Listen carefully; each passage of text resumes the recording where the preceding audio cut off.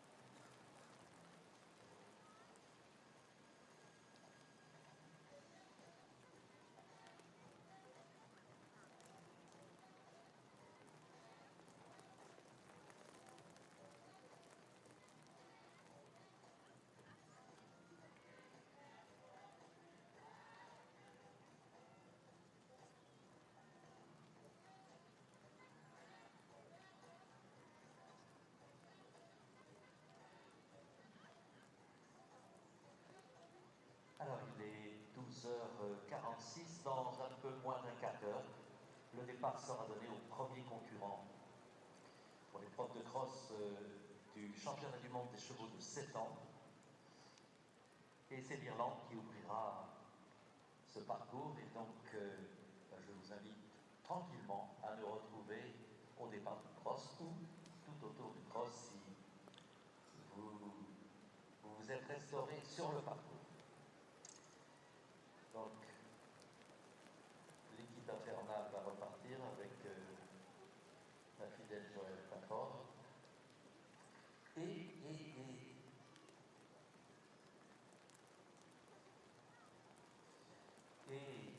le pilier de notre tribune de commentateurs qui est Catherine Agaès, c'est, je sais pas, ça fait 30 ans que, hein, Catherine, 30 ans que Catherine me supporte. Et aujourd'hui, et nous accueillons aujourd'hui pour la première fois Véronique dans notre aquarium. Et alors je remercie à cette occasion la Société des courses d'Union d'Angers de nous permettre de travailler dans de très bonnes conditions. Et je sais que Valentin sera mon interprète auprès du président pour les remercier de nous permettre de travailler dans de telles conditions. Yes, Mouse. Just a little bit before we start the 7-year-olds, I think we've got about 12 minutes left. I've got the pleasure of sitting here, looking over the race course of Angers, having competed here a couple of times last century, makes me sound really old, sitting next to François Saint-André, Sir Mouse, or Mouse for the intimate friends. I've been supporting Mouse probably since the late 80s. Sitting on my right is Kathleen Agaès, who's been supporting Mouse for about 30 years. And we've also got a newcomer to the team, Véronique, who's here giving us a hand today. So the cross-country course is the World Championships of 7-year-old event horses. It's a 5,000, 12-metre long course to be jumped at the speed of 550 metres a minute in the optimum time of 9 minutes 7 seconds. Every second over the time is penalised by 0.4. If a horse has a refusal at a fence, it's 20 penalties. If he has a refusal again at the same fence, that's 40 penalties. The third refusal, either on the entire course or at a fence, is elimination. Any fall of horse and rider, even on the flat, be mindful there's some slippery bits out there, guys. That's also elimination. And if there's if a horse jumps the fence but kind of has the shoulders or the body on the wrong side of the flag, that's now penalised by 15 points. There are some fences on cross-country which have what they call frangible pins or men. If the horse knocks the fence, the rails of the fence will fall, so the horse is not trapped, and it's trying to, help with the safety of the sport. So the frangible pins, those cost 11 points. The aim of the game is to finish on one's dressage score and not have to add any additional points. The horses are jumping around this course. White flag on the left, red flag on the right, and the flags that have a black stripe on them just means the fence has an alternative route or an option. Yeah, that's about it. Please, may the spectators be mindful, stay behind the strings, listen to the jump judges, do not go on the course, please keep all dogs on leads, small children and any unruly adults. Merci Joël pour toutes ces informations. Nous allons aussi saluer le jury qu'on oublie trop souvent. Vous ne les voyez pas, mais ils sont à la manœuvre avec le directeur de course dans une pièce tout près de nous pour gérer au mieux les éventuels incidents. Et je salue donc Laure Esland, la présidente du jury pour la France, Stuart Michel avec sa magnifique barbe, Stuart qui nous vient de Nouvelle-Zélande, et Judith Heinsnecker, l'Autrichienne, c'est le jury du championnat du monde des chevaux de 7 ans. Pierre Michelet, bien évidemment, qui fait lui aussi partie des nobles. Et puis notre délégué technique, l'anglais Philippe Sir. Et puis je n'oublie pas tous les techniciens qui travaillent au paddock et qui veillent aussi au grain pour que les choses se déroulent de la meilleure manière possible. Et mes amitiés aux 352 bénévoles qui œuvrent pour certains depuis des semaines pour la belle réalisation de ce mondial du lion, et c'est vraiment, ça fait partie au monde, l'un des plus beaux événements dans cette divine propriété du Conseil général de Maine-et-Loire.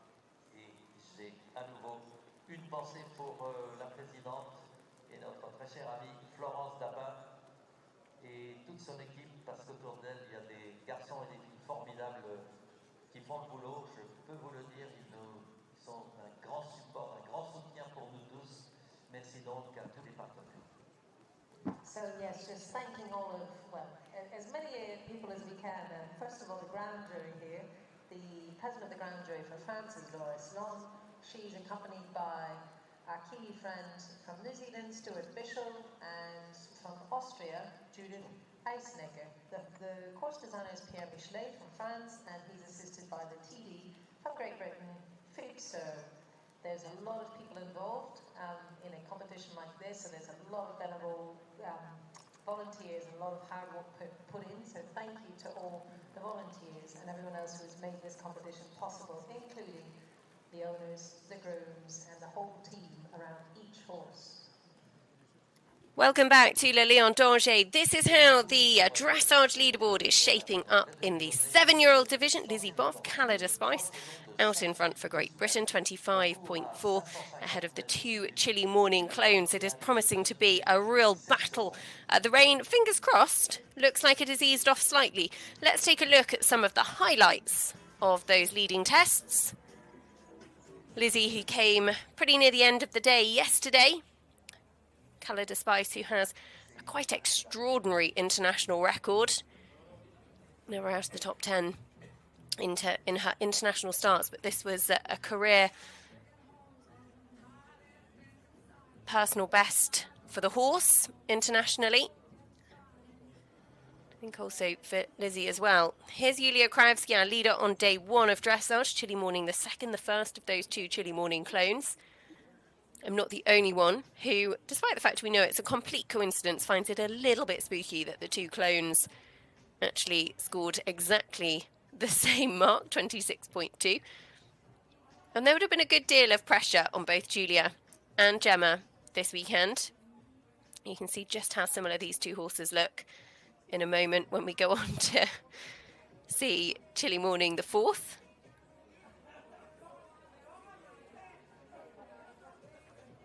Not totally identical, because and somebody that has far more scientific knowledge than I would explain it far better, I'm sure, but I understand that the white, in however the white is determined on the horse, whether it be the facial markings or the legs, that changes from horse to horse, and so that is why they're not sort of totally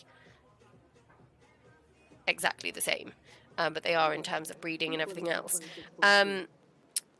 So that is the top 3 as we now look forward to the cross-country phase. And if it is anything like this morning, we are surely in for a real ride, because the 6-year-old division caused plenty of movement on the leaderboard. Ian Cassels will be our pathfinder with Green Oak Gigi, Tom Jackson, Tom McHugh and Gemma Stevens, Isabel English and Godfrey Gibbons. All of those riders that have 2 horses in the field will be out on course first.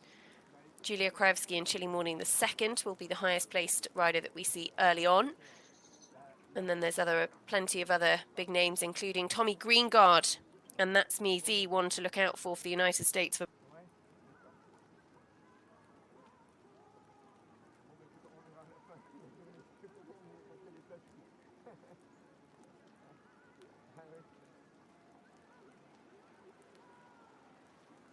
Other big names, Christopher Cease, Global LMI inside the top 10 overnight, 29.61 to look out for, as is Danny Evans, Kind of Corvette. And just past the halfway stage, we'll see the likes of Nicolas Tuzon, Atomic de Us.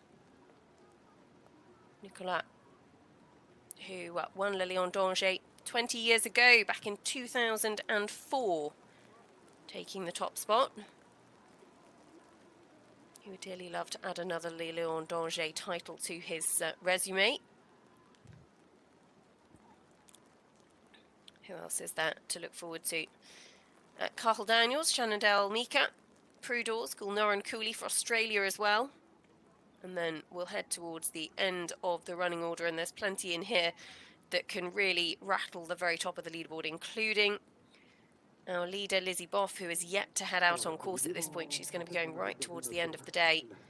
Is it Power Dasset Fortune for Ireland, one to look out for? And there we go. Lizzie Boff, Calada Spice, Ian Cassell's Inquisitor, all in that last grouping here. And then you've got the likes of Gemma Stevens and Chilly Morning, the fourth. So we will be underway in a couple of minutes' time in this 7-year-old division. I'll give you a couple of the overarching numbers on this 7-year-old cross-country track. Total distance is 5,012 meters, 9 minutes and 7 seconds. And they have some 22 fencers out on course. Plenty of crowds out there, and so good to see that the rain has eased off, and fingers crossed that means it's going to be a little bit brighter as the day progresses. The chisel and hammer at fence 20, one of those beautiful examples out on course of the quite extraordinary designs. Pierre Michelet, the course designer here, and he does an incredible job in building a championship track for these young horses.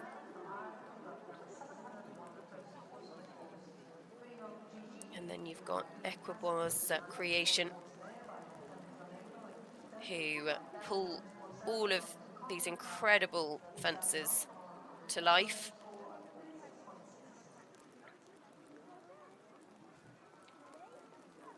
It is still a little bit rainy, but not nearly as rainy as it was earlier on. So fingers crossed we are in for a much easier afternoon.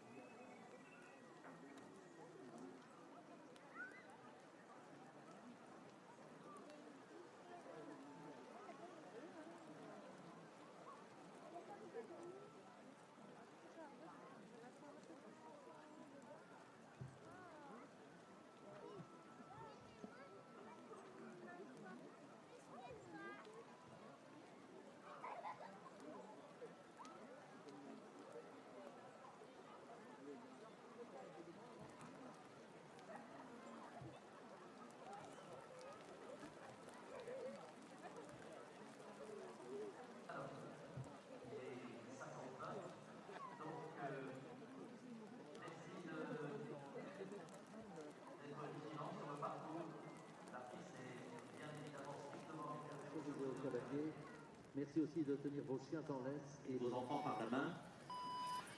Vous avez une grande promenade. There is our pathfinder, Ian Cassell's Green Oak Gigi, getting us underway for Ireland. Dressage score of 36.6. So he was in 56th position, but within 3 fences in the show jumping of our leader, or 30 seconds in the cross country of our leader after the first phase. So, you know, we'd still expect there to be plenty of movement on the leaderboard. Number 701, no problems for them over the first fence, just past this lovely Kukupi Bessie. So Ian Cassell's Green Oak Gigi getting us underway here. Ian, the first of 2 rides for him. He also comes forward towards the end of the session with Inquisitor, the better placed of his 2 rides inside the top 20.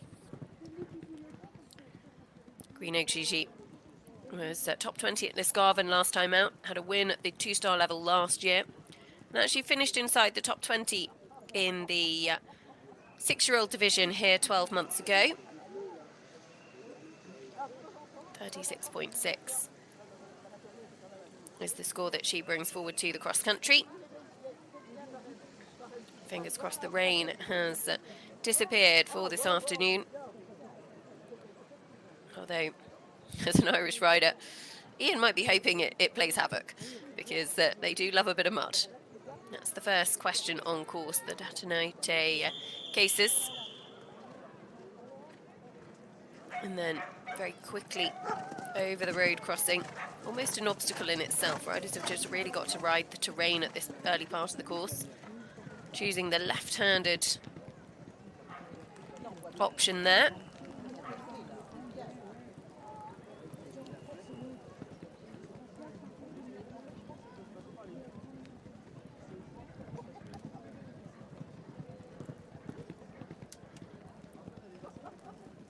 And then swinging left-handed. It's a slightly longer route. Ooh, big jump. Big drop down as well at that point. It's a slightly longer route for these 7-year-old horses. Their cross-country track is a little bit longer in distance by about 300 metres in total. To see Ian through this early part of the course again.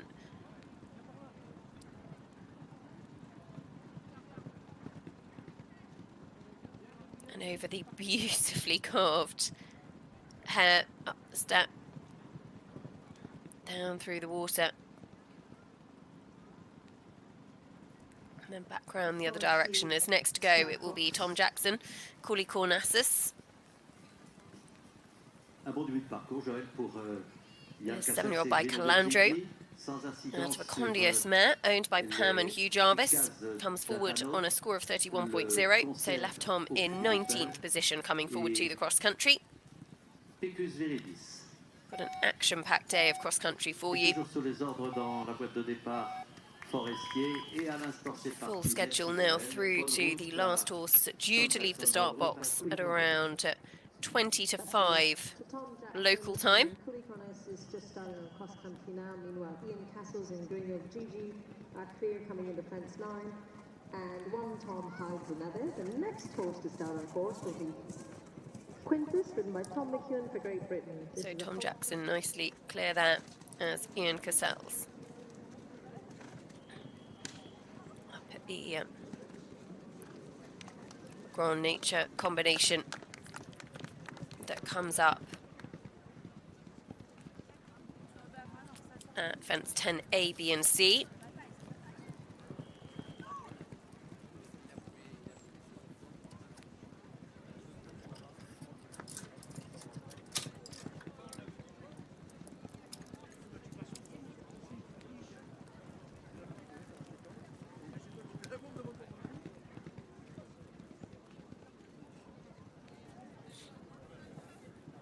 So Ian Cassels is going to be our real indicator as to the optimum time, which traditionally isn't always the most straightforward to get here in the 7-year-old division. Plenty of people do, but it's also not a walk in the park, so to speak.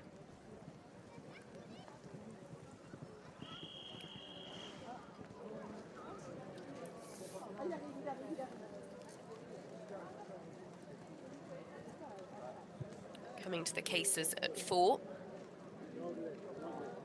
No problems at all for Cooley Cornassus and Tom Jackson there.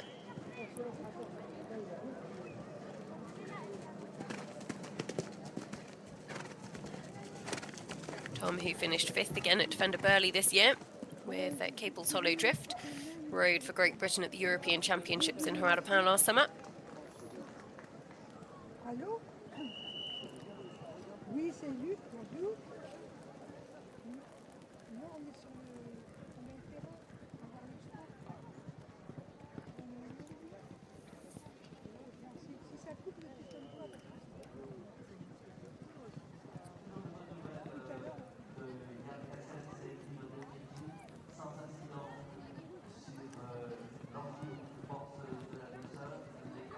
As here is Ian Cassels coming to the water. The Perchard Credit Agricole, second of those waters. Big corner. Ian saw a stride and committed to it.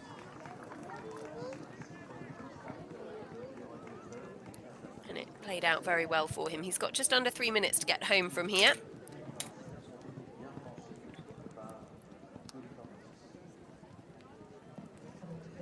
Fence 16 now for Ian Castles and Green Oak Gigi.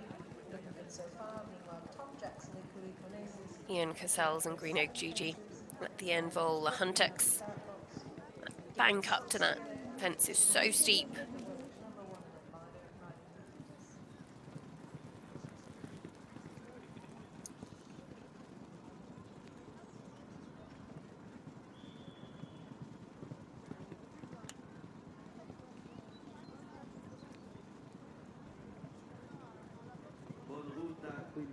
As away from the start, it is FEI eventing world number 1, Tom McEwen, comes forward with Quintus, 30.7, his first phase score. Did a beautiful test very early on Thursday afternoon.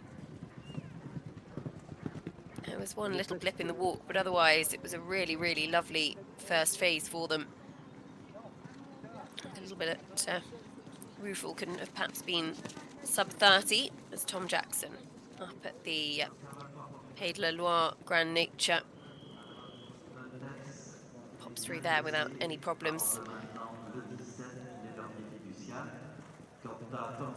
As there's Ian Cassell's Green Oak Gigi. 1:20 left on the clock at the Devacu fence. The Romeo Devacu at 18, so now he goes to the Hut Forestier, and you'll see just how tricky this fence is in the 3-star. Come down the bank, then they've got these angled brushes, very similar to the fence we saw there last year, which were really, really influential. Ian made that look very straightforward though. He's got a minute to get home from this point, which I would say is going to be pretty borderline.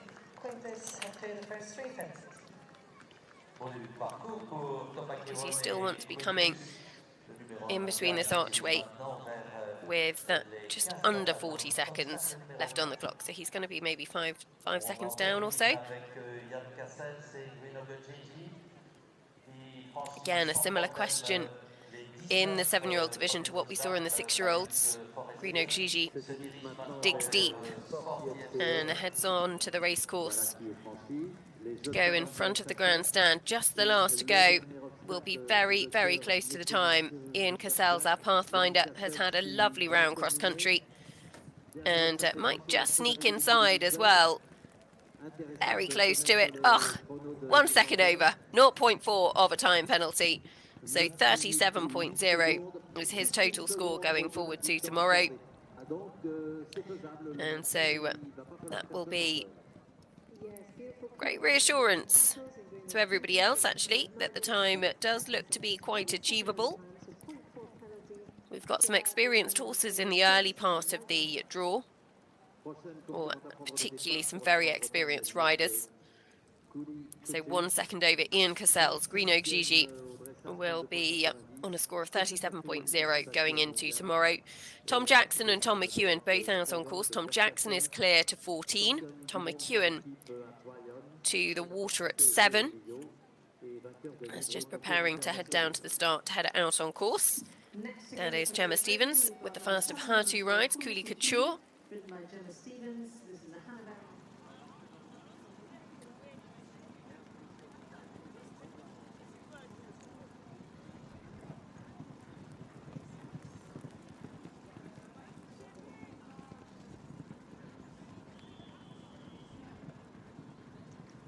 Tom McEwen and Quintus. 30.7. This horse was inside the top 5 in the British 7-year-old championships. And Tom looks to have set out at a pretty good lick across the country as well. He also has Maestro a little bit later on.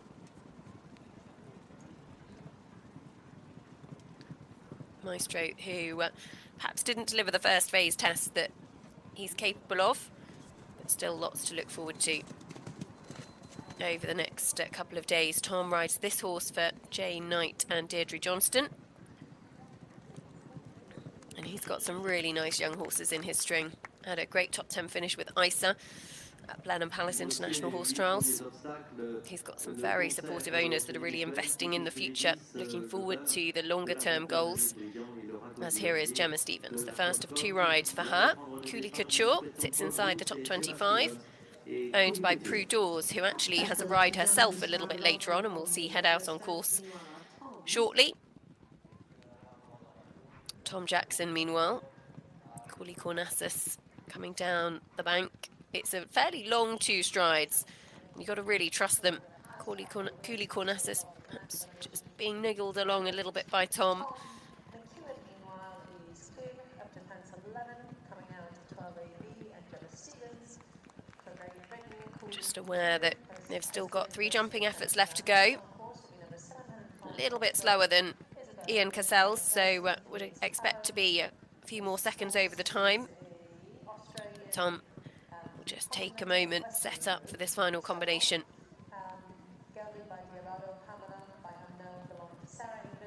Pops through there very nicely and just has the last to go. That's here's Gemma Stevens, Cooley Couture. No problems at all at the trumpet. And the sun is shining in Le Lion d'Angers, which is a great relief, and hopefully will mean that the ground does not get any slippier. It was pretty grim for a little bit in the 6-year-old division. The rain was absolutely heaving down. Gemma just making that left-handed turn. Beautifully carved bird to the side of that fence as Tom Jackson, Cooley Cornassus is home. And we'll confirm his time for you in a second. But 6-time penalties. So he finishes on a score of 37.0. So Tom Jackson also goes on the same score as Ian Cassell's, but will go 1 place lower because Ian was quicker in the cross country. And you just get a feel there for the detail on that fence. So incredibly carefully created, curated, I should say. Just it really is a work of art.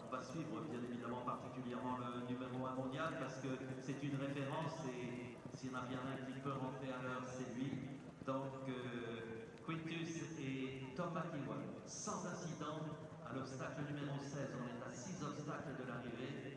Il a bien négocié la charpentine extinso, le Pays de la Loire, grandeur nature. Gemma Stevens, Cooley Couture.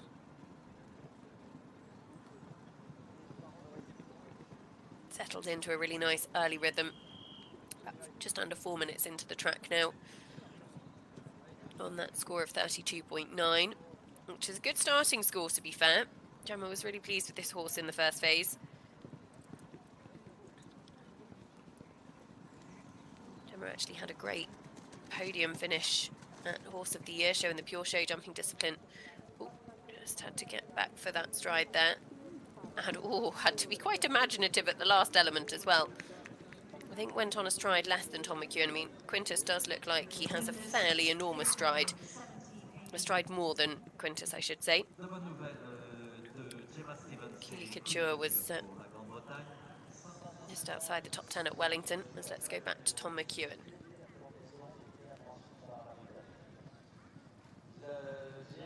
Lovely shot through both of those angled hedges. And again, he's going to be a little bit down on the clock.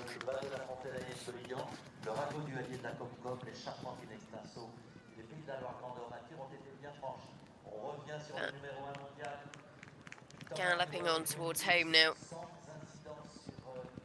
Past the Eiffel Tower. So many people out here supporting the cross-country phase in Le Lion d'Angers. So let's do a clock check. So he's coming through there, 34 seconds. What does it take him to get home? No problems at the last combination, and he's going to really motor. And actually, this horse has a massive stride and still plenty left in the tank. So I'm going to say it's going to get to the last fence a lot quicker than some horses because he is flying.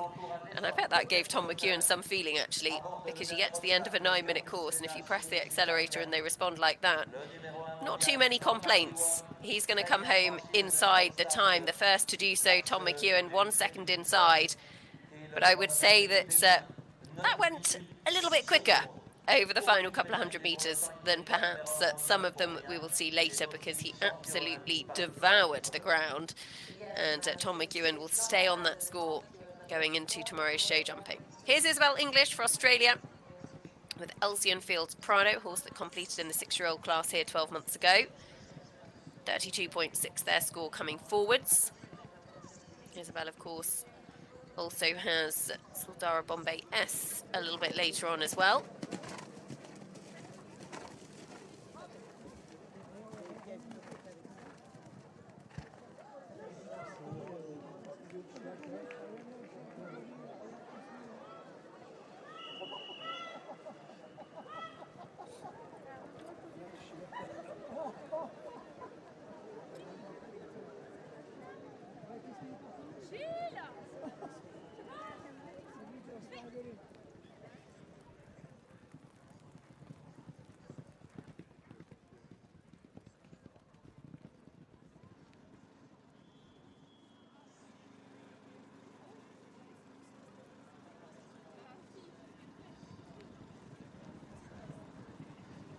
Isabel English.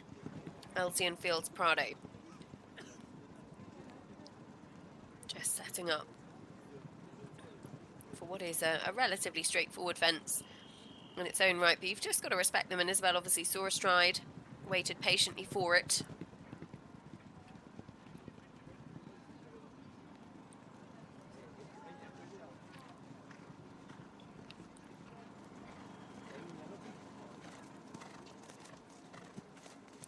And the Pays de la Loire Grand Nature combination. It's almost a sunken road type style fence. It really uses the terrain, Pierre Michelet, our course designer, to get the best out of the combination there. Isabel made light work of it.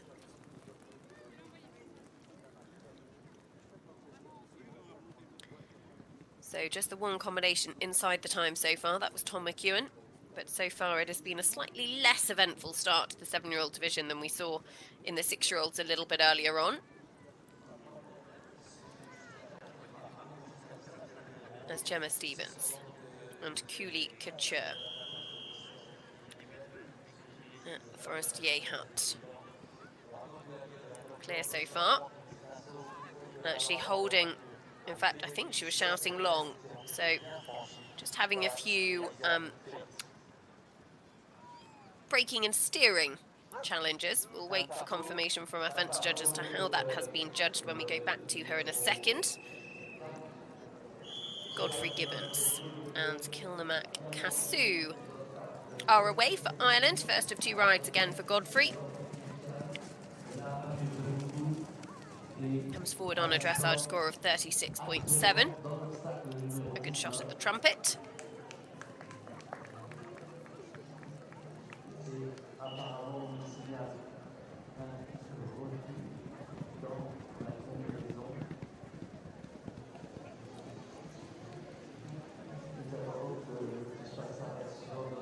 So just awaiting news on Gemma Stevens out on course. Isabel English is clear to fence 12. As Godfrey disappears down into the trees. He'll come back into sight in just a second. So Gemma Stevens back on her way. The time penalties have clocking up, and it looks like there she has been awarded 20 penalties. That hasn't yet appeared on the live scores. It has now. It was actually at the C element that we saw, and she pulled out to the right. We didn't see what happened after that. But because it is a C element, I think she would have been hard pushed to go and find the alternative route without crossing her tracks and being awarded a refusal.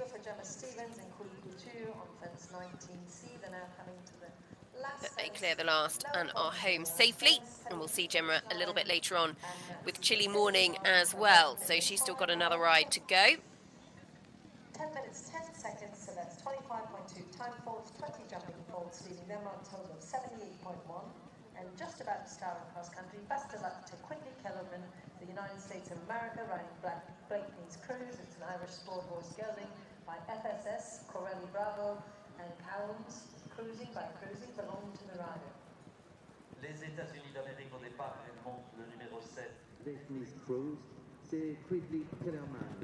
50e à l'issue de dressage, 36.10.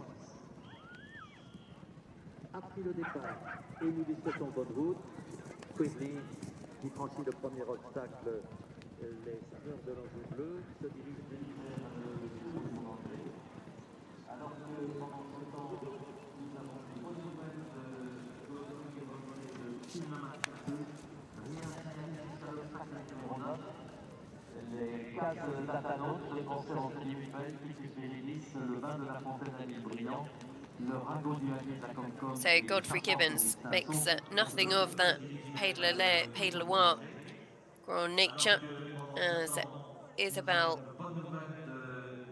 English makes her way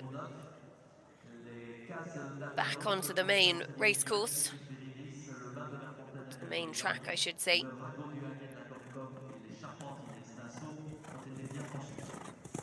Elsian Fields Prado comes to the Forestier hut. And the time has been pretty tough so far. Hasn't been a walk in the park. Tom McEwen did do it, but actually Isabel well down on the time. Pops through there very nicely though, with no problems on the direct line.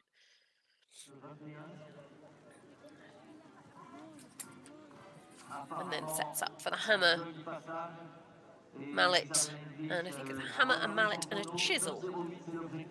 See, I know my tools. I might not know my musical instruments, but I know my tools. As this is Quidley Kellerman, Blakeney's Cruise, combination who were top 20 here 12 months ago. Quidley, just 18 years of age, one of 2 rides in the field for her, as Isabel English is through the finish. And 4 seconds over the time, 1.6 time penalties, 34.2 her total.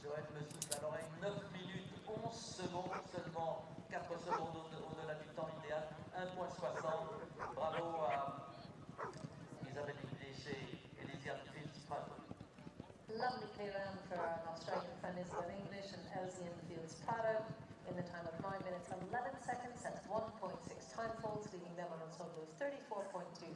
Meanwhile,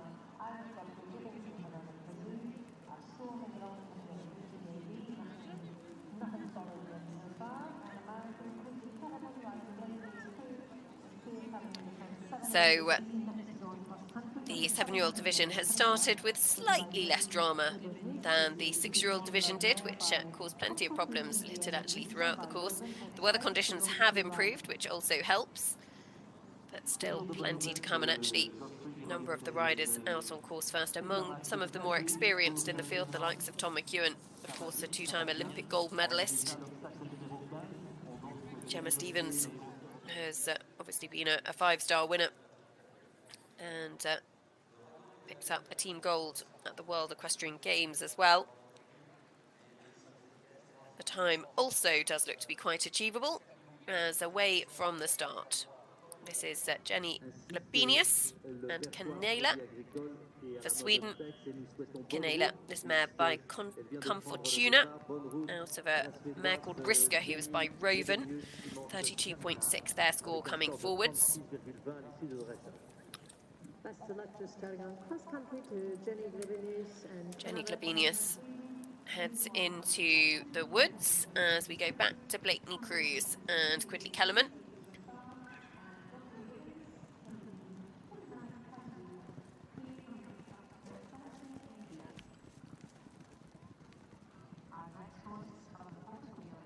Really careful, actually, over that frangible device, and Quidley could trust him to be really careful as well. As here is Godfrey Gibbons. Kilnamak Kazu sees a stride at the antlers. Share only 1 or 2 fences with the 6-year-old division, but that fence, of course, coming here fresh from the Paris Olympic Games, is one of them.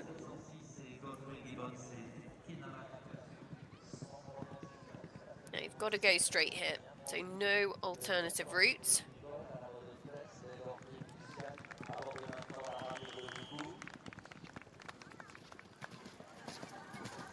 no problems jumping off the house. And the little flash of yellow, actually in memory of Tiggy Hancock, who was such a talented pony rider who passed away for Ireland a few years ago now. And it's wonderful to see the eventing community. They really do rally round in support of one another. There is very much that mentality of the eventers against the course. You wouldn't find many other sports where they would walk lines together, consult one another, ask each other, and offer help very freely. Talking 95% of the time, of course. You would go to Formula One, for example, and you could be fairly certain that Lewis Hamilton and Lando Norris are not comparing notes. So just the last to go for Godfrey Gibbons. We'll see him a little bit later on as he clears the last, and we'll just have a handful of time penalties to add. Goes forward to show jumping on 45.9 as his provisional overnight score. 9 minutes.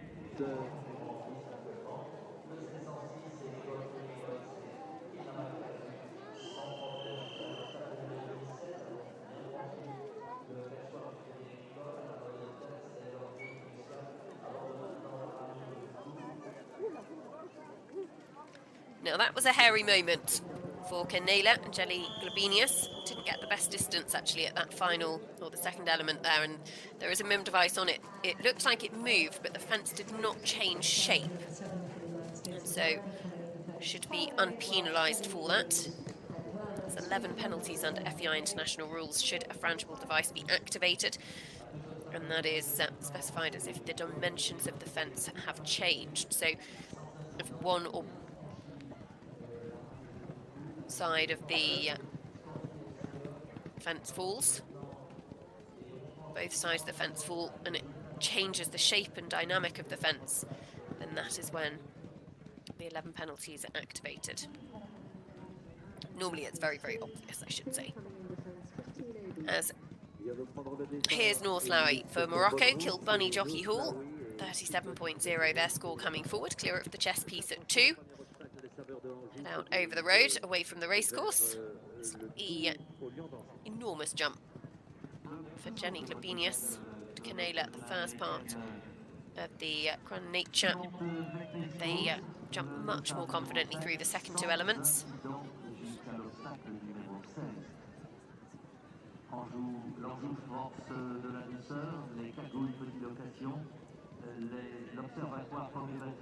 Le perchoir Crédit Agricole et à la Rosentex ont été bien négociés par Quilly Kellerman et Lacey Cruz. Canela et Jenny Globenius pour la Suède sont sans incident jusqu'à l'obstacle numéro 10. Le géant LFFE. Blakeney's Cruz gets that accuracy question at the Lauriers for Dishill. Those beautifully sculpted laurels. Another example of just how beautifully presented this course is. So she's down on the clock, but it's been a lovely clear round so far for Quidley Kellerman and Blakeney's Cruz. They go to the Forestier huts and those 2 angled brushes now. Just taking her time on the top. Horse pops down very nicely, and that gives her a little bit more time actually for those angled brushes. Really lovely, mature piece of riding from Quidley Kellerman there.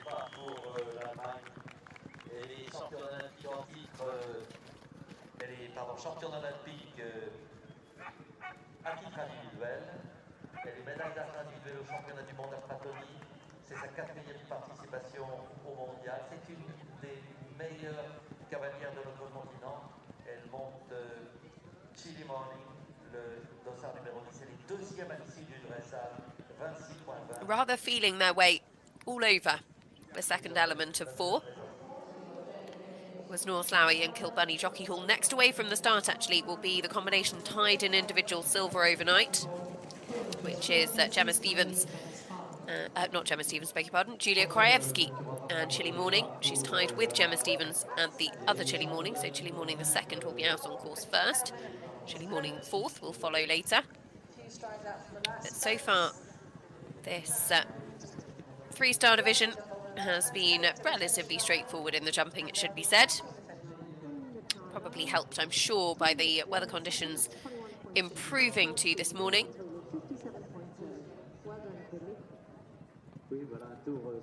Quidley Kellerman is home safely, 21.6 times. She finishes on 57.7.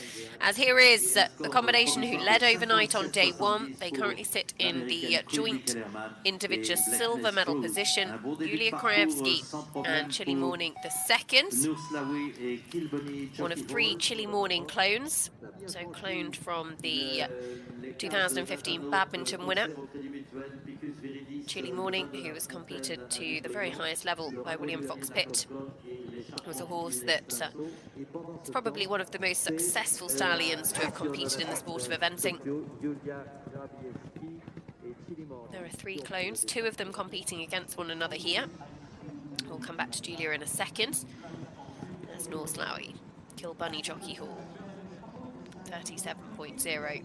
The score they bring forwards. Oh, had a good look in the ditch, but did go. She's got to sit tight and regroup now. Clever footwork. Stay true to the line. What an honest little horse. And Nor did a very good job in showing Kilbunny Jockey Hall the way and letting him do the rest. Jenny Glabenius, Canela. Good on the clock. Could this be the second that we see go inside the time? Oh, gets the 3 strides.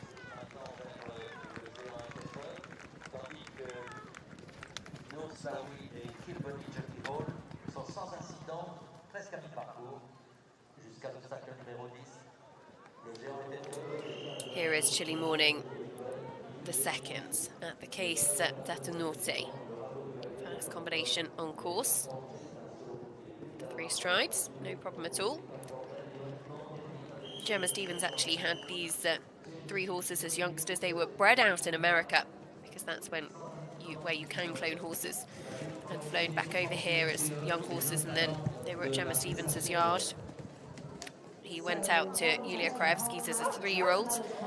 So I think this was the first weekend that actually Gemma has seen him since he left her yard 4 years ago. And I'm sure has been a really nice reunion for them all. But also for owners Chris and Lisa Stone, who've been massive supporters of eventing for many years. They've owned top-level horses. They've invested in the sport through series such as the Event Rider Masters. They've played an enormous role in the sport in so many ways. It's great for them to be able to come here to Le Lion d'Angers with 2 chances of finishing on the podium. C'est la Grande-Bretagne qui a pris le départ. Oui. Le 710, non. 710, c'est Yulia Krajewski et Chile Morning. See the water in the 3-star from this direction for the first time. So they jump the step, then they've got that skinny frog. And then they go out on a slightly longer loop in comparison to the 6-year-old division a little bit earlier on.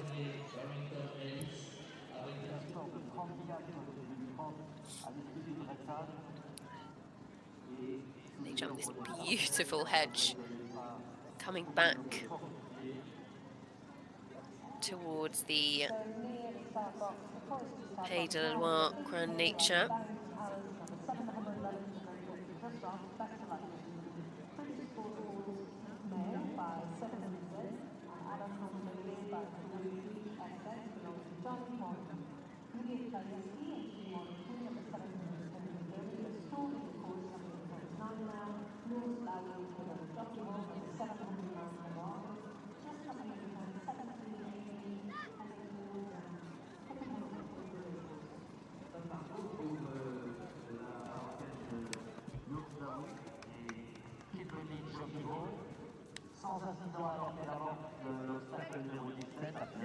Kept up to his line, Chile Morning. No problems at all. Chile Morning the second through that combination as away goes Izzy Taylor with last year's 6-year-old winner, Barrington Alice. 34.3 in the first phase. Just had a little blip in their dressage, did a lovely test, but actually just had a couple of moments of miscommunication in the middle part of the test that unfortunately really made their impact on the score. Jenny Glabenius is home with Canela. 2-time penalties, 38.2 is her total score. As Norse Lowy also clear as she comes to the Ramier Devacue. No problems at all there. Another to be pretty down on the clock at this stage. She's showing as having 20 penalties. That is because actually it has just shown up on the live scores. The second element of the previous fence has at 17B picked up 20 penalties, so that's a real shame for them.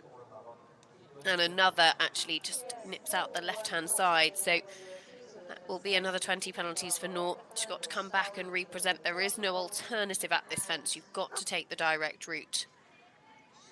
And unfortunately, she acknowledges that that will be 3 refusals out on course. Her day ends, but Kilbunny Jockey Hall, I'm sure, will have learnt a lot from a trip to Le Lion d'Angers. Izzy Taylor, Barrington Alice, another owned by Johnny Hornby of Barrington Sport Horses. And again, Brilliant to have him supporting the sport. He's a great character, competes himself, but also thoroughly enjoys owning, producing young horses as well. Barrington Alice by Kevin Zed, out of a mare called Alicum Mayday.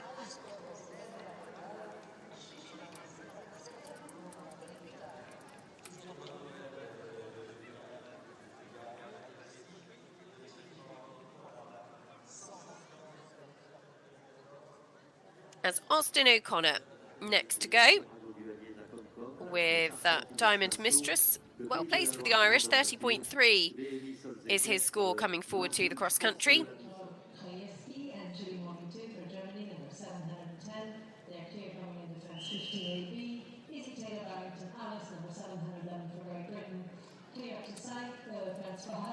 And we've got number 712 for Ireland about to start. This is Austin O'Connor riding Diamond Mistress.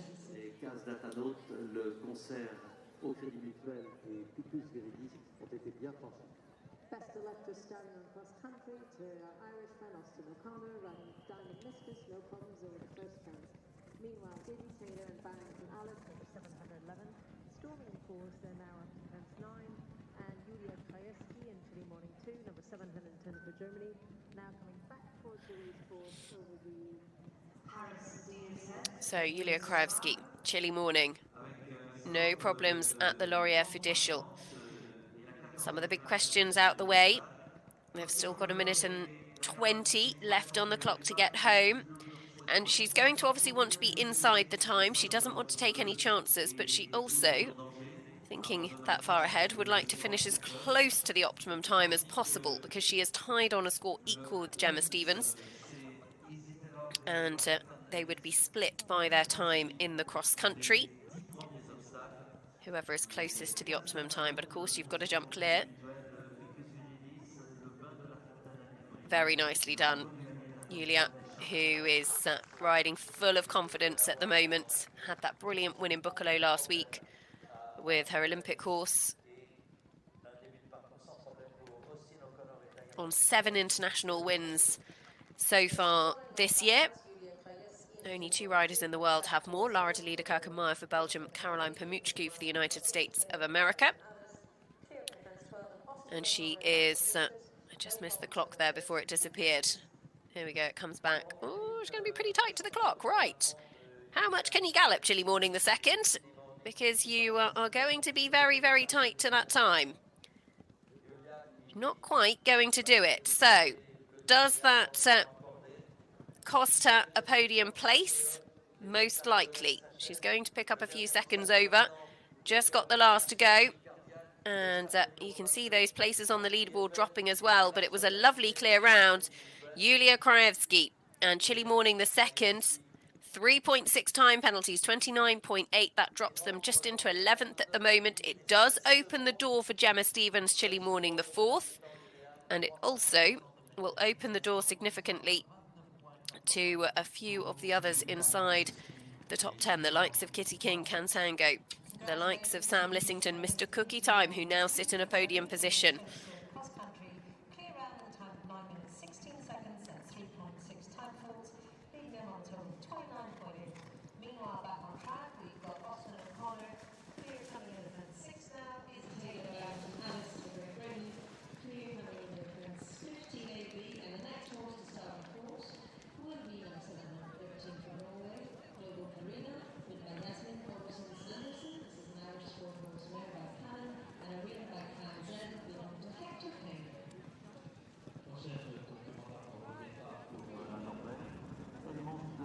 Over the Rago de Hallier de la Comcom. Oh, French names for the fences, especially on a course such as this. So Izzy Taylor and Barrington Alice also out on course and going very well. They are clear of fence 15. Austin O'Connor Diamond Mistress at the Pays de la Loire Grand Nature. while Jaz Olsen-Sandersen, Global Karina, next away from the start.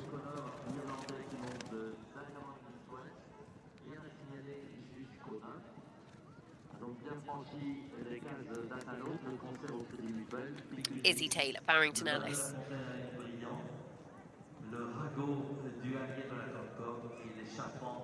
This horse was actually bred by Susie Holroyd, who also bred Alacum Ellie, who Izzy was meant to ride at the Olympic Games in Rio. So far, so good for Izzy Taylor and Barrington Ellis in Great Britain. Didn't quite manage to make it out there, picked up an injury. Izzy has had some pretty bad luck over the years. But she had this superb win in the 6-year-old division last year with this horse. And so far, cross country looks to be going very well. Just the final few jumping efforts. They've got 4 jumping efforts remaining. And her time would look to be one of the quicker ones that we have seen. So, how much is left in the bank? The sun is shining now in Le Lion d'Angers, shining down on the Eiffel Tower. Thank goodness.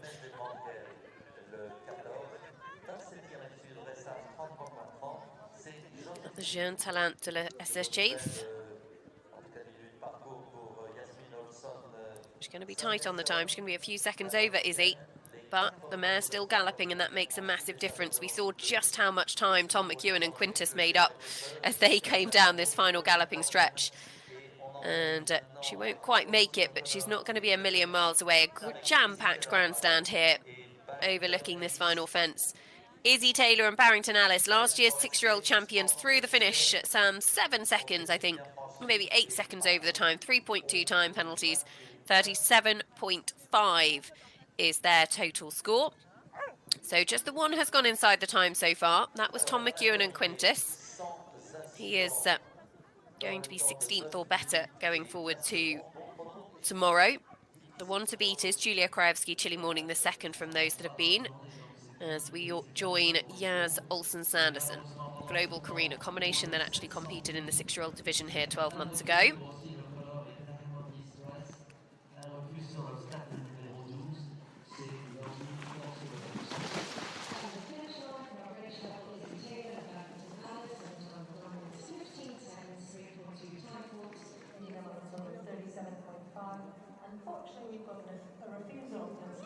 So, Austin O'Connor looks like he's had a problem out on course. 20 penalties at 12B, and he's now going the long route at the Patois Credit Agricole. So just playing it safe now. It was 12B that caught him out. And that's actually the Anjou Strength of Gentleness.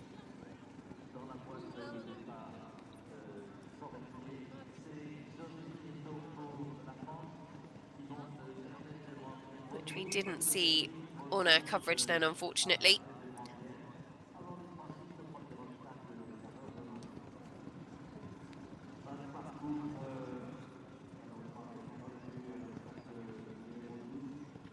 Jaz Olsen-Sandersen at the Pays de la Loire Grandeur Nature. Pops through all elements there very well.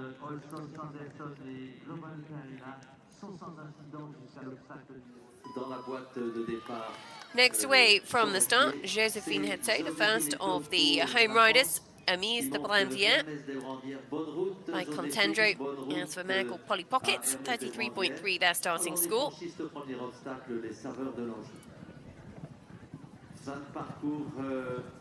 Malheureusement avec un refus, un obstacle numéro 12 pour le numéro 10, Austin O'Connor et Diamond Miss Quest. Austin O'Connor,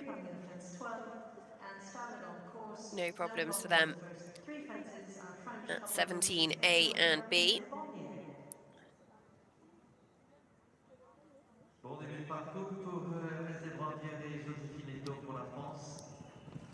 Rien à signaler sur le géant FFE, se dirige maintenant vers les cases d'Atano, 4e obstacle du parcours. Pour ce qui concerne Yasmin Olson. Bon début de parcours pour Amise de Brandier et Joséphine Hetto pour la France. to starter Amise de Brandieres. No problems hopping through both elements at 4A and B.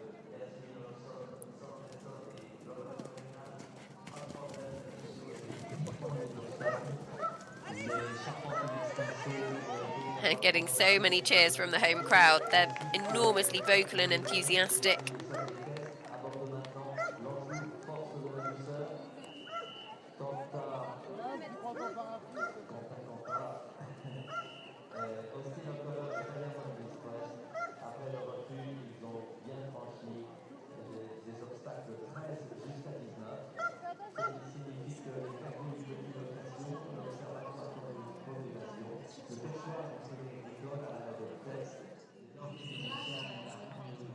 So coming now back into view.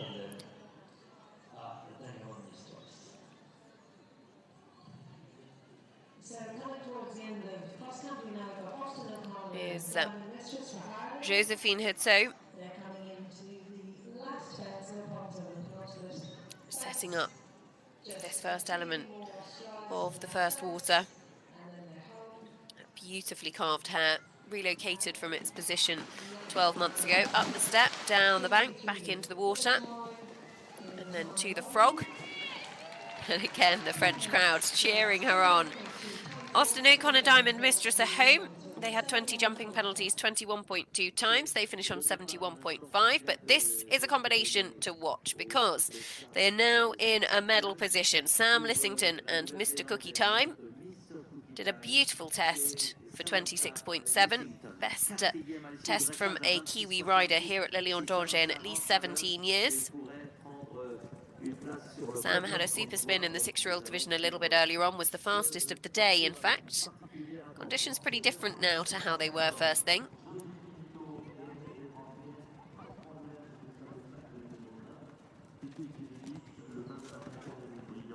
A little bit of a look at the ditch, but clear. Oh, really rattled that as a MIM device. It looked like it had stayed, but we will continue to check the live scores. Live scores are saying clear. See it again, look. Just catches it behind. Gives it a jolly good rattle. And actually, wouldn't have deserved 11 penalties there as such because it didn't stop a fall. Very much just rattled it with the hind legs. Yaz Olsen-Sanderson, Global Karina, right at the end of her round. It's a horse that's owned by Hector. She's showing us 20 penalties, but not that we're aware of yet. Oh, Yaz, unfortunately, took a pretty heavy tumble. The horse is up on his feet. Yaz sat up, hopefully just winded. Her air jacket has gone off. Good to see the horse very quickly up on his feet, and Yaz sitting up, I think just trying to catch her breath. She'll be checked out by the medics. And actually, her 20 penalties has just picked up at 17B. So again, at the combination just coming out from the chateau. Would have been on the cards already, but their day ends at the angled brushes. Sam Lissington, Mr. Cookie Time then. Of course, all to herself shared with Josephine Hetto, I should say, Ames de Brandieres, who are a little bit further on. Mr. Cookie Time and Sam coming to the first water.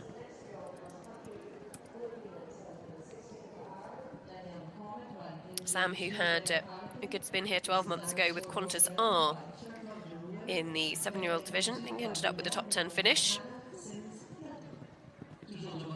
Mr. Cookie Time was 8th at Cornbury House International Horse Trials.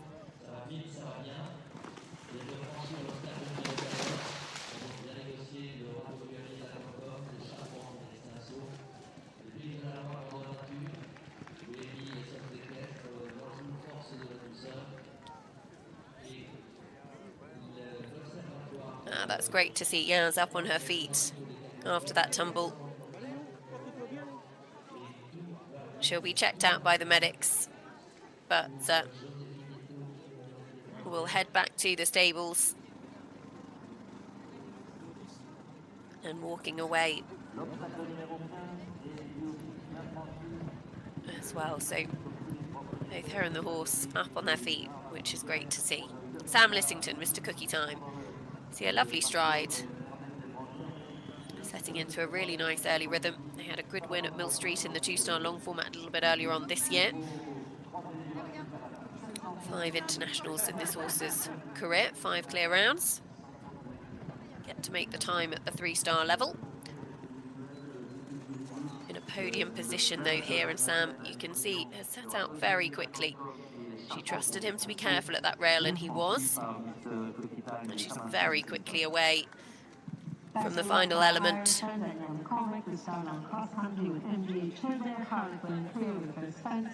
Meanwhile, we've got Sam Lissington and Mr. Cookie Time laying around cross country, coming into first 11, and we've got Josephine Hetto, the French, riding Josephine Hetto, Amers de Blandiares. Nous souhaitons bonne route à Daniel McCormack et NGH qui est derrière le 15 pour l'Irlande, qui vient de s'élancer, ont déjà franchi les 2 premiers obstacles, les saveurs de l'Anjou bleu et Tour au Lion d'Angers. Coming to the Forestier hut. Big drop down. You don't want them to land too far out because you've got to keep moving for those angle brushes. The French crowds really showing their support for their home riders. And actually that can be pretty intimidating for some of these young horses because they wouldn't necessarily have encountered that before. She was a little bit down on the clock, but it's been a lovely clear round to this point. First to home now for the lovely French Josephine Hetto riding Amers de Blandiares. 2 fences from home, clear so far. And they pop over the final combination. So just the last to go for Josephine Hetto, and I'm sure there will be a huge cheer from the French crowd as she comes home safely. Danielle McCormack, MGH Hilda Harlequin also out on course, clear of the first 5.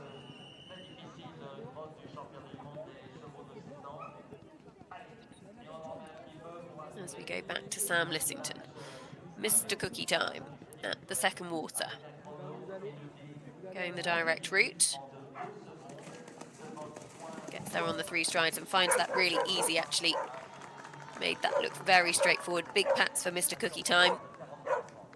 He's a really lovely stamp of a horse that has a great attitude to his work. Always keen to please. A lot of heart as well. And Sam came here this weekend with a view to being really competitive with him, so all to play for. Josephine Hetto and Amers de Blandiares at 43.3 is her total score. She picked up 10 time penalties. That's Danielle McCormack. For owner Anna Sims-Hilditch. We go to see them now. They've put the first water behind them at 7.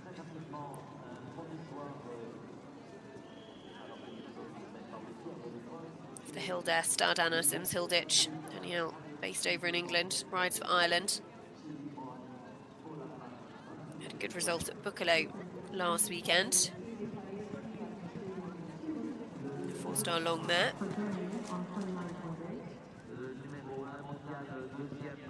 Clever little footwork, just shortened up a stride. Very neatly over the second element. As Sam Lissington. Very well done with Mr. Cookie Time.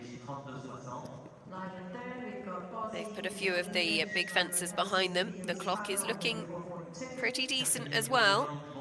There's still a good bit to do. Rather rattled the Ramure Devacu. That goes on to the Forestier hut in just a second. And this is probably the last major test. Really deserves respect.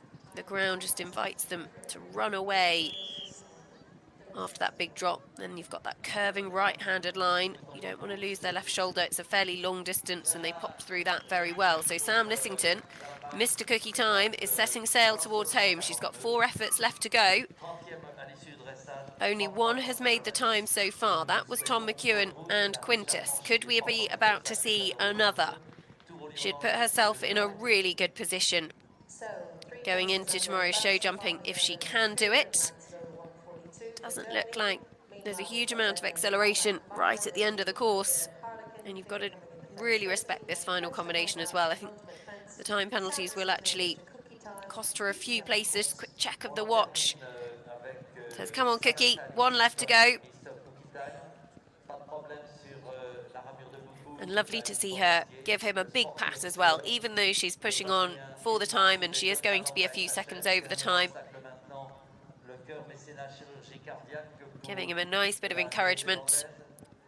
And he clears the last. We'll go through the finish. Some 8 seconds over the time, 3.2 time. 29.9, so it does cost a podium position, but it will still put her in a very competitive spot tomorrow, and we've still got a long way to go. Cross-country time is proving to be pretty tough to get here.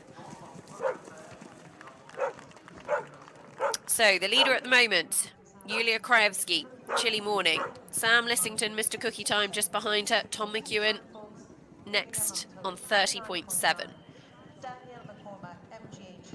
Now we go to Jana Lemkuhl and Lancelot, Germany.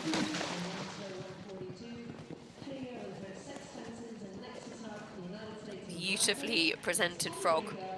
Really is a work of art, the Le Lion d'Angers cross-country course. I would encourage anyone to go on to the Le Lion d'Angers Facebook or Instagram pages, have a look at some of the riders that are competing here this weekend and take a closer look at some of the details, because you need to be able to see them close up to really appreciate them. Ooh! Rather dismantling some of the brush there, we should say, at fence 8. But they got away with it. Was it the gossip from the ComCom Halia? Now, Tommy Greengard for the United States of America. Tommy, who hails from the West Coast, comes forward on that score of 29.4.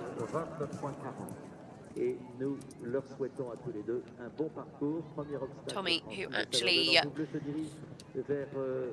brings forward That's Me Z. We'll come back to them in a second. It's Danielle McCormack, MGH Hilda Harlequin. Good on the clock. Danielle was about 10 seconds quicker than Sam Lissington at that point, which is about where she'd need to be to make the time.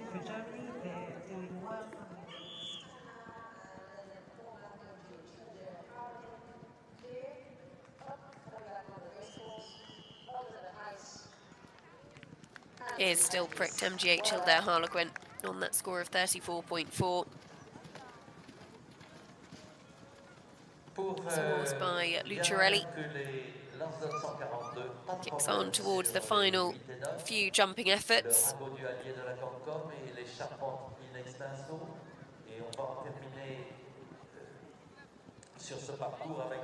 As we go back to Tommy Greengard. Tommy, who actually was awarded the 2024 Holcamp Turner grant and the Duta Corporation Prize to enable his trip out here to Le Lion d'Angers, and that was because they had a brilliant victory in the 5-year-old young event horse class. They had the highest placing, or the highest mark in the 5-year-old division at the end of the 2022 season. That's how that grant is awarded. Last year was the first time actually that the overall highest placed, highest scoring horse could actually come here to Le Lion d'Angers, and that has happened again this year, which is great to see. It was co-owned by Andrea Pfeiffer, as Danielle McCormack is home safely. Let's take a look at her time. Inside the time, comfortably inside the time, I should say, 8 minutes 54. So makes it look very straightforward. The optimum time is 9 minutes and 7. So they stay on 34.4.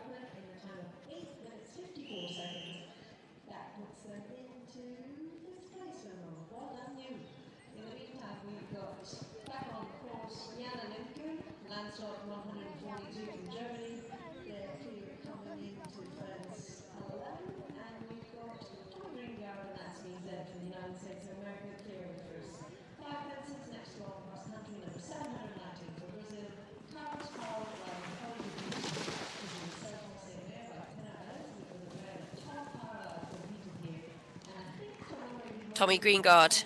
And that's Measy, very clever footwork through the water. He's in a really competitive position, 7th at the moment. The US have enjoyed a good amount of success here at Le Lion d'Angers over the years. The likes of Liz Halliday, Caroline Pamuchku, Philip Dutton have all had some really, really good results. Could he add his name to the list in 2024? They've yet to win it. They've had a couple of podium positions. Caroline Pamuchku took silver in the 6-year-olds in 22. Liz Halliday's been on the podium a couple of times with Coolie Moonshine, 2018, 2019.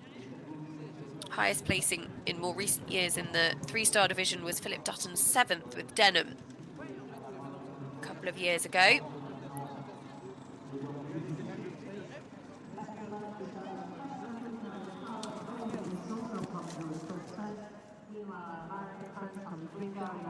Oh, goodness me. That horse was careful in front there because you could see Tommy wasn't on the stride he wanted. He was trying to get the horse back to him. And did a very, very good job of getting them out of a bit of bother. Yana Lemkul, no problems for them as they come to the Devecue Remieux. See a lovely forward shot there. Would be down on the clock compared to some that we have seen, but clear jumping so far.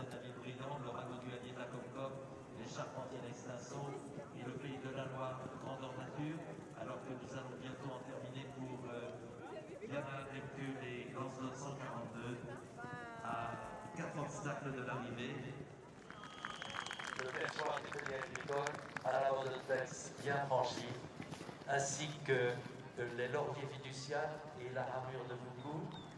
À l'instant même, la hutte forestier, plus que 3 obstacles pour... So Yana Lemkul continue on towards home. Going to pick up a few time penalties, but it is clear jumping so far on their record.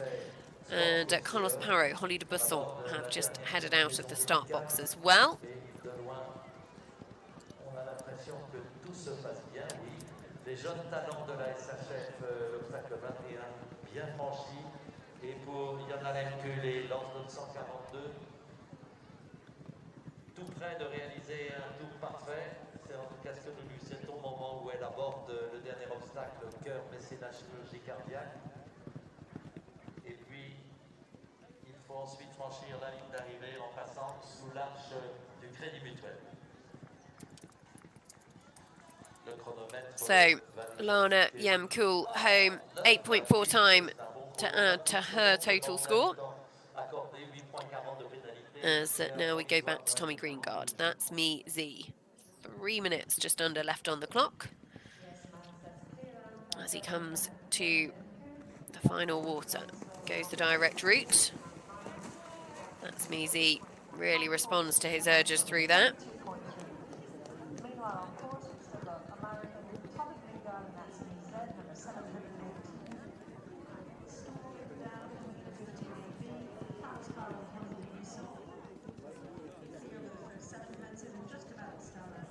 So Tommy Greengard heads on up the bank. And this fence really deserves respect, the Envol Huntex, because while the fence itself is relatively straightforward, actually you've got a pretty steep bank in front of it that you've got to negotiate. Waiting patiently in the start, William Nilsson Fryer and Maud for Sweden come forward in the top 20 at the moment, 32.8. As the sun shines in Le Lion d'Angers, thank goodness. It was pretty wet and miserable for much of the 6-year-olds this morning.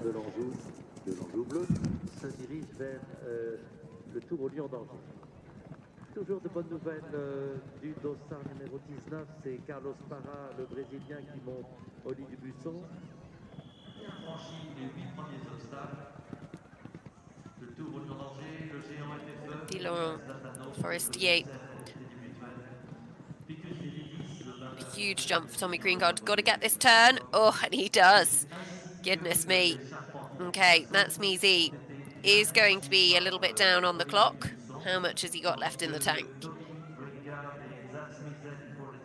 He's on that very competitive score of 29.4, and he's got to keep that rideability So often you see a horse, as they get a little bit tired towards the end of the round, they just take that little bit more setting up, take that little bit more riding, and ultimately you've got to jump the fences first and foremost. Ooh. Safe to say, that's Misi is quite bold. Getting some real airtime off the bank, but fair play, because Tommy Greengard set him up for the double of brushes, and the horse popped through them, absolutely no problem at all. So he's just got 3 jumping efforts left to go. He is down on the clock, so he's probably about 12, 15 seconds down at the moment. And it can prove pretty expensive in terms of the actual final leaderboard, but it has been a very, very good round from Tommy Greengard. And that's Misi getting big pat, still galloping as he goes towards the finish. Their first visit to Le Lion d'Angers, and they've certainly enjoyed their spin in the cross country. It's been a lovely round from them. The recipients of the Holcamp Turner grant and the Duda Corporation funding that enables them a trip around the world, sort of a two-way ticket as such. And Tommy Greengard, 17 seconds over, 36.2, but he looks absolutely thrilled with that Smeezy. And I think we'll be hard pushed to see few bolder over the Forest Huts and ankle brushes later on. William Nilsson Fryer. A step at first water, setting up at the frog.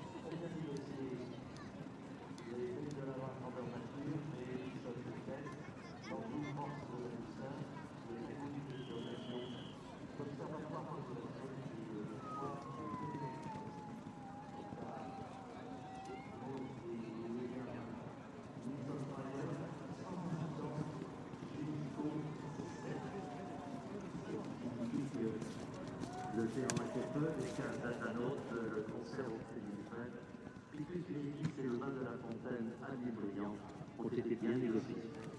The luck of the Irish, the Harry Morgan, just starting off in cross country on both for the Lieutenant Alder. So William Nilsson Fryer, no problems for him at the first 9. As Carlos Parot, we haven't seen a huge amount of this round, but he is clear with Holly de Busson.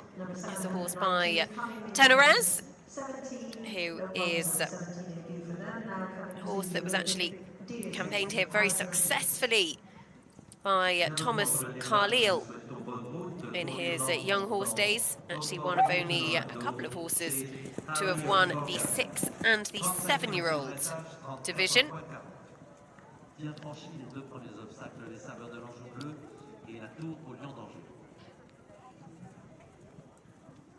Tenorez, who was actually gelded pretty late, so is now a gelding. Competed up to the 5-star with Harry Mead, but did have some offspring before he was gelded. Other horses to have won both the divisions: Annalena Scharf, Lagona 4 in 2021 and 2022. And I think that is it. Testing my memory. Don't think any others have won both. The horses have been on the podium, but I don't think any have won both, other than Lagona 4 and Tenorez. Just the one to go for Carlos Parot, and Holly de Busson will again pick up some time penalties. That time is proving to be pretty tough to get out there, actually.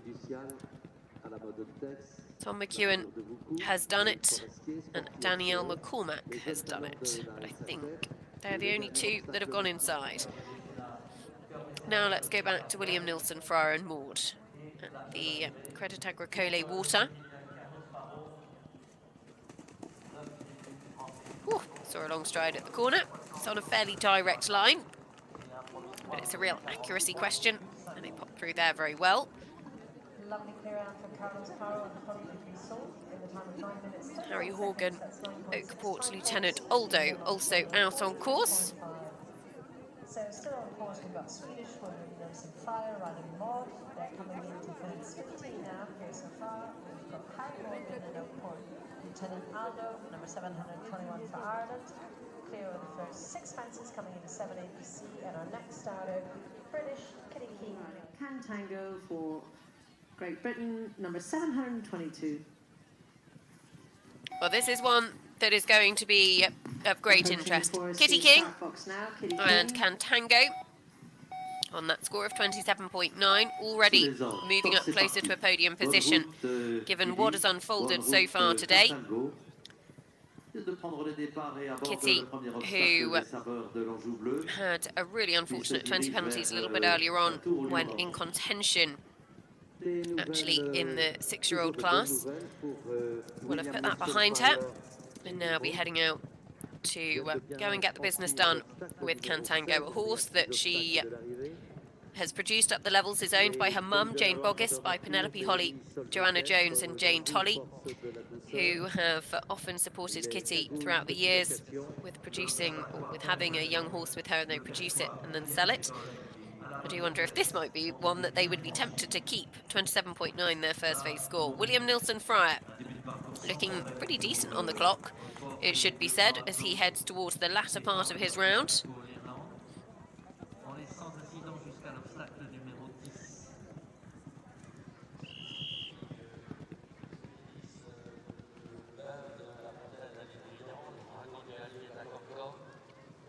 Lovely through Forestier huts. And actually he is as healthy on the clock as any that we have seen for a little while. Here of the mallet, hammer and chisel, otherwise known as fence 20. That's back to Kitty King. Cantango. Cantango, the highest rated 7-year-old in the world right now. That is according to the Echo Ratings ELO.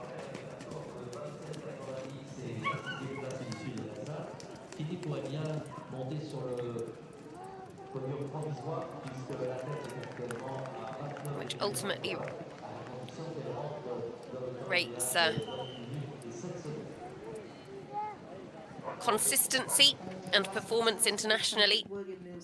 If you beat horses, then you take points off their ELO to add to your own, and if they beat you, then you lose points. So essentially, the more horses you beat and the more competitive those fields are, then the higher your ELO will build.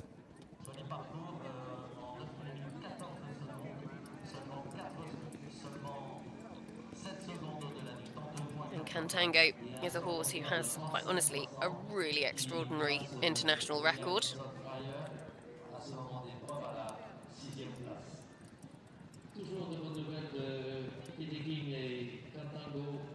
This water is where Izzy, Kitty, beg your pardon, had a problem a little bit earlier on.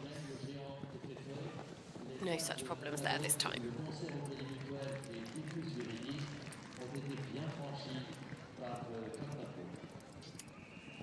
Next horse to start on the course is number 723 from France, Actually Road, ridden by Alexis Golding, who's in the 7th line by Pacha.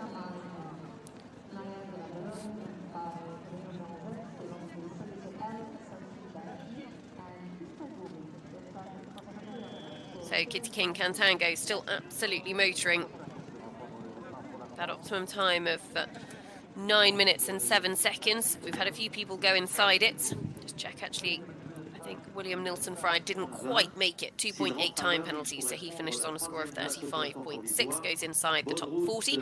As now prepare to hear the French cheers once again, because Alexis Gury for the home side is out on course. Hatchie des Loges by Catramel. 30.2 his first phase score, so very competitive in the first phase. Aldo coming in the fence 17 clear so far. Kitty King for Great Britain and Contango looking good coming in the 10 ABC. And now combo the first two fences for our French Alexis Bourri and Achille Loge. Bien franchi le deuxième obstacle.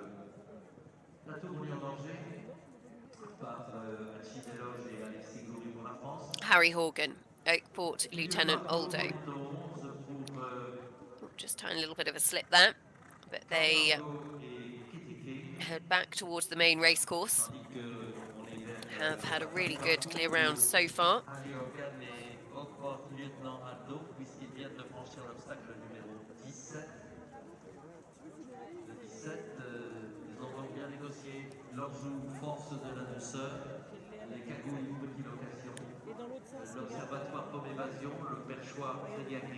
And gets those angled brushes.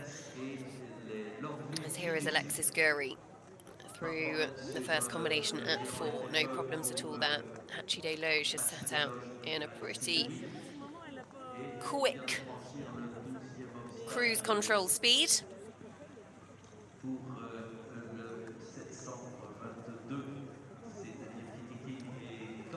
Over the trumpet. So if you're just tuning in, then a very warm welcome to you.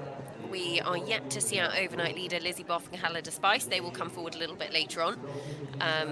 Julia Krajewski, Chile Morning, the second, picked up 3.6 time penalties. So she is the current clubhouse leader with 29.8.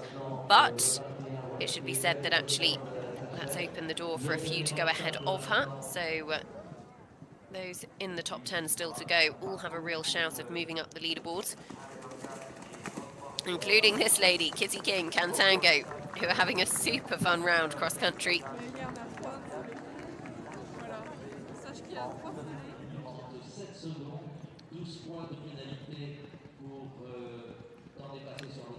Alexis Gurry.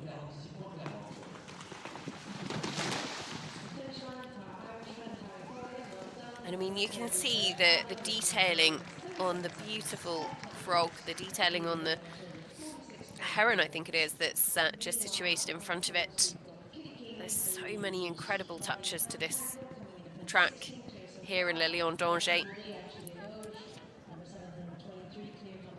Pierre Michelet, the course designer, but the team who actually build the fences deserve so much credit because they really do an incredible job. And actually, I would just say, you know, that's an incredible investment by the team as well, because it would not be a cheap exercise to be able to create a course that is this beautifully designed.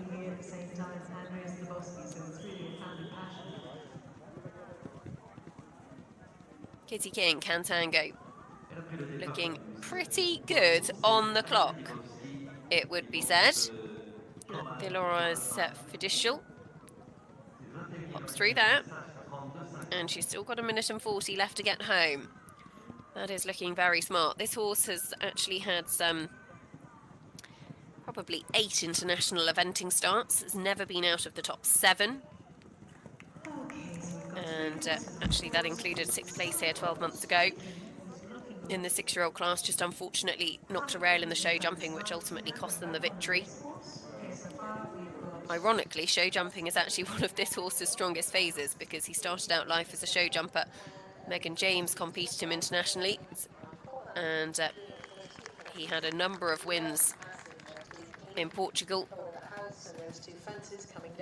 before he turned his hand to eventing. So I think Kitty would be pretty happy sat on this one come tomorrow. She's got just over 50 seconds to get home. This would be an absolutely huge performance. He's yet to make the time at the 3-star level. It's looking good today, though. Kitty King won't want to let her concentration lapse at this final combination. She doesn't. Big pats, check of the watch, grit of the teeth. Sights set on those finish flags. The final fence stands in front of the grandstand here in Le Lion d'Angers. The clock is good. She's just got to jump the last, and Kitty King, Contango will have a great shot of a podium position overnight. comfortably inside, still absolutely motoring. Cantango for Great Britain will stay on 27.9. Kitty King, who is one of only 2 British riders to have taken this 7-year-old division in the last 17 years, alongside Laura Collett. She won it back in 2011 with Zidante, is going to put herself 4th or better overnight.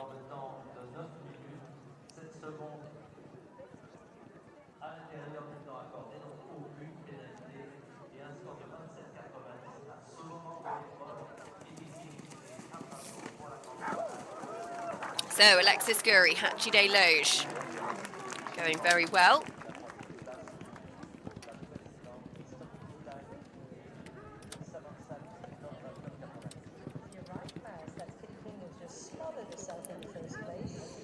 Here is Alina Dubowski. Father Andreas will be out on course a little bit later on. Oh, rather climbed all over a couple of those elements, but come on. Clever footwork, no problem at all in the end.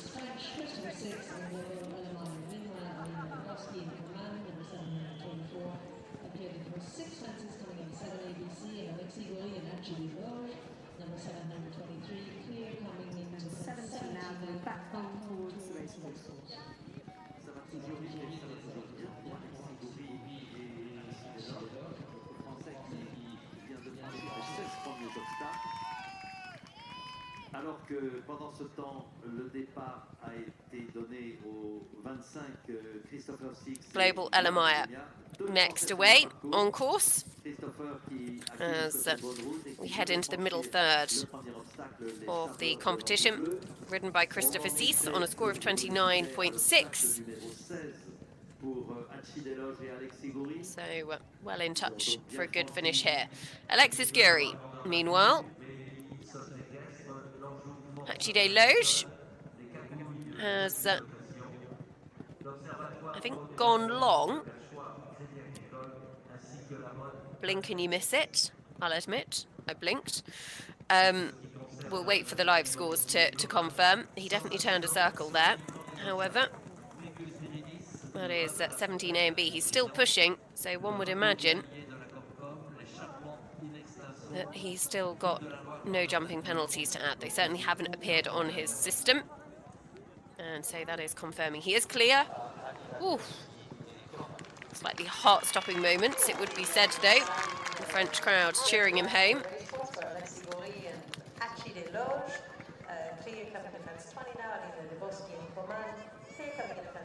He has just 3 jumping efforts left to go. Be pretty close to the time. Not sure he'll quite make it, but he won't be a million miles away. That score of 30.2, which is pretty competitive, it should be said.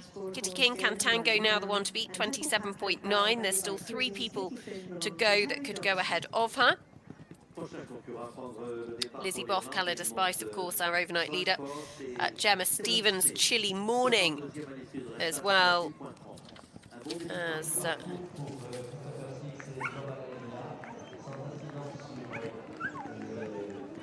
Astier Nicolas and Hitchcote de Coudray for France.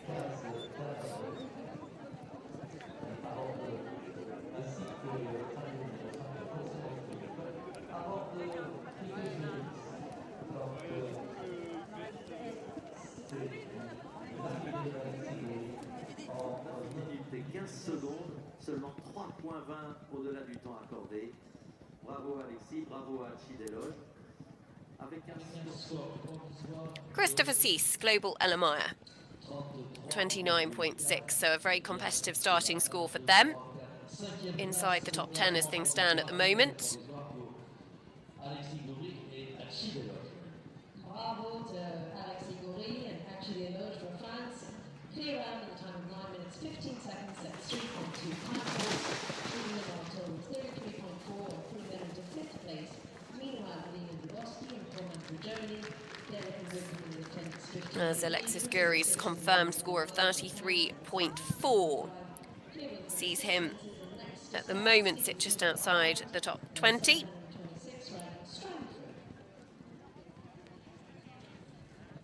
Christopher Six, Global Elamaya. Christopher who has been one of the experienced riders on the French senior teams in recent years.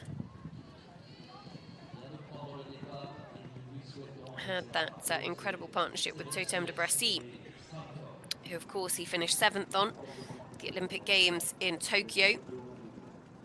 And he's got this next generation of young horses coming up to the top of his string as well.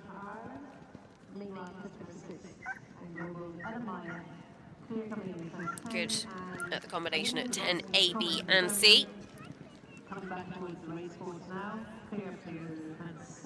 Global, the prefix of Global Sport Horses over in Ireland, as Alina Dubovsky and Kaman look to be taking the long route. Won't be penalised for that apart from any additional time that they take. That is at 17 A and B. Heading back out onto the racecourse, the Ramire Devacu, fence that many of you will recognise from those Olympic Games in Paris. Wonderful to see them now utilised at other cross-country courses. I'm sure there'll be plenty of those other fences that we remember popping up in future years at other international French events. Here's Stephen Smith and Strangford for Ireland on a score of 38.3.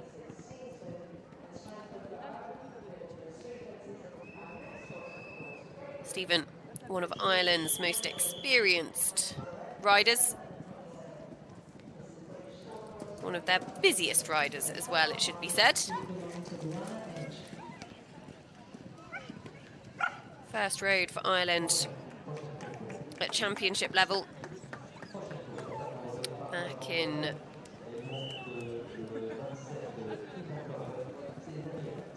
2006 at the Le Lion d'Angers Young Horse World Championships here. That was with a horse called Tinkerbella.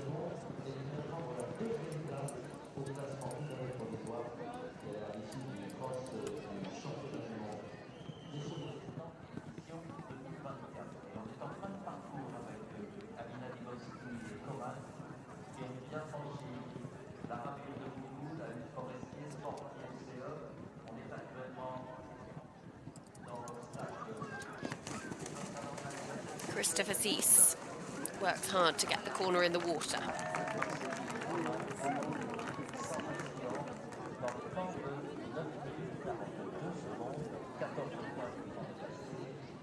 As we go back to Stephen Smith and Strangford.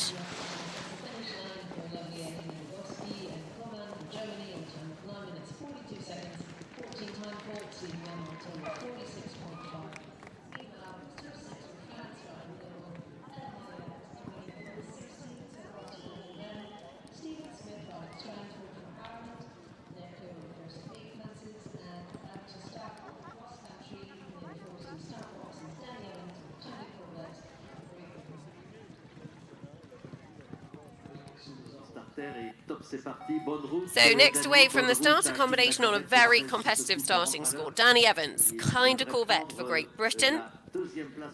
They come forward on 28.0.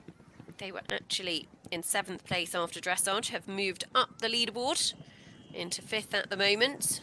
But of course, still got lots to do out on course. This horse owned by Luana Edge.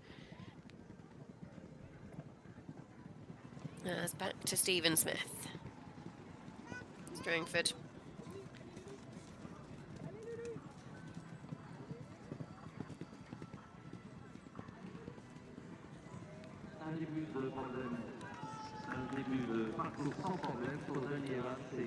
Christopher Cease, Global LMI. Clock is looking okay. It's not got a million seconds in hand, but he's certainly further up on it than some that we have seen. It depends how much gallop the horse has left down on the racecourse. Global LMI, first he's got to get this tricky double of hedges behind him. Carefully drops off down the bank.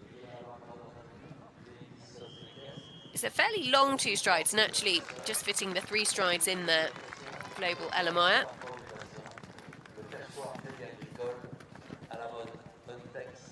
So Christopher Cease ainsi que saw a stride and clear. 3 fences or 3 elements left to go. Danny Evans, Kinder Corvette. Danny, who rode at 6 consecutive junior and European championships for Great Britain. Kinder Corvette, a 7-year-old that she absolutely thinks the world of. Has had some very, very good results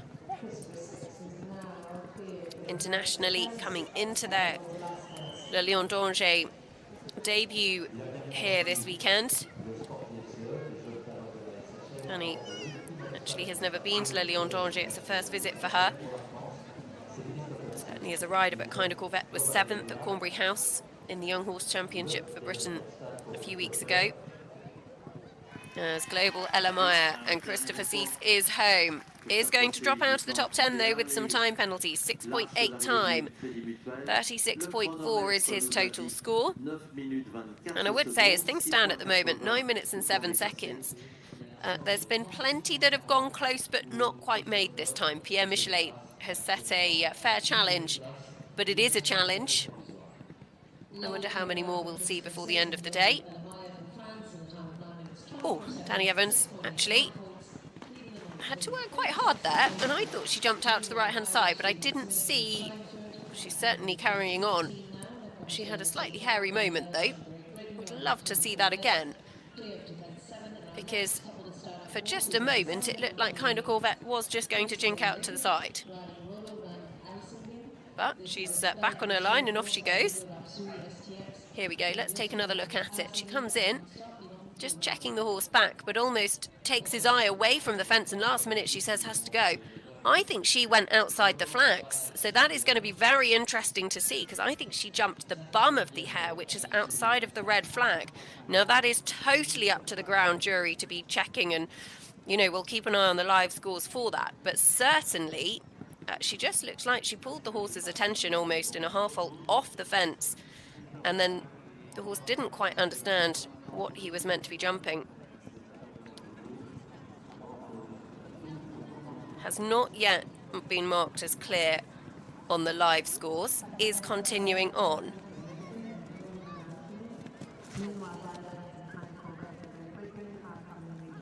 And that would be a huge blow for Danny, because in a really competitive position here. The ground jury who are in charge of these decisions, Laurie Esland, Stuart Bishel and Katrin Eichninger. And ultimately, it is very much at their discretion. Stephen Smith and Strangford heading right towards the end of their round. Will be a little bit down on the clock, but still galloping, still jumping. Still a good bit to do on that score of 38.3.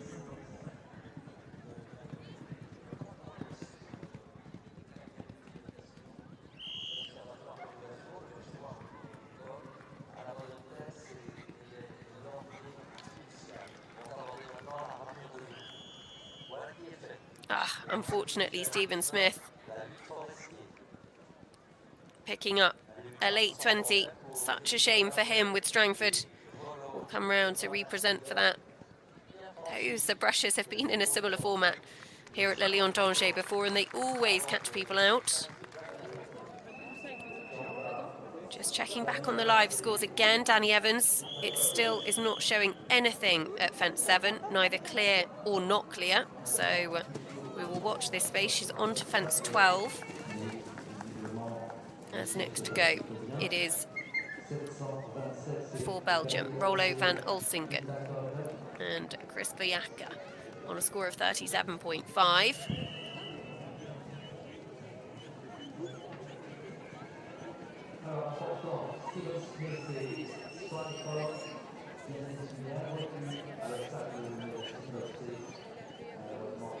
So Danny Evans' Kinder Corvette has been marked as clear through 7B and C, but there is still no mark over 7A. She is continuing on. The ground jury would no doubt review that footage. And as I say, I'm only saying it as I see it here in the commentary box. Oh, Danny Evans then parts company, unfortunately, and has an early bath in the water. And just left a leg on the way in and catapulted poor Danny out of the saddle. She looks a little bit sore, but is up on her feet very quickly. And unfortunately, her day has ended early regardless. He did a huge jump over C to the right of the red flag, had to circle back and jump again because that's refusal. Made his cross the finish line in a time of 9 minutes 50 seconds with 17.2 time faults, 20 jumping faults, leaving behind a total of 75.5. In the meantime, unfortunately, we've got a fall for Danny Evans. So Chris Viaca, Rollo van Olsingen on that score of 37.5 for Belgium. As away from the start, Luc Chateau, Hatika Chatelier on a score of 34.5 for France. So plenty of drama now at the middle part of this running order. We've had Stephen Smith picking up 20 penalties for Ireland. Unfortunately, Danny Evans parting company with Kinder Corvettes. And so their day ends early. Both did get up and walk away from that, though. And actually just a rider fall as opposed to a horse fall as well. As would be at about the halfway stage, almost the halfway stage in this 7-year-old division. Still plenty of names to come that could challenge on the leaderboard.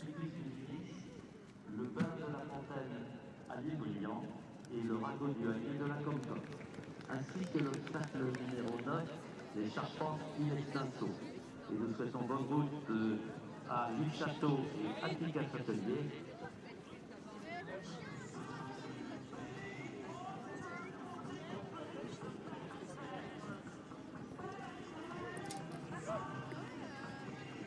Luc Chateau, Hatika Chatelier.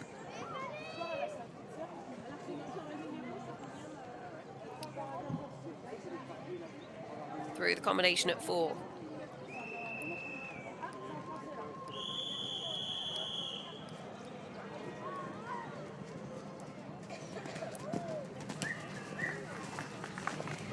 Onto the trumpet. And this little bit of terrain on the ground is actually almost as much of an obstacle as some of the fences because they've got to really ride that very carefully.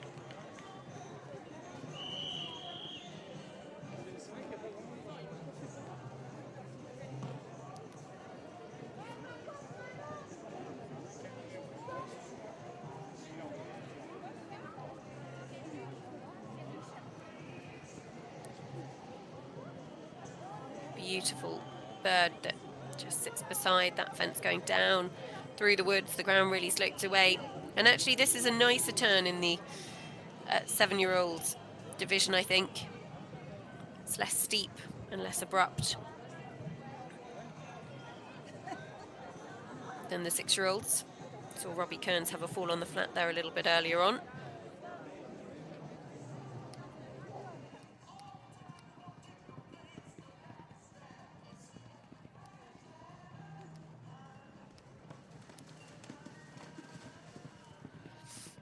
At the Bain de la Fontaine at Isle-Briand.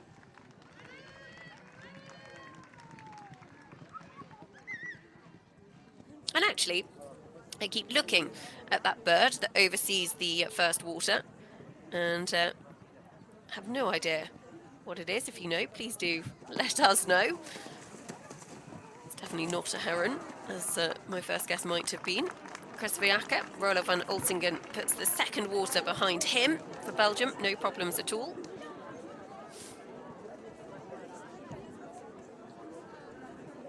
As we go back to Luc Chateau, Hatika Chatelier, and actually we've got a couple of very, very well-placed French horses coming up a little bit later on.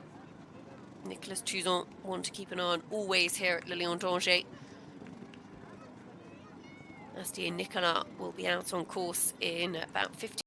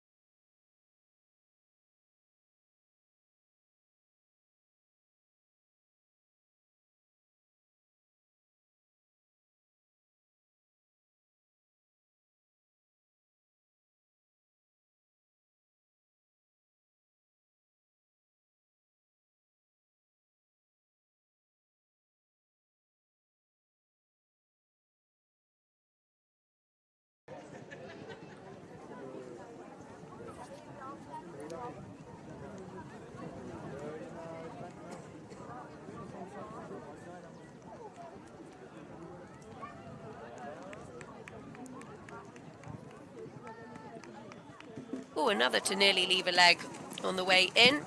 But actually gets a good job at the corner, and I would hope that the fence judge has a good pair of waterproof wellies, because off to go and replace the flag, I'm sure, for another time today. Seppa Velan, Gilly Konkani very quickly away from the first water. This little horse, you can see she has quite a way of going. Flick of the tail, but very speedy.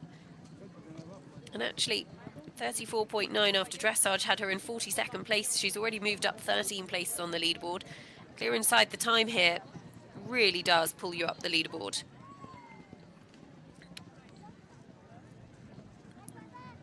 We've still got a good number who could feature in the top 10 to go. We've only actually got 3 of the top 10 positions finalised at the moment. Kitty King, Julia Krajewski, Sam Lissington, all guaranteed to be there at the end of the day.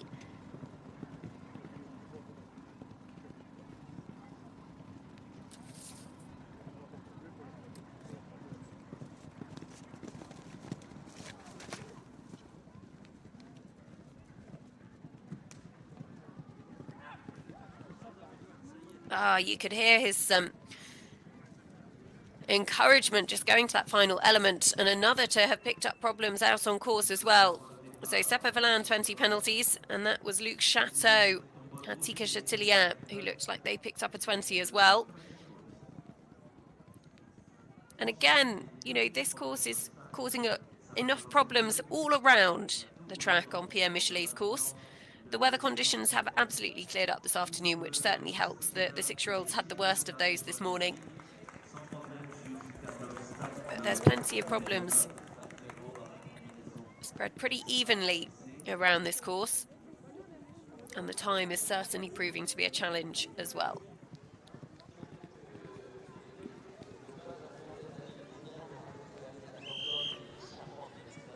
Ooh, and the 2 strides again quite long. A bit clear of that first yet.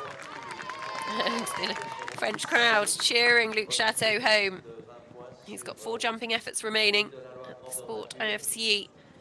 The chisel, the hammer and the mallet.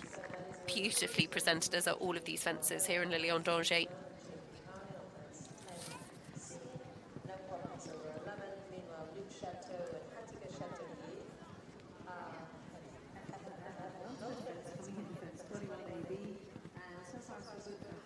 And Cavaliers Cruise for Ireland.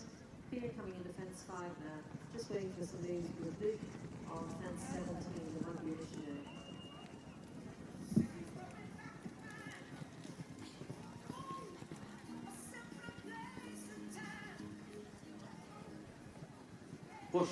So, just the last to go, and they clear it. Luc Chateau actually hasn't been awarded any penalties. Yes, it's 17 A and B. It looked to us, although we didn't get a very good view of it, that it was a run out and he went the long route. However, at the moment, it hasn't been judged clear or not clear. So keep an eye out if 20 penalties might appear a little bit later on. But at the moment, he has been marked as clear in terms of the scores on his overall penalty score, which is 42.1, but it is still missing confirmation there, so we will keep an eye on it. Heidi Hamilton, Cavaliers Cruise, 38.0 Heidi's score coming forward at the Bain de la Font at Isle-Briand. Beautifully clear of the frog.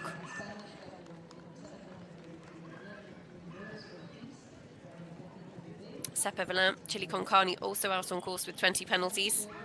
Next away from the start will actually be Daniel Muniz-Ortiz and Nabil LB for Spain. As we are at the halfway point now in this 7-year-old division.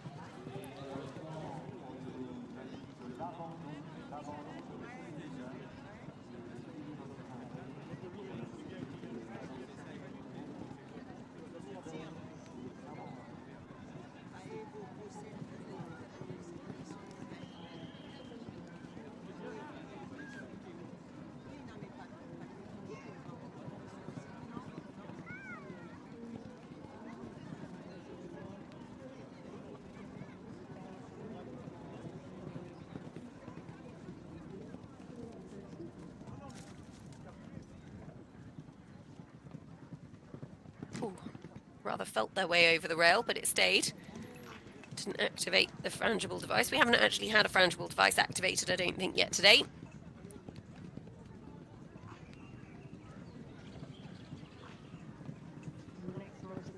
So Heidi Hamilton in the middle part of the course for her.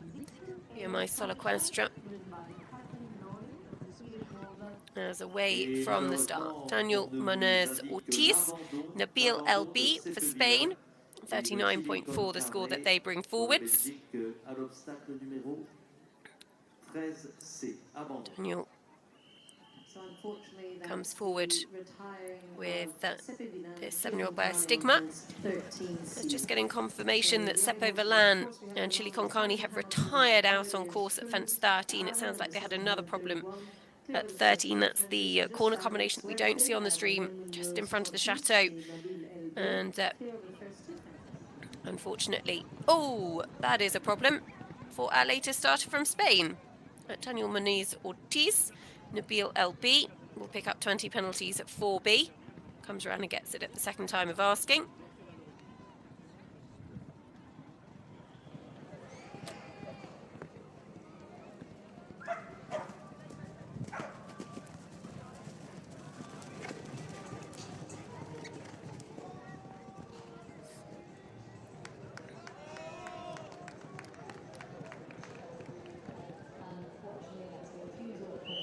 So, 2 combinations out on course at the moment. Heidi Hamilton, the furthest round, she is clear. As Daniel Munoz Ortiz, Nabil LB, we saw just have that 20 penalties. And he has jumped it at the second time of asking, but won't be pushing for the clock now. Very much about giving this horse experience for the future.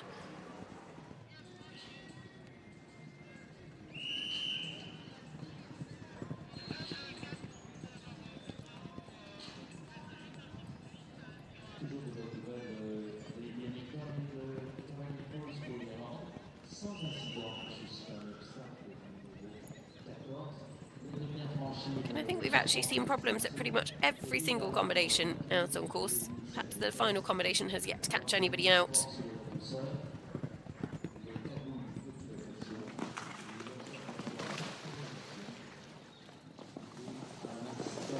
Really well done through there, as good as any that we've seen. And quickly on his way.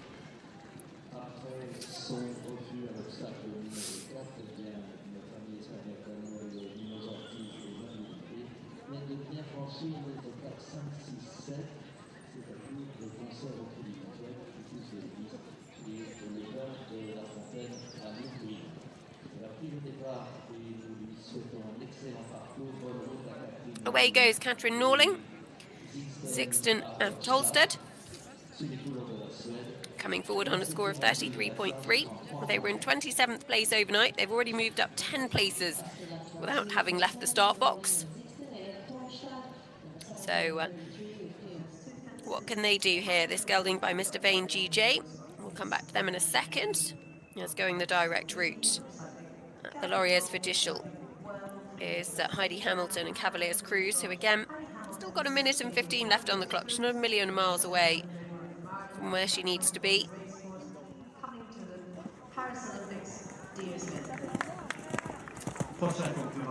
Deer's head there. The most beautiful detailing on it as they come out of the gardens.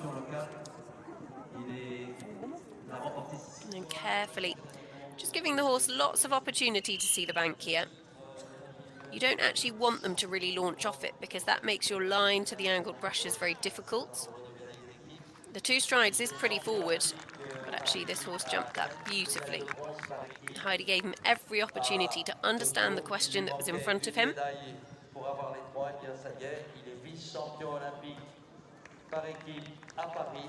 Il monte atomique de Hus, il a bien compris qu'une bonne performance sur le cross, et il le sait, lui permettrait de remonter quelques places et de se rapprocher de la tête.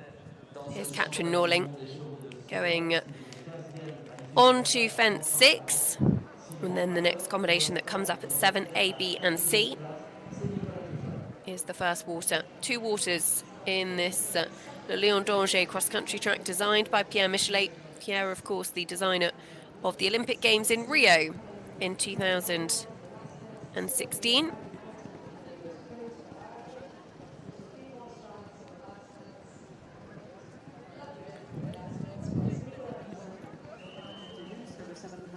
Heidi Hamilton through the finish, 19 seconds over the time, but that was a really good round from her. 7.6 time fault, Stephen Lemmer a total of 45.6.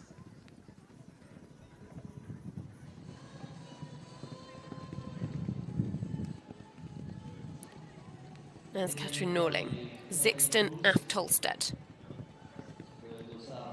See what they do here. The first water, that beautiful hair.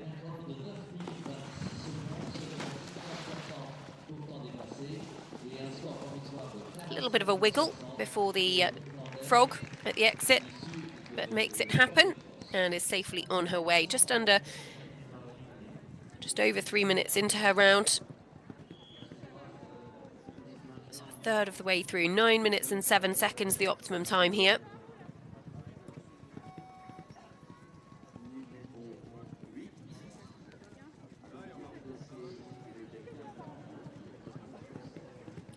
Just getting news that actually another problem for Daniel Munoz Ortiz, Nabil LB, this time at the final element of 10C. That's the Grand Nature reserve fence, and so that will be 20 penalties. They have continued on. As away goes the 2004 Le Lion d'Angers winner, Nicolas Touzon, a two-time European champion. He comes forward with Atomic de Us. Clear of the first two. Atomic de Us, actually owned by Nicolas alongside Jean-Yves Touzon and Bertrand Gillies on a score of 30.4. So he was in 15th after dressage, but he could really climb the leaderboard, as actually that looks now like our Spanish combination have elected to retire or have had a third problem out on course. We'll get that confirmed, but unfortunately their day has finished. Number 733, clear of defense 10.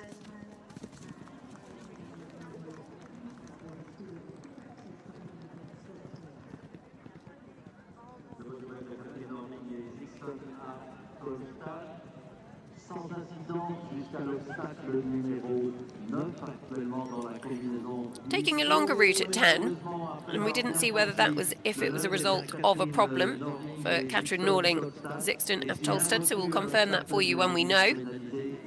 Heidi Hamilton is home safely, 7.6 times. She finished on 45.6 with Cavaliers Cruise for Ireland. That horse owned by Daphne Ladley. As Nicolas Touzon. Atomic de Us. They have put the first four behind them. Just getting confirmation, Katrin did have a problem at the final element at 10C, which was why she had taken an alternative. And so that will be 20 penalties on the card for her.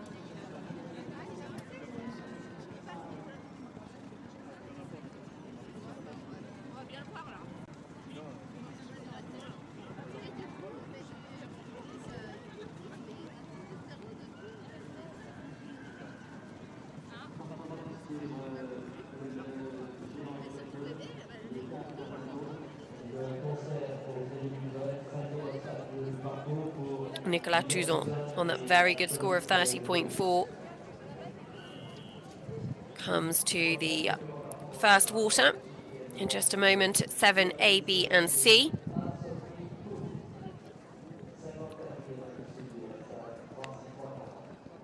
Came very close to winning here 12 months ago, but unfortunately a couple of rails down in the show jumping just delayed another Le Lion victory to add to his tally.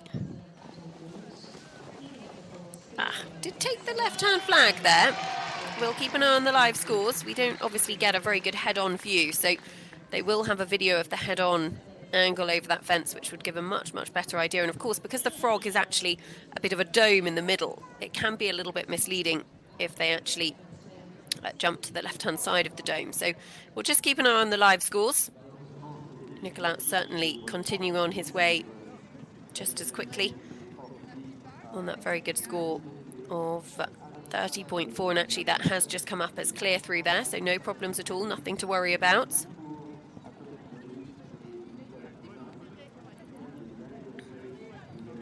the Charpentier in extenso. Nice let-up fence before another combination that's coming their way in just a second. Nicolas, part of the French team that won a team silver in Paris. He's actually got a whole collection of Olympic medals. Gold from the team competition in Athens 2004. Bronze from the team competition in Tokyo in 2021, and then silver from this summer in Paris as well. I'd imagine the silver from Paris is pretty darn special. He's got a lot of accolades to his name. He's been twice European champion. He's the only French rider to have ever won badminton horse trials. Still only in his early 40s, and yet he's been at the very, very top of the sport for a long, long time. He was in his early 20s when he took that gold medal in Athens in 2004. The wonderful Galon de Sauviat. Hidalgo de Lille was the horse that he won badminton on, of course.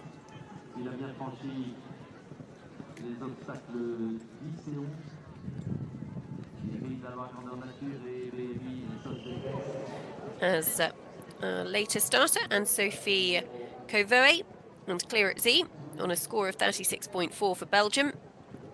At the first combination at 4, beg your pardon, popped through there very nicely. And actually, just looking back on Nicolas Touzon's scores, the clear that was originally put in for 7C, which was the frog, has now disappeared. So we will again keep an eye on that as to whether a missed flag penalty is awarded.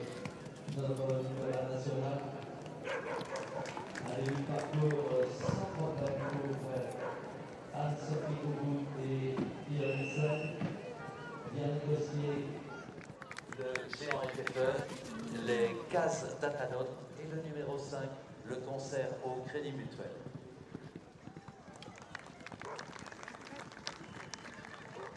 Two fences from home now for our Swedish friend Kathleen Norling and Sixten A. Thorstad. Coming into the penultimate fence, the combination, and walking around the start box, we've got number 7. Nicolas Touzon, the cheers of the French crowd. Never have they been louder today than for this man. He really is a hero in France. He's done so much for the sport of eventing.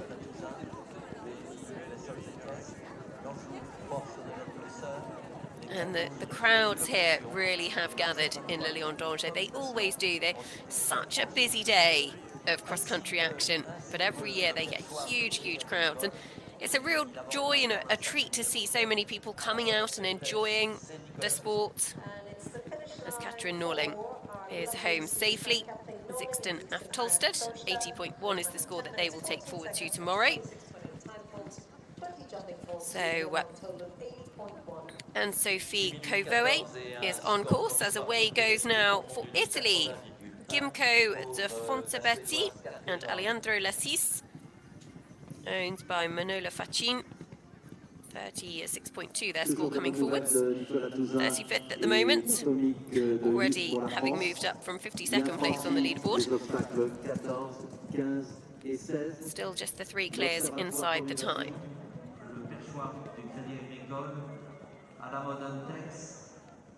Nous sommes maintenant à 7 obstacles de l'arrivée, à bord des combinaisons délicates, des combinaisons 17 et 19,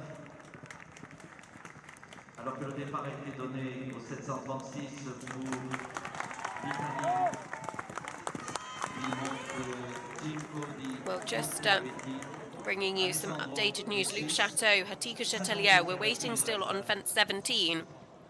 But there has been a question mark over fence 12B, and that has now been awarded as a 15 penalties. Oh, Nicolas Touzon, unfortunately parting company at the brushes down the hill. The horse up on his feet, Nicolas up on his knees as well. What a shame for them. Unfortunately, the first of those brushes just catches them out, and I think that's the French crowd cheering him as he gets back to his feet. Will be reunited with the horse, who you can see just in the background of the picture, ears pricked. There's Nicolas. Not the end to his day that we would have wanted to have seen, but good to see him up on his feet after that fall. So now we turn our attentions to Alejandro Lassis, clear of the trumpet.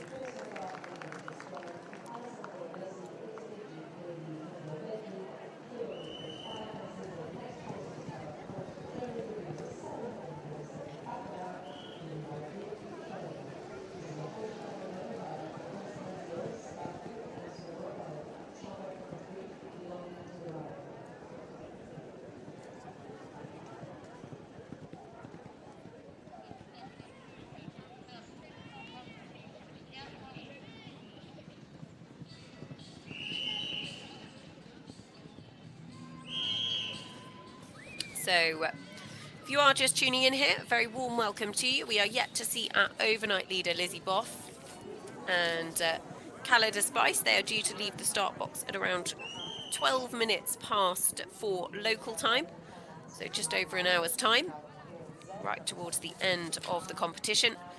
But we've had plenty of movement on the leaderboard so far. Yulia Krajewski, who was in equal second overnight with Chile Morning the second, has had 3.6 time penalties, currently sits on a score of 29.8 in second at the moment. Will be no worse than 7th overnight, as we just see. And Sophie Kovoe take the long route there at the water. Kitty King, Cantango, one of 3 clear rounds inside the time, has moved her up from 6th into 4th or better. She's on 27.9. Getting quite close to that hair, but was very careful in front. No problems at all. Hopped over it. So Alejandro Lassis through the water at 7 at A, B and C. So at the moment, your top 3, Kitty King, Yulia Krajewski, Sam Lissington. Notable horses within the top 10 after dressage that have not gone on to jump clear or have incurred time penalties. Danny Evans, Kind of Corvette. Unfortunately, they had a few problems out on course and therefore are eliminated. And you would also have seen a couple of others earlier on. Kitty King, of course, was 6th. Tommy Greengard, that's Measy for the United States of America. He jumped a lovely clear round, just a few time penalties. Sam Lissington, we've already seen she's in the top 10, but just had a few time penalties, which moves her down the order slightly. And of course, we've still got plenty more to come for you, including the likes of Gemma Stevens, Chile Morning the 4th, who will be among one of the last to leave the start box. You've got Therese Wickland for Sweden. Astier Nicolas could be in a podium position with Hitchcote de Coudray as well for France. So still lots to look forward to. Dirk Schrader Baccarat now on course for Germany. Horse just having a jolly good look round, actually. There's a lot for them to take in. And Dirk will be using all of his experience here to show this mare just what is expected of her. 36.1. Dirk, an Olympic gold medalist, a European team gold medalist as well. I think he's won a World Championship gold also. So he's got a very large medal cabinet. And a lot of success at the top of the sport for Germany.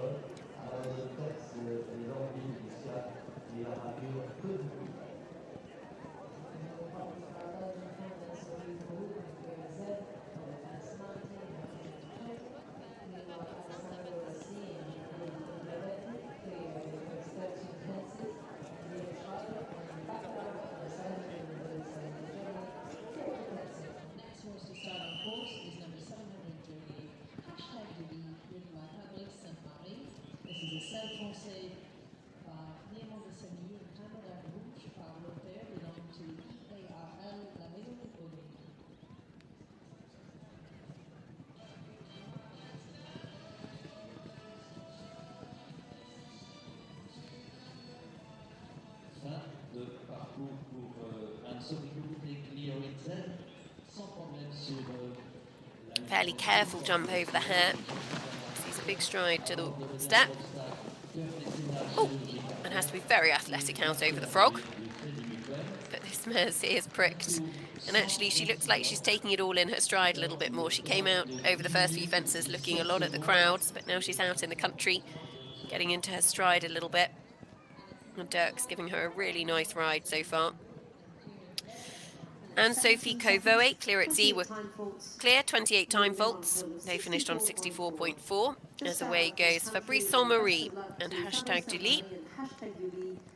Come forward on a score of 35.6, owned by La Maison du Pony. This a 7-year-old by Diamond to Semele, who of course sired Tom McEwen's Toledo de Casa, the individual silver medalist and team gold medalist from the Tokyo Olympic Games.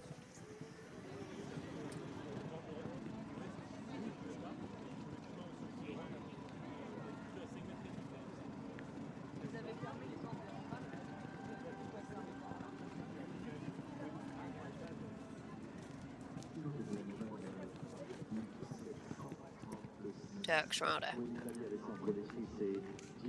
And Baccarat, athletically through all three elements at 10. This mare, Dirk, doesn't look like he's really set out with his foot on the accelerator.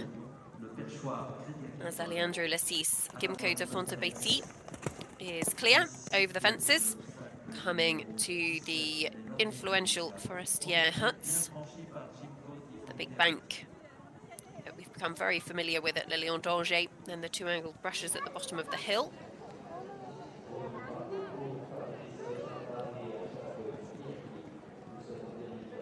Fabrice Saint-Marie, Hashtag Julie, is clear of the first combination at 4.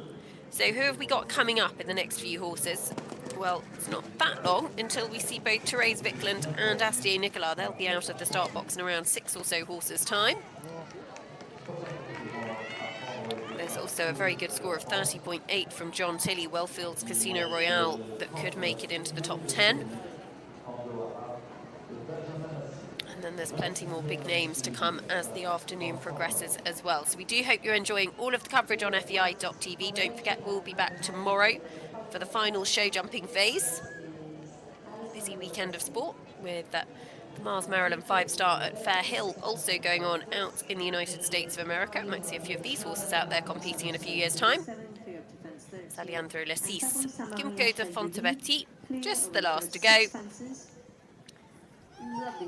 And doesn't push the horse through the finish. About 33 seconds over the time. Gives him a total score of 49.4. Fabrice Saint-Marie. Hashtag Julie. Up the bank in the water, down the other side. Get a lovely shot out over the frog. He's eyeing up the spectators.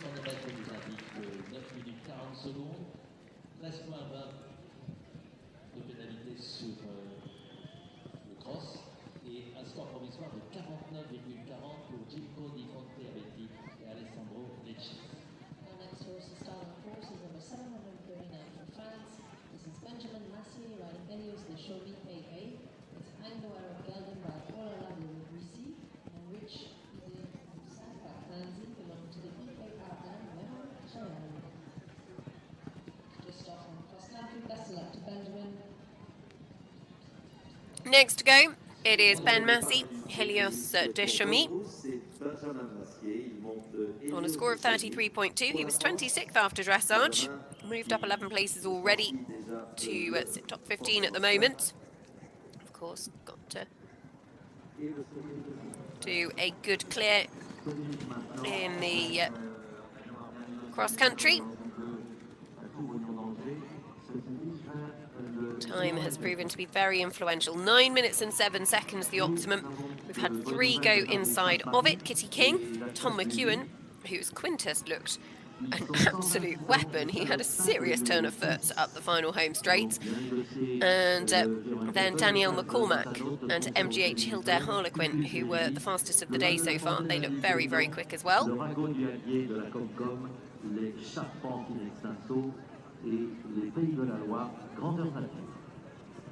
Quant à Dick Schrader et Baccarat pour l'Allemagne, ils sont sans incident.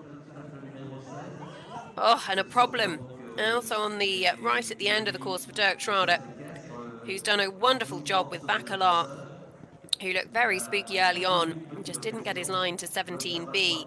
So we'll take the long route there now. As go back to Ben Massey, Helios de Chemise.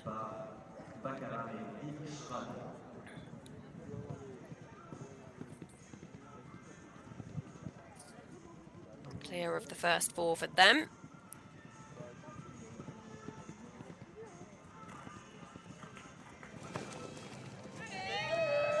And the cheers of the crowd, as you expect when you get a French rider.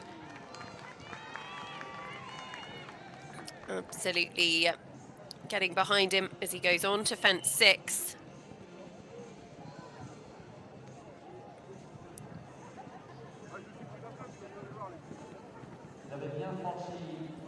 So Ben Massey, Helios de Chemise on that score of 33.2.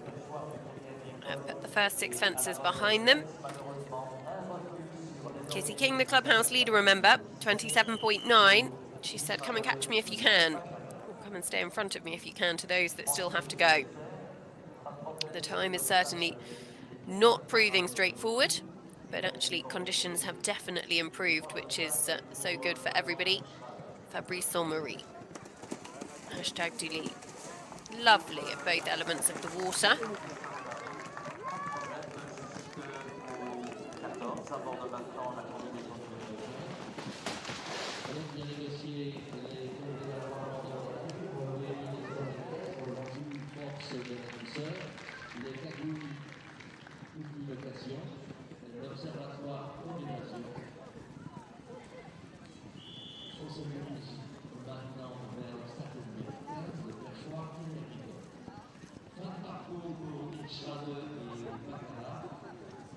Ben Massey looks like he's having a lovely run cross-country so far.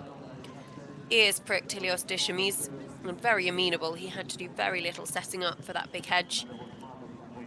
Could just let the horse run. As away from the start, it is John Tilley. John, who comes forward on a very competitive starting score of 30.8. One to watch here. Did a lovely test in the first phase. This horse Biker 03. First visit to Le Lion d'Angers for John, who's based over in Ireland, competes for Great Britain though.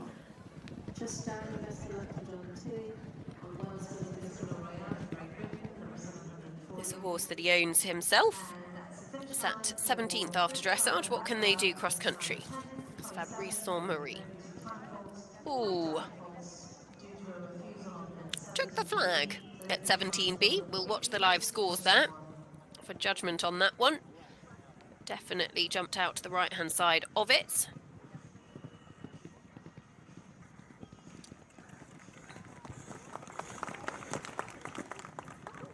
Dirk Schrader is home with Baccarat. 88.1 is his total score. As hashtag Duli and Fabrice Saint-Marie. Oh, big jump down off the bank. Get very high over either of the brushes, but cleared them, and they're on their way home. Just the 4 jumping efforts remaining as they come to the hammer, the chisel, and the mallet. Got that very well. John Tilley, Wellfield's Casino Royale. The music scene. And again, as we've said, that terrain there is really interesting, and just how Pierre Michelet has even situated the trumpet that little bit closer to the road crossing than he did with the 6-year-old class just gives them that little bit less time to get their balance, get themselves set up. It just increases that difficulty level.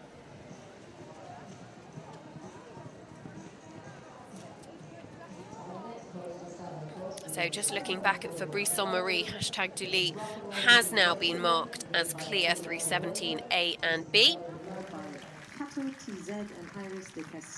As the Fabrice Saint-Marie now home, so 5.6 time penalties to add to him, and otherwise a clear round jumping. Ben Massey, Helios Deschamps goes on the 3 strides and finds the 3 strides quite straightforward and tight enough, to be honest, at the second water at 13. We'll see that again. At the first water for John Tilley. Steps up, a couple of trot steps, and that is, oh, a slightly hairy moment over the frog. But actually, I think John just gives the horse a reminder coming away from the fence. It's just a reminder, isn't it, that actually at home, sometimes jumping your horses out of trot, it's such a good training technique, because if you find yourself having dropped back to trot out on course, actually, horses can jump a hell of a lot out of trot. Keep the balance, give them their head, show them what they've got to do, let them understand the question.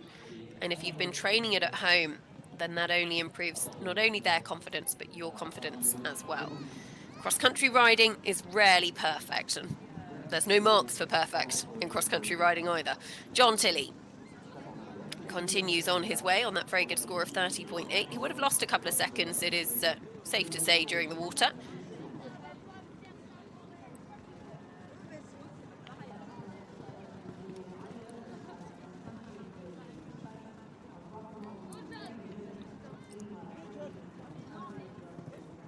Oh, just running past the second element at 17B. Helios Deschamps, unfortunately, just glanced off to the right-hand side, and that is 20 penalties for them. A real shame, because they were looking pretty smart on the clock. It had been a lovely round from them. Ben now eases up on the accelerator.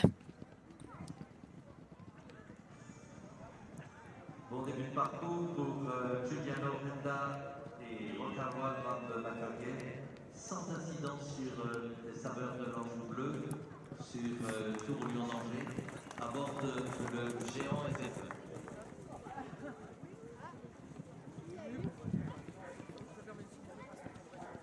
Helios Deschamps coming to the bank. Now, his 20 penalties haven't been awarded as yet, so again, we'll continue to check the live scores. Big cheers from the crowd. He certainly looked like he eased up on the accelerator. Jumped in very, very free. And actually, they haven't been awarded at all on the live scores, either clear or with penalties, so we'll just keep an eye on it. We don't get the best angle of that fence, so you can only really take what you can see, and then you've got to revert back to the live scores to be guided by those. Ben Massey, he's certainly not kicking on towards home, so I think it is safe to say that there were 20 there. Otherwise, he would have been chasing the clock a little bit more, and actually they have just appeared now. So that will be 20 jumping for Ben Massey. Helios Deschamps, which is a real shame for them, but that horse looks like a really nice one for the future. A name to remember, I'm sure.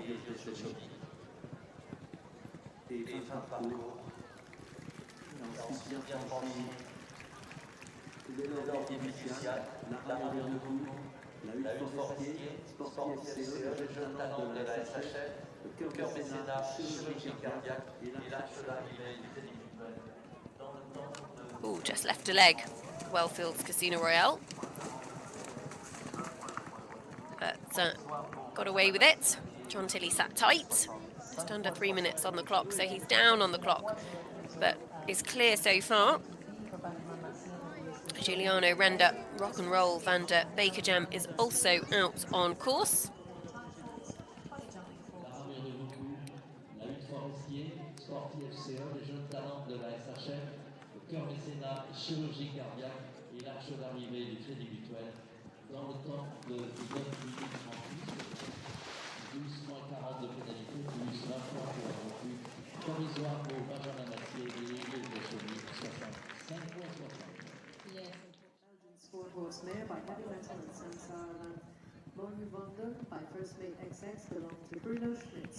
Elle a pris le départ et nous lui souhaitons bonne route. C'est Julia Schmitz qui monte le 42, Léna Distanso, 42e à l'issue de la salle, 34,80. Oh, quite tight to the second element and paid the price at the final element at 10 for Giuliano Renda, Rock and Roll Van der Beekegem. So we'll come round to represent, but unfortunately that will be 20 penalties on the card. They take the alternative.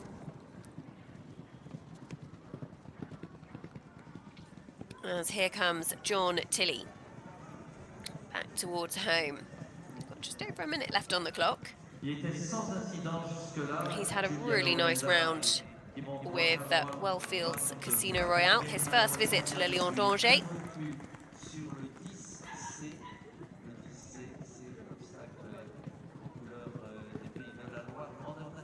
He's going to be running into time penalties, but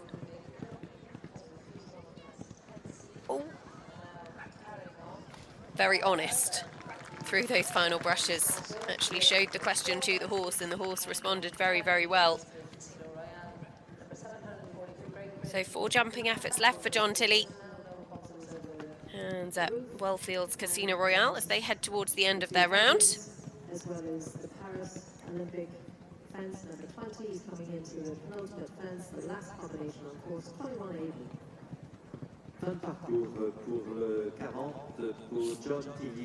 So 3 jumping efforts, John Tilley.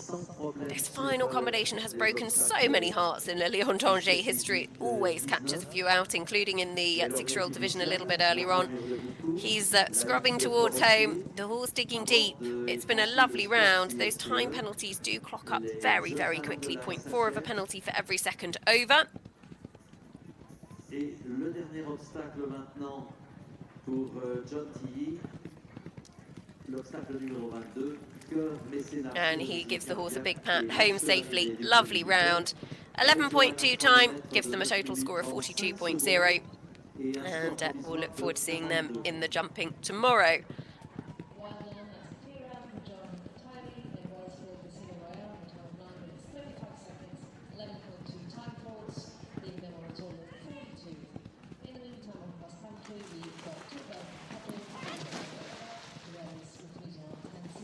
Julia Schmitz, our latest starter for Belgium, Lina de Sanso, on that score of 34.8, employing a little bit of vocal encouragement through the first water.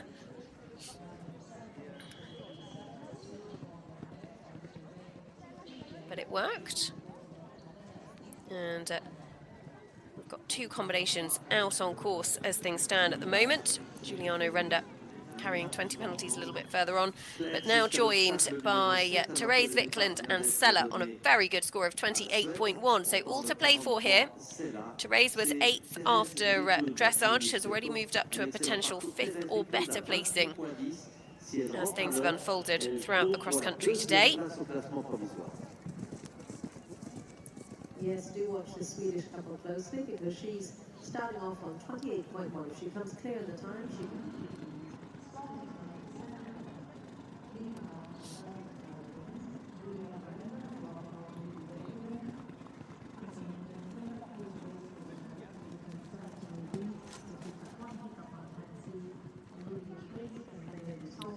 very clever in front. Lina de Sanso has the cheers of the crowd. This Le Lion d'Angers crowd, so enthusiastic. Every year there's hordes and hordes of people, tens of thousands that come out to support these young future superstars. And if we think these horses 6 and 7 years of age now, they will be 10 and 11 in the next Olympics in LA, entirely possible.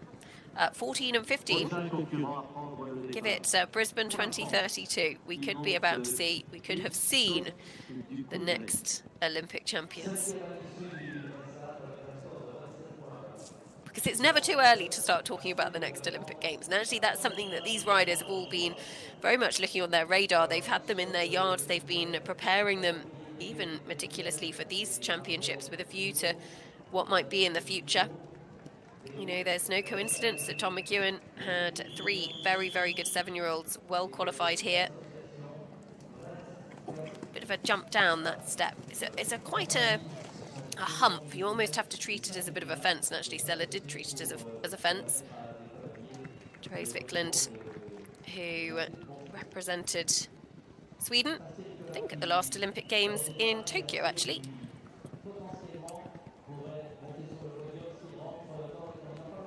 And it takes a whole army of people to be able to keep these horses at the top ends of competition.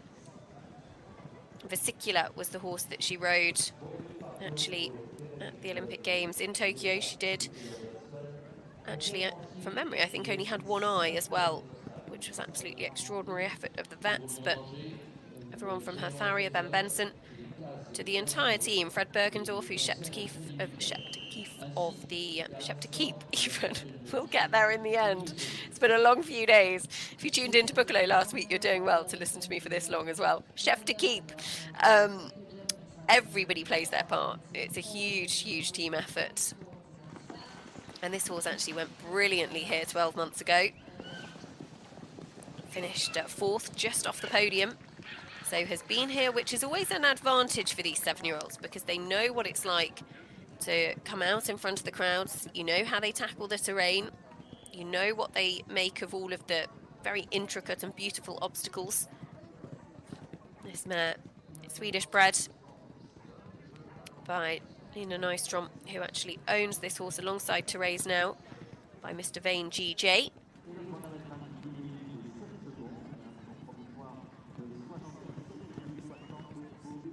As away goes Astier Nicolas, Hitchcote de Coudray. Astier, who won this division back in 2017. Alert Amalib Or was the horse on whom he took the title then. Comes forward now with Hitchcote de Coudray. This 7-year-old by Panama Time. Out of a Fidelio du Thome called Quote de la Mingliere. Owned by Astier alongside Eric Hostallery. Ooh! Therese Vickland, slightly sticky moment at the ditch. And she's got to put that behind her now. But the horse had a real look in the ditch there. And that's sometimes the challenge if you're really pushing for the clock. You've always just got to be aware the horses don't necessarily get as much time to read the question as they would otherwise.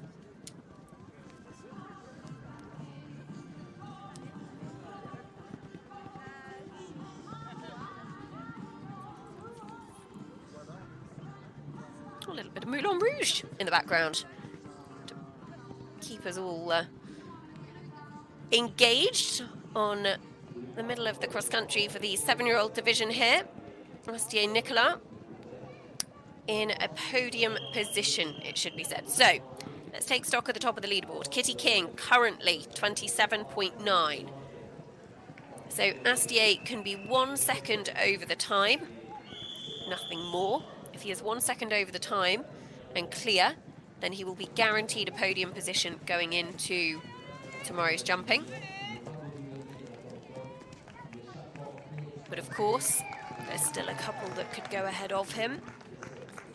Julia Krajewski's Chilly Morning, the second, currently sits in second of the live leaderboard. You've got Gemma Morning's Chilly Morning, the fourth, to come a little bit later. And you've got our overnight leader, Lizzie Boff, Canada Spice.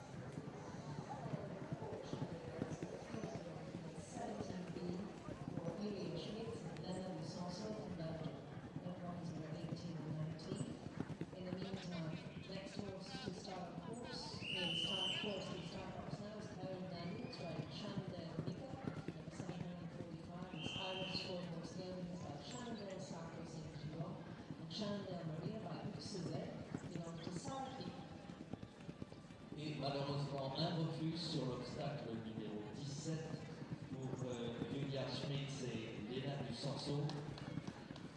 Et pendant ce temps, là, ça se passe plutôt très bien pour Astier Nicolas et Hitchcock.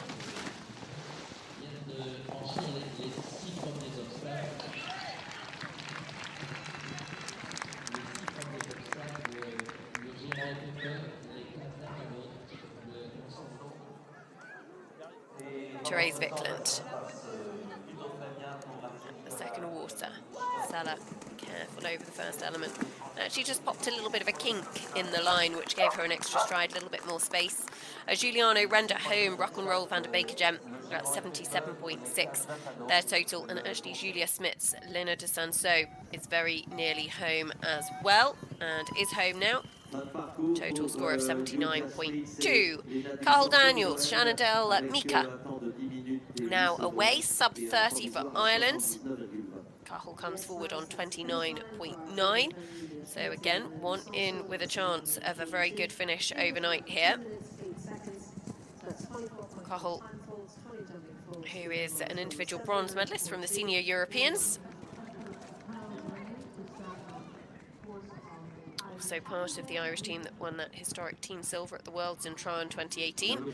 As Astier Nicolas Hitchcote de Coudray makes light work of 10 A, B and C.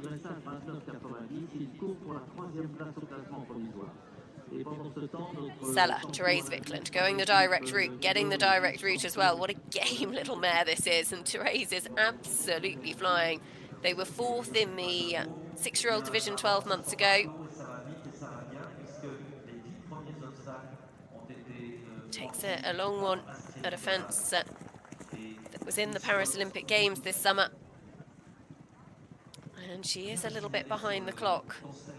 Would be hard pressed to get home with just 1 minute from here, but who knows? She's got to jump the fences as well. Clever little footwork, this horse. And Sella digging deep as they just have the 4 jumping efforts remaining. For Sweden, it is a very, very good score, but remember the time has been influential so far. Cahill Daniels, Shenandoah Mika, the owner Sarah Hughes, clear of the first 4.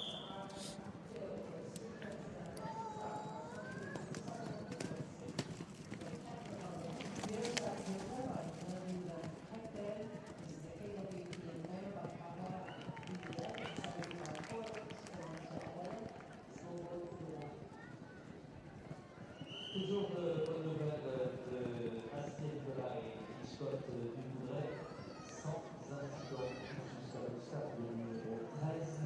Et donc de bien franchir les seuls textes, l'enjeu force de la So, Cahill Daniels and Shenandoah Mika clear of 6 as we go back to Astier Nicolas.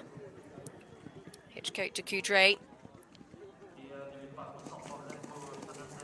going the direct route at the water at 15. Astier won the 2-star long format at Pompadour with this horse a little bit earlier on this year. Lightly campaigned at the 3-star level, only one previous run at 3-star, but France have a very good national system as well. So Therese Vikland and Sella, good clear round, 7.6 time, 35.7. She pushed for the time, and this game little mare gave everything she had. But it is tough. There's Fred Bergendorf. He'll be pretty excited about that performance from them both for future championships, I am sure. As here is Cahill Daniels. Shenandoah Mika. No problems at any of the 3 elements there at 7. This horse by Shenandoah Sarko Saint-Gervin, a horse that is getting a really good reputation for the Shenandoah team. Martin and Pat Walsh do a wonderful job and have got some really, really nice young horses. You often recognise them with that Shenandoah prefix. But the likes of Cool Park Sarko, Capel's Hollow Drift of Tom Jackson's, of course. I'd imagine Shenandoah Arnold, Tom McEwen's 3rd choice. I say his 3rd choice, it wasn't his 3rd choice, it was the British selector's 3rd choice, because he still has been very, very impressive at the 3-star level this year as a 7-year-old, and that's why he didn't run here this week, because Tom could only bring 2, another of those horses. But it's important to note that actually, you know, these young horse championships, they are so important, not only to the competitors, not only to the countries, the federations, but to the breeders, because without the breeders, there are absolutely no horses.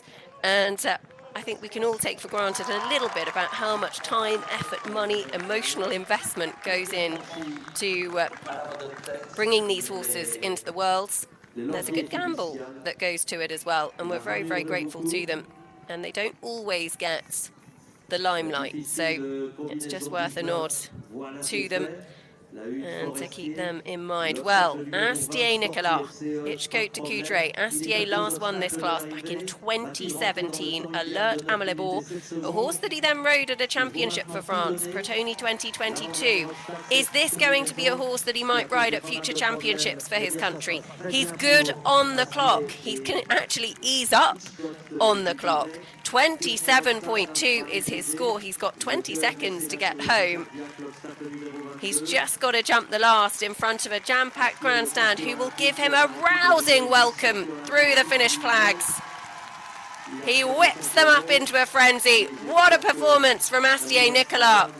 And there will be a French flag on the podium going forward to tomorrow. Such a showman, blowing kisses into the crowd as well. Astier Nicolas, Hitchcote de Coudray, is going to stay on that score, and he will go ahead of Kitty King, who will be no worse than fourth. Remember, she's on 27.9. It's been a little while since we've had anyone go inside the time.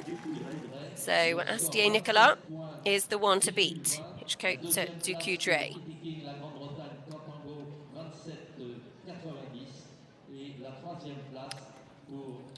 Miroslav Trunda now away for the Czech Republic. Melview van Reteren, 38.1.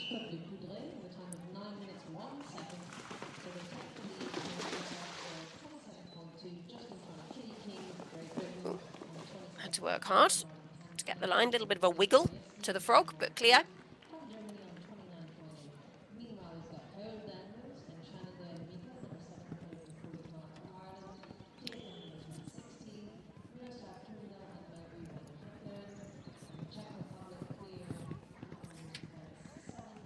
So, bit of excitement there. New leader is Astier Nicolas, Hitchcote de Coudray, but we've still got Cathal Daniels, Shannondale, Mika out on course, who could put in a very, very strong performance for Ireland. Now joined by another French flag, this time worn by Sébastien Cavaillon, hashtag de la Vigne, 29.4, and another that could go into a very competitive position. Sébastien Cavaillon comes forward with the 7-year-old owned by Ludovic Villatra. And another Wilbury Wonder Pony strapped to his back. Again, Wilbury Wonder Pony, the mascot of Hannah Francis, who really sadly passed away back in 2016 now. Hard to believe it's been 8 years, but how wonderful even 8 years later we see Wilbury heading out on the cross-country at so many of these big events. That was really nicely done by Shannondale, Mika, Cathal Daniels. This horse owned by Sarah Hughes,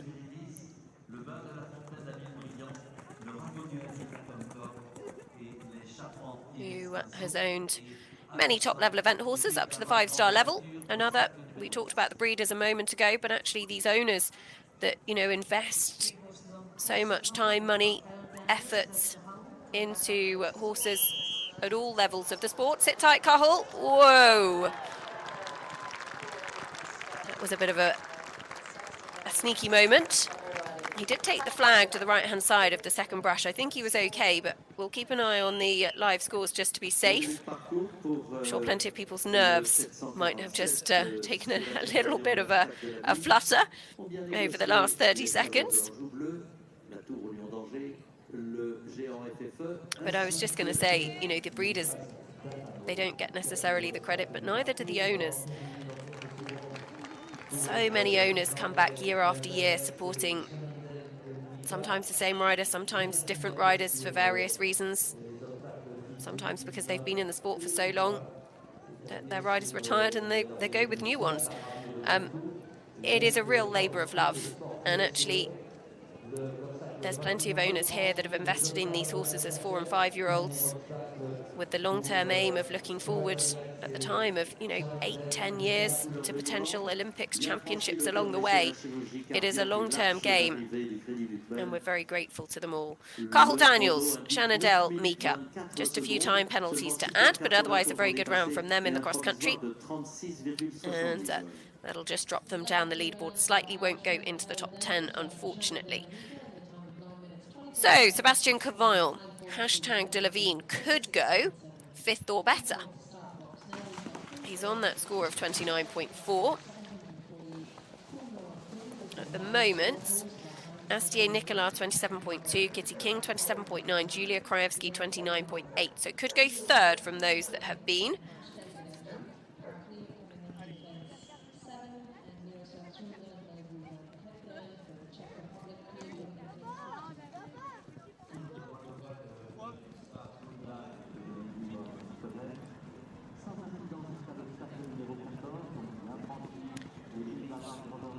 And actually, I would say, there we go, Shannon Delmika, Cathal Daniels, 36.7. It is going to be really, really close in that middle part of the leaderboard tomorrow when we see the show jumping, because there's been a number of horses that have just picked up, you know, anywhere from 10 to 30 seconds over the time, and that has jam-packed the middle part of the leaderboard. Any fence, any time penalty in the show jumping will really play its part.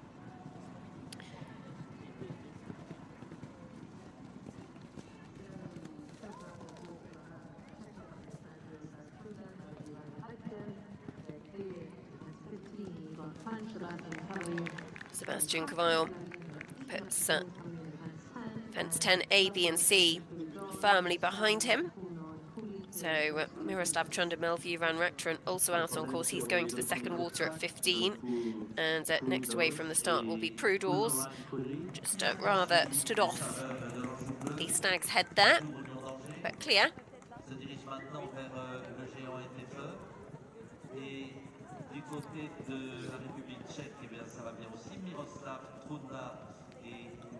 And another just to take their time. You know, there's a lot going on at this part of the course. They can see the race course out in front of them, for one.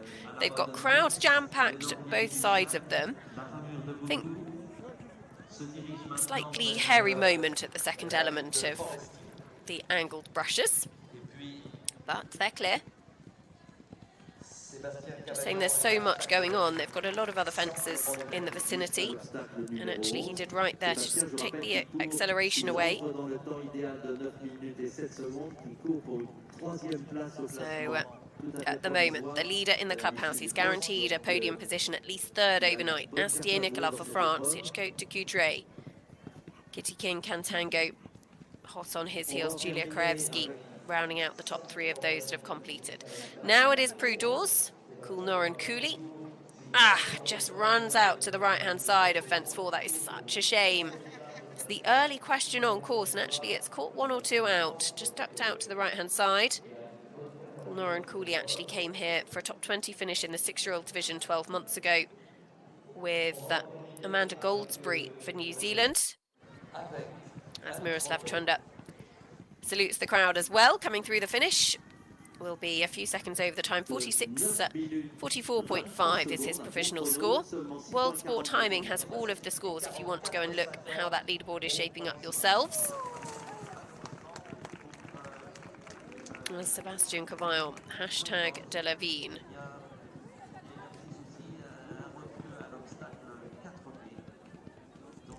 Sub 30.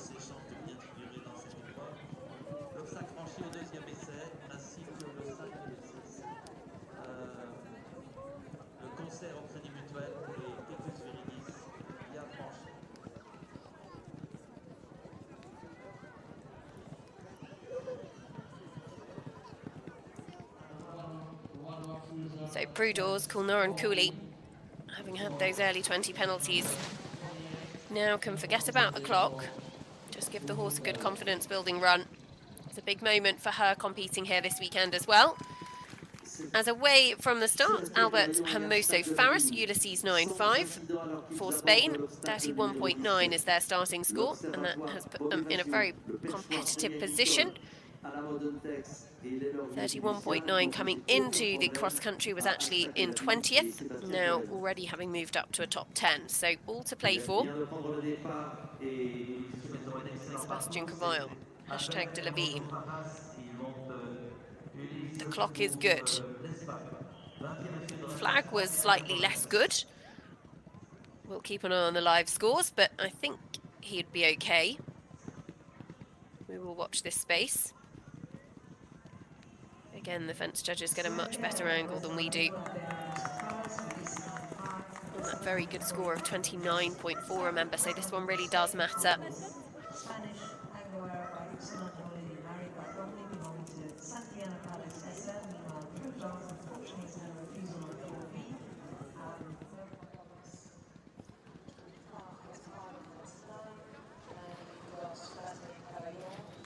No problems at those angled brushes, so he can set sail towards home now. Still looking at the live scores at 17A and B. Nothing has appeared as yet. Keeping us in suspense. But he has got 40 seconds left on the clock, just under now. And actually, that's not a million miles away from what he needs. He's probably a few seconds down. Depends a little bit on how much gallop you've got left when you come away from this last combination, because we've seen a couple really open up on that accelerator and they can make it home. He has been judged as clear through 17A and B, so this is a good round for Sébastien Cavaillon, #Delavigne.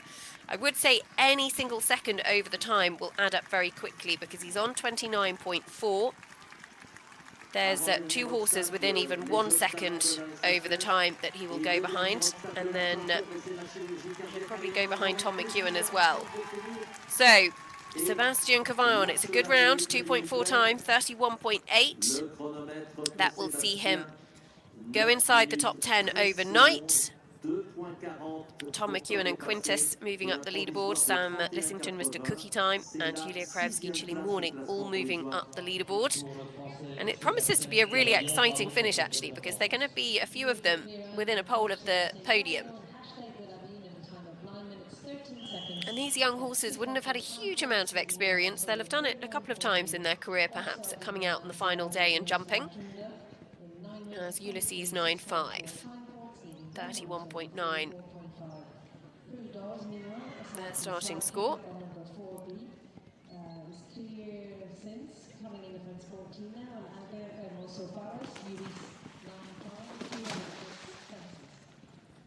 Une information que le directeur de course vient de me transmettre, il y a un enfant qui s'appelle Paul Jacquet. Paul Jacquet est à l'obstacle numéro 13 et il attend son entourage.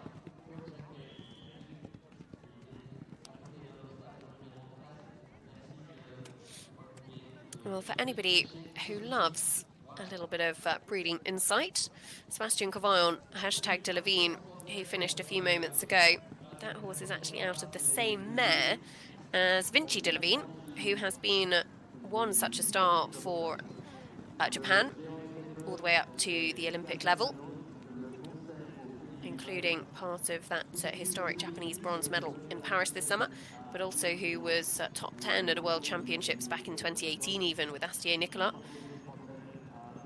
And so the same Ellipso Delavigne, who we saw Sebastian ride last week, I think it was in Buccolo, is also one of the offspring. Pretty good genes. Albert Hermoso Faris, Ulysses. No problems at all at those 3 elements there.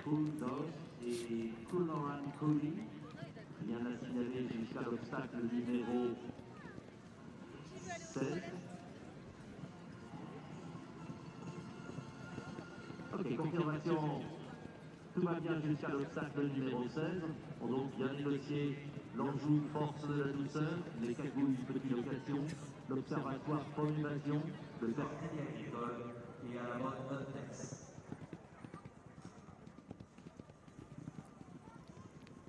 Prudhomme, who had that unfortunate 20 penalties a little bit earlier on, has otherwise enjoyed a really good run cross-country, and actually clear so far over the rest of the track. So just carrying those 20 penalties. Has some 7 jumping efforts probably left to go.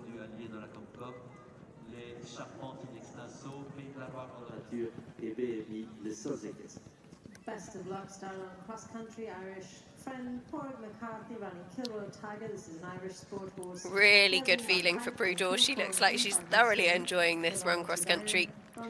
She'll be frustrated with herself, I'm sure, for that problem at the first combination, but sometimes when you have an early problem, it actually takes the pressure off and you can enjoy the rest of your round. And she certainly looks like she has done that. Coolnoran Cooley coming home will pick up some time penalties as well. Clearing the last combination and heading towards home. Just one fence left to do. And there we go, just the last to go for Prue Dawes. Says good boy. And they have the last to go. So Debbie Carpenter out there supporting Prue this week with looking after Coolnoran Cooley. And again, we've talked about the owners, we've talked about the breeders, the grooms, the support staff, everybody puts so much into it. It really does take a village. And they pop over the last and come home safe and sound. And you can see just what it means to Prue to come home at her first Le Lion d'Angers. Yes, there's a few penalties to add, but she gets the job done, and she will be back, I have no doubt, in the future. Now, Morgane Yeriat, Mona Lisa for France. Comes forward on a score of 34.4. Getting news that Albert Hermoso, Faris, Ulysses, who were on that good score actually for Spain, have had a problem at 13C. That's the fence in front of the chateau that we don't see. So they will come back into sight in a moment, but unfortunately will take them out of contention for the top of the leaderboard here.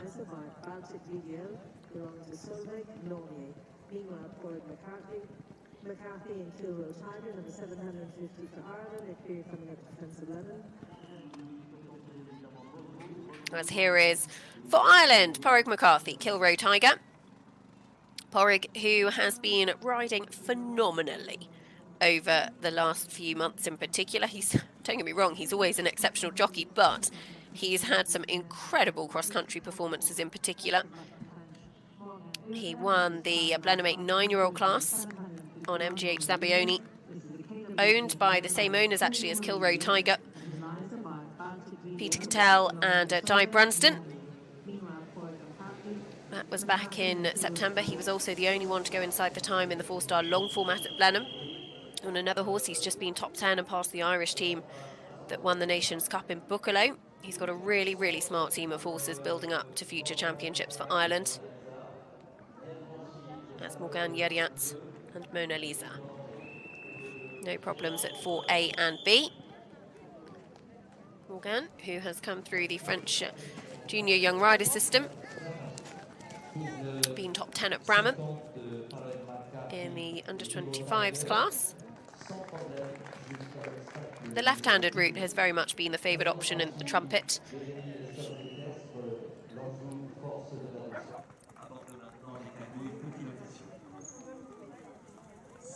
So good for Morgane and Mona Lisa.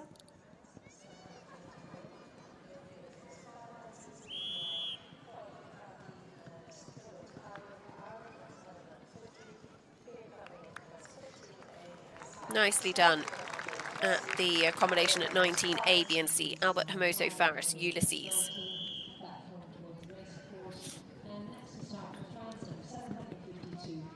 So we've got about 15 or so combinations left to start here in Le Lion d'Angers, but still plenty that could rattle the very top of the leaderboard, including our overnight leader, Lizzie Boff and Calada Spice, who will be heading out of the start box in probably about 15 minutes' time.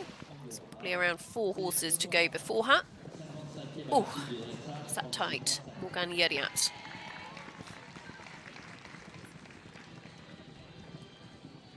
Mona Lisa just got in quite tight to the frog and twisted slightly.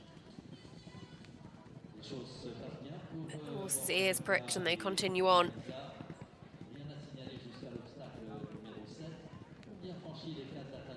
And a real gallop on this horse as well. Mona Lisa by Kohinoor VDL. Now, a mare called Her Liza by Baltic VDL. owned by Solveig Normier, as Benoit Perron next to come forward, Hyperion de la Herne,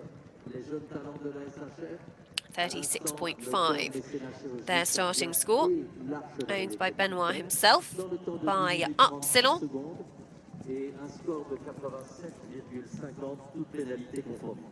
Upsilon, of course, Thomas Carlyle's wonderful stallion.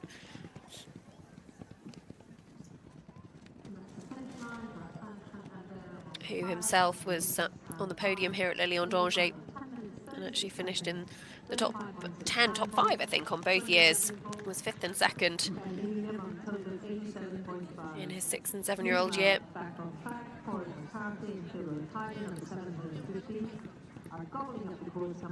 Porrick McCarthy, Kilroe Tiger.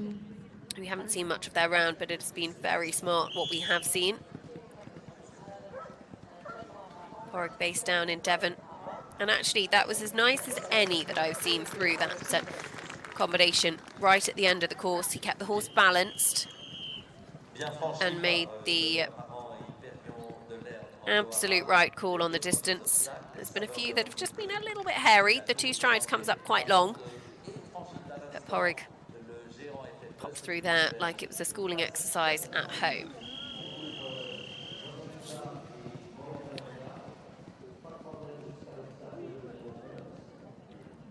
So 2 for France, 1 for Ireland out on course. Benoit Perron is our latest starter. He's put the first 5 jumping efforts behind him.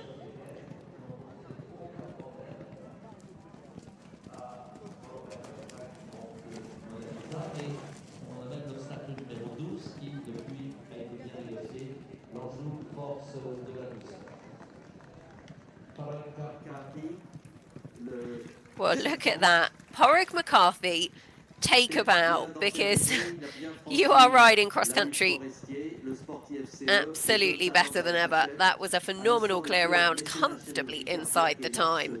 Pure class. And Kilroe Tiger will go forward to tomorrow's show jumping on 33.9.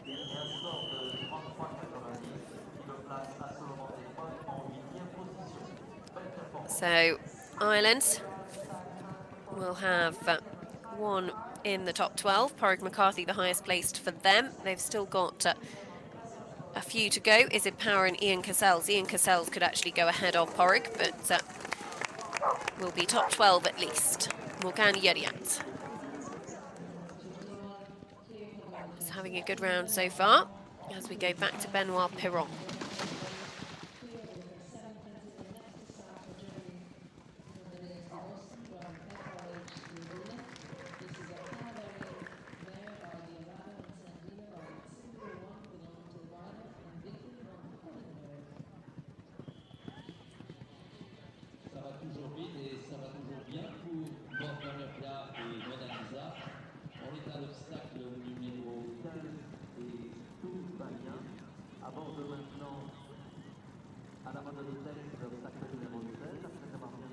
So Benoit Perron is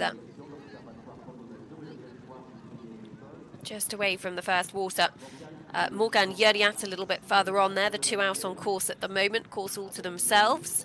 9 minutes and 7 seconds, the optimum time for this track. And actually, we've had a few more that have made the time. I think we're up to 5. Astier, Nicolas, Kitty King, Tom McEwen, Porrick McCarthy and Danielle McCormack. So 2 for Ireland, 2 for Great Britain and 1 for France.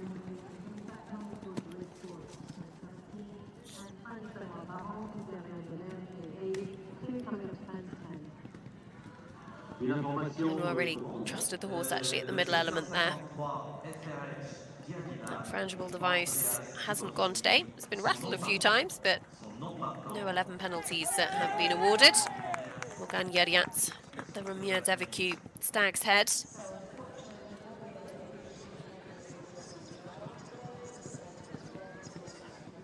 So our next horse on course will be for Ireland, number 754, Dasset Fortune, ridden by Elizabeth Power.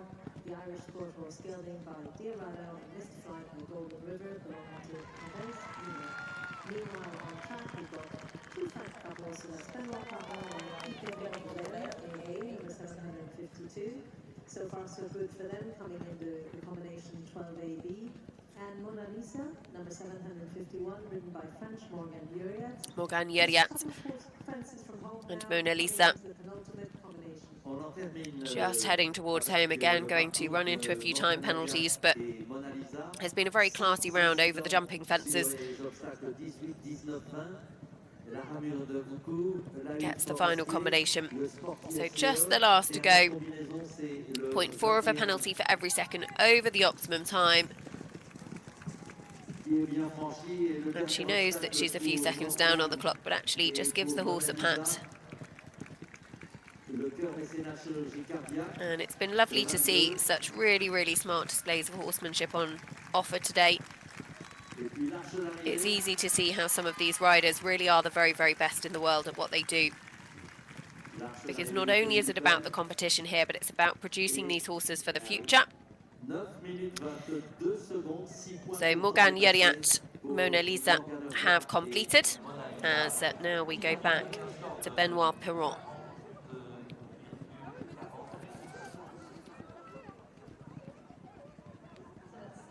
About 10 minutes until our overnight leader is away from the start box. Woo, saw a good old distance to that corner. Hyperion de la Herne was very, very honest. Picked up a mile off in the water and was clear. Also waiting for news on Izib Power, who should be next out on course. In fact, Andreas Dubovsky, FRH Diadina, would have been next out on course and I think has withdrawn. Let me get that confirmed for you. Withdrawn before cross-country, Andreas Dubovsky. So there is a short gap now in the natural running order. FRH Diadina.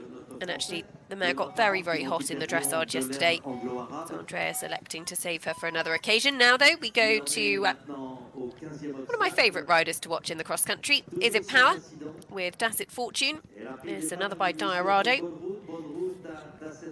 He's an incredibly prolific and popular sire at the moment.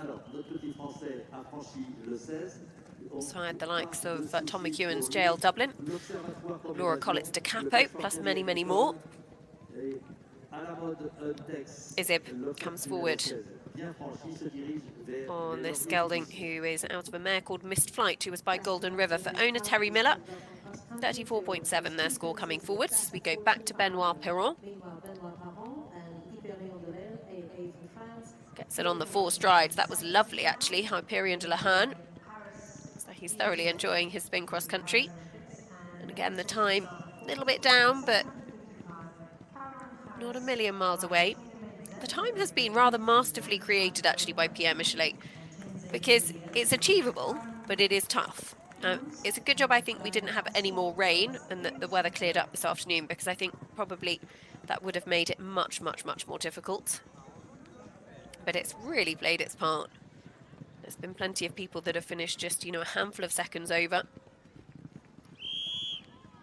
Holding on for the 3 strides, Benoit Perron, Hyperion de la Herne. That was very nicely done. The 2 strides is quite a forward, quite a risky distance. I think if you can casually get the 3 in, like we saw Porrick McCarthy and Benoit do, it definitely looks a little bit less wild.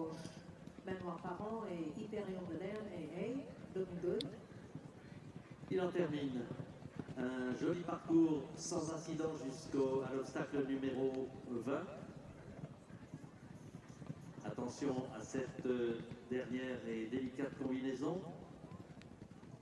Benoit Perron. It's a little bit tight to the final element there, but he can kick on towards home now. 0.4 of a penalty, remember, for every second over the time. It's been a good round from him. First visit to Le Lion d'Angers. And he comes back onto the racecourse. Just the final fence to go. Jumps through the heart and through the finish flags to the cheers of the French crowd. He was so enthusiastic. 46.9 is his total score.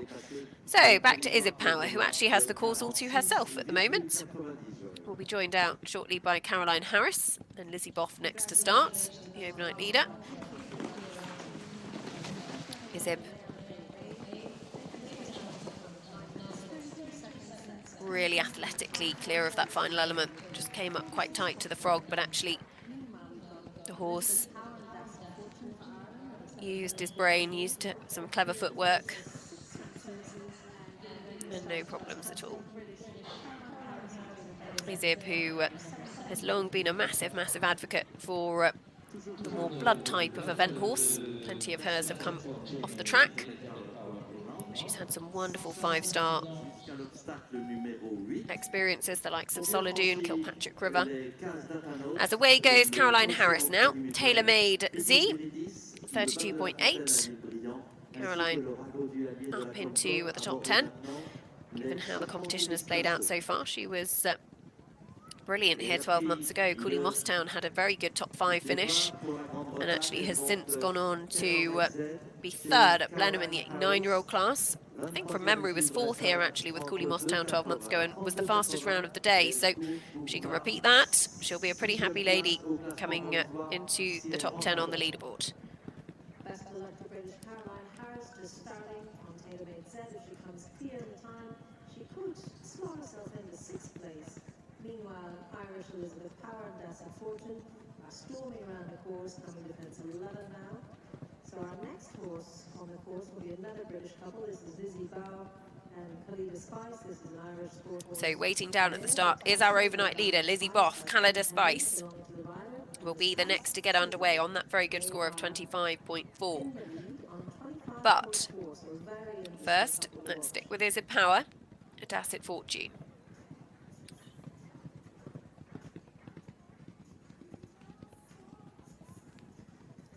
Back to Caroline Harris and Tailor-Made Z. They come to this first combination, the Datonate cases. And actually, this first combination has caught a few out as the day's gone on, to be fair. Walks on a fairly straightforward line, on the left-handed line, but there's a lot for these young horses to look at, and some of them have just been a little bit mind-blown. And the line hasn't quite come up for them.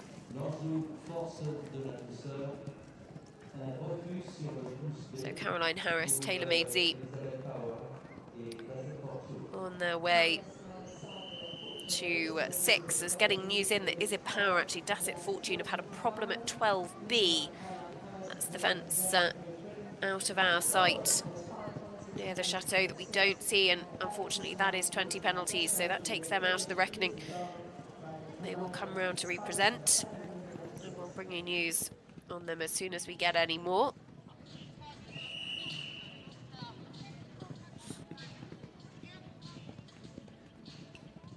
Caroline Harris, Tailor-Made Z.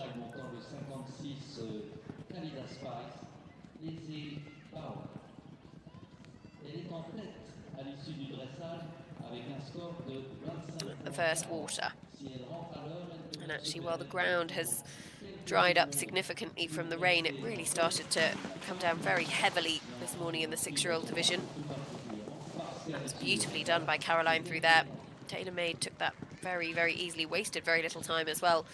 While the rain has dried out, we've got bright sunshine now, which obviously adds the shadows, the dappled shade into the mix.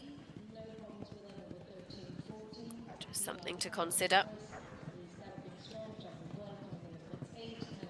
And interestingly as well, that over the last few days, I think it's been pretty overcast and pretty rainy. I don't know how much sunshine there's been, so how much they would have walked the course in these kinds of conditions, I don't know. Well, yesterday was a day to remember for Lizzie Boff. What a performance at her first Le Lion d'Angers. Best international dressage score. Best international dressage score for this horse at her first Le Lion. Khalida Spice, who was living up to her name at the first horse inspection, was pretty fiery. Put in a lovely first phase performance to score 25.4. They sit out in front overnight. This horse owned by Lizzie alongside the Spice Syndicate. We'll come back to them in a second. As Caroline Harris, Tailor-Made Z, confidently clear of 10. Is It Power did continue on after that 20 penalty. She's now on to 16 and 17. So I'm sure we'll catch up with her very shortly. Otherwise, two very good combinations out for Great Britain. The clubhouse leader is Astier Nicolas, Ichko de Coudray. Lizzie Boff on 25.4, remember. Could afford to be 1 second over the time, nothing more, to absolutely guarantee her overnight lead. Easy Power and Dassic Fortune taking the direct route at the Lauriers Fiducial. Beautifully landscaped gardens and hedges.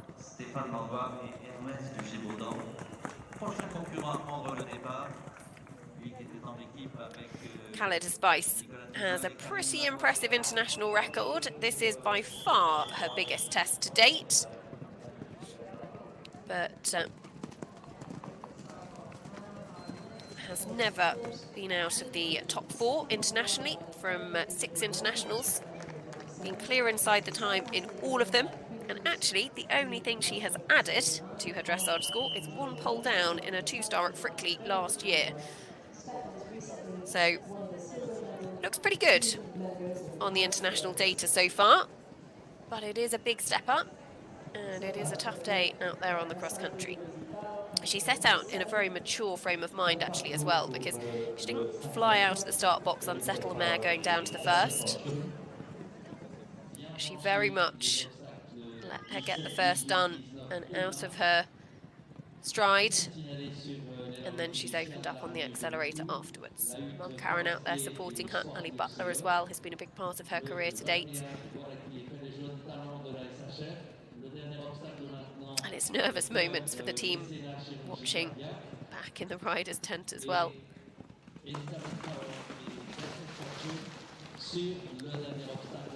Did a good job there because she recognised that she was a little bit off the step, gave the horse a little bit of a tap down the shoulder just to open up the stride, but then waited for that final frog. And you've got to be so reactive with cross-country riding.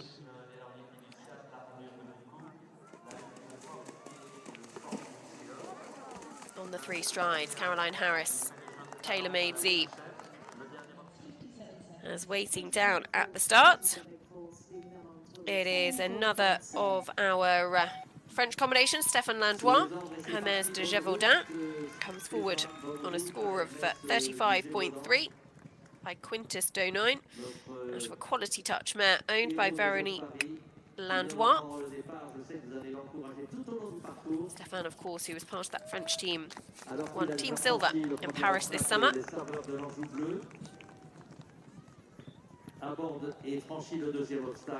Back to our overnight leaders, Lizzie Boff, Khaled Spice. No problems at any of the 3 elements at 10. So she's 4 and a bit minutes into her round. Remember, she's not got a lot of room to manoeuvre in terms of the top of the leaderboard. 1 second over to guarantee that she will be the overnight leader going forward to tomorrow. Nothing more than that. Gemma Stevens, of course, still to come with Chile Morning the 4th. So Caroline Harris, just ducks out to the left-hand side at 17B. That is such a shame. She's going to go round to represent to the alternative. That fence has really caught 1 or 2 out today. There's a big old drop after that big laurel brush. And you've got that curving left-handed line to a pretty skinny triple brush. And unfortunately, another to just pick up 20 penalties there. Stéphane Landois. Hermès de Gévaudan. Combination at 4 behind them. So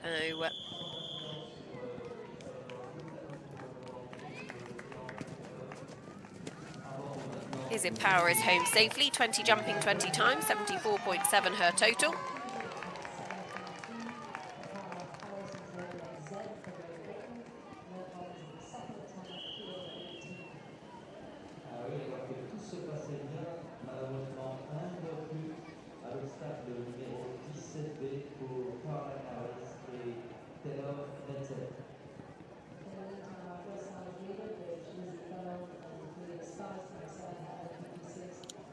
So Waiting for news on Lizzie Boff. Here she is, Calais Spice coming to the water at 15. Haven't got a clock on her at the moment. She is good on the time compared to some that we have seen. The horse still looks like she's got plenty in the tank. Lizzie, who went to her first 5-star earlier this year at Defender Burley, went clear cross country there. Landois, no problems with any element in the first water. Caroline Harris just getting news with TaylorMade Z. Another problem at the first of the angled brushes at 19B, and actually then electing to pop her hand up and call it a day. So they are walking home. We won't see them take any further part in the competition here this weekend.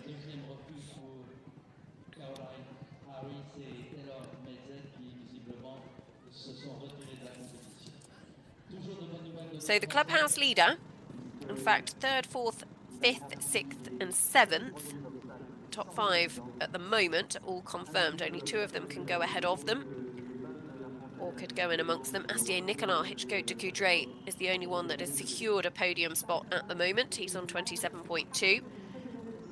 Kitty King, Cantango, and Julia Krajewski, Chilly Morning, the second and third at the moment. Ultimately, we still have 2 that could go ahead of them all. One of them is out on course. In the middle part of the track that we don't see so much of, Lizzie Boff, but still clear on the live scores. And here she is coming back into view. What does the clock look like? Okay, minute and 24. She's not a million miles away from where she needs to be. Depends how much the mare keeps galloping on the racetrack. She's quicker than some. Les lauriers fiduciales bien franchis se dirigent vers la ramure de Boucou. C'est bien franchi aussi. And finds the 2 strides there look very easy actually. So Lizzie Boff having a super spin cross country at her first Le Lion d'Angers, and it's a very mature spin cross country as well, I would say. Not taking any unnecessary risks.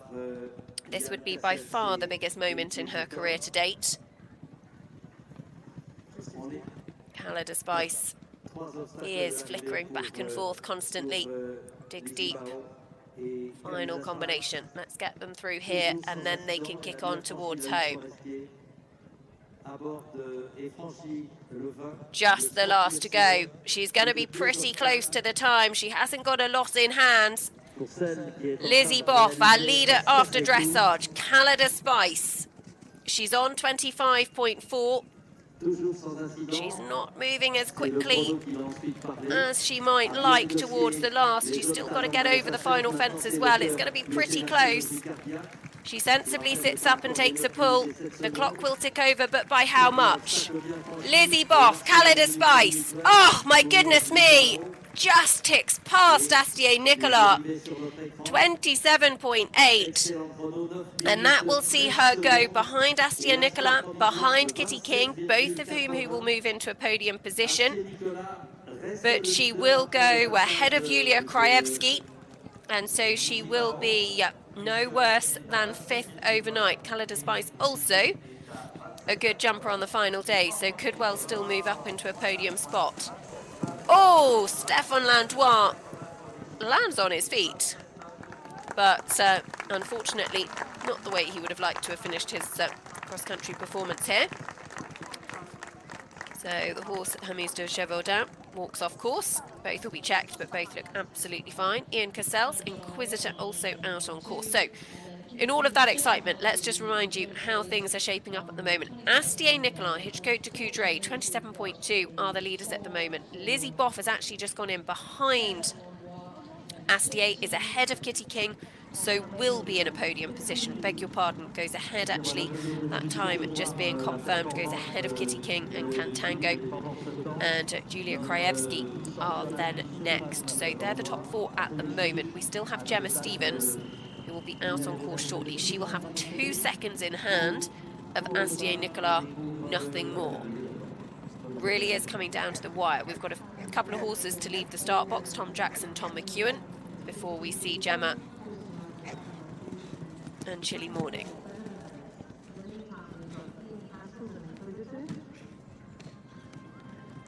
Really lovely done, Inquisitor. Stefan Langlois, sorry. In the meantime, we've And got Ian Lee Cassels. Inquisitor, number 758 for Ireland. Ian, who actually produced one of the best Irish tests, or the best Irish test here at Le Lion d'Angers in over 17 years with Roscommon Aldo a couple of years ago. Was as low as, I think, 22.4, 22.5. Very, very good first phase performance. And again, fast clear here could see him go inside the top 10. Naturally, he was first out on course and came home 1 second over the time. Made it look pretty straightforward, and we all know now it is far from being the case. Now the turn of Tom Jackson with My Star Turn. This Action Breaker by Action Breaker out of the mare by Obligado B called Twister BZ, owned by Richard and Sarah Jewson. Stefan Langlois, sorry.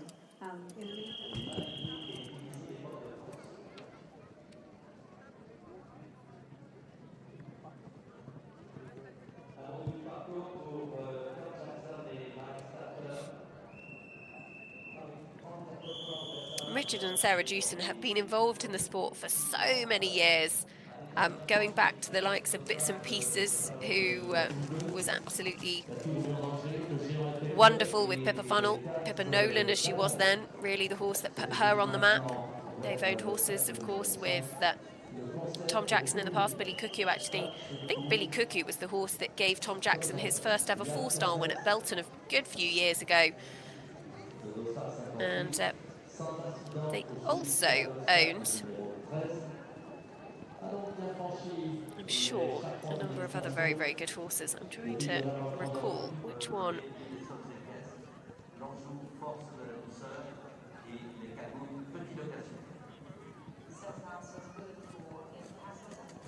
Plenty of big ones anyway over the years, and it just goes to show long-standing owners, long-standing supporters, fans of the sport. As Ian Cassels, Inquisitor, nicely through the water at 15. Another British rider, another Tom, and this time it's the world's #1 eventing rider in the rankings. Tom McEwen riding Maestro. So My Star Turn carefully over the frog. Still plenty of crowds out there at the far end of the course, enjoying the sunshine that the end of the day has brought. We've got some 5 combinations left to leave the start box now. Tom McEwen will be next away with Maestro. I think, in fact, he could well be on his way or going under starter's orders. Ian Cassels, Inquisitor, and Tom Jackson, My Star Turn, the two we've out on course at the moment.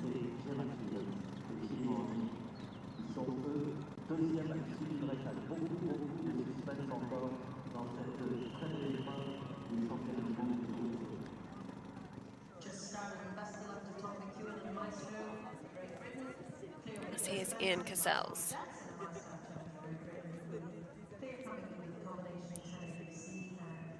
Rushes through the top of the second element there at the Lauriers Judicial. On that good score of 30.9. Again, could go into the top 10. He is good on the clock, Ian.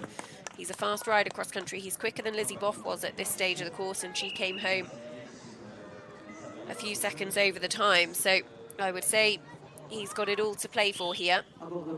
Oh, Ian. Moment there. Alors que Tom Jackson et My Star Turn sont sans incident jusqu'à l'obstacle numéro 10. And he's now got a minute to get home. This is, as I say, the quickest that we've seen so far. Tom McEwen is also away on course with Maestro. That was the British young horse 7-year-old champion from a few weeks ago at Cornbury House. Ont été bien franchis par My Star Turn et Tom Jackson. Tom McEwen et Maestro, le 760.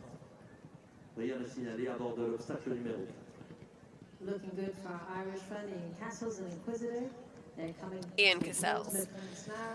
Just the last to go, and actually he is very, very comfortable on the clock as well. The Irish have been the ones that have really delivered the most inside the time today, showing once again their cross-country prowess.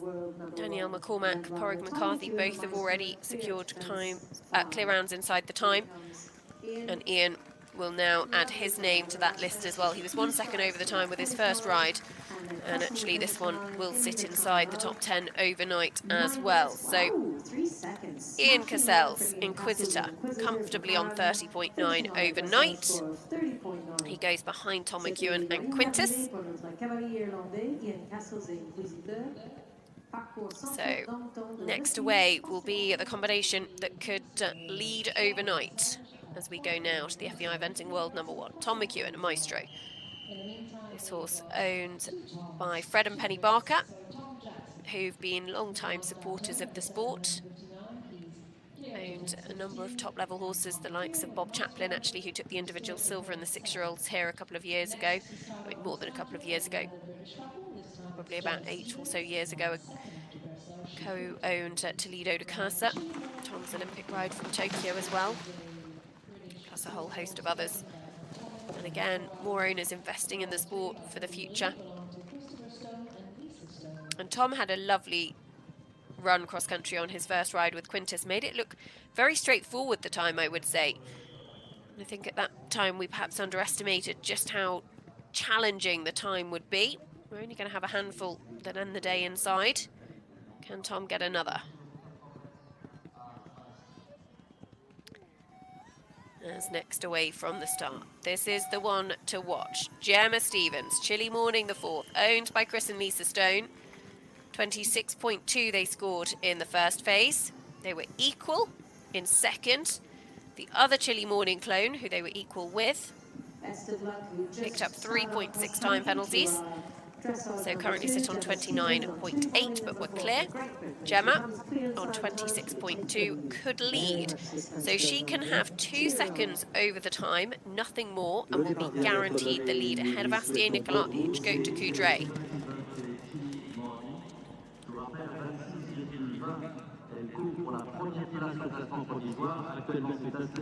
Maestro looking really classy at the combination at 10 as Tom Jackson, My Star Turn. Heading into the end of their cross-country round, coming back onto the main race course.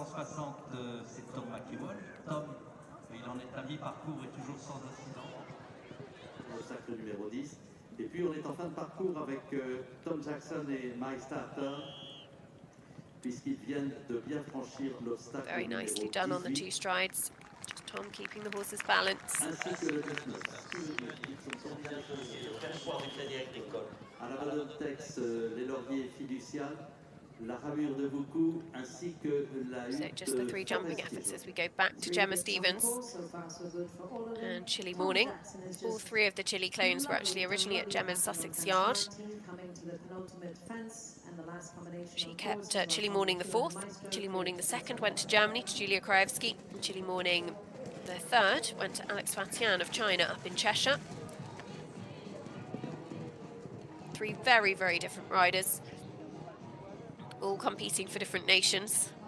I mean, imagine the potential stories that this could bring is absolutely extraordinary for the sport. Gemma 2 minutes into her track, just over. And she would have been the one of the riders that have the clones now that would have really known Chilly Morning 1, the original Chilly Morning, the most. My Star Turn just looking a little bit weary coming through the finish. Tom just nursing him home. Nursing her home, beg your pardon. My Star Turn, 7-year-old mare, safely through the flags. That's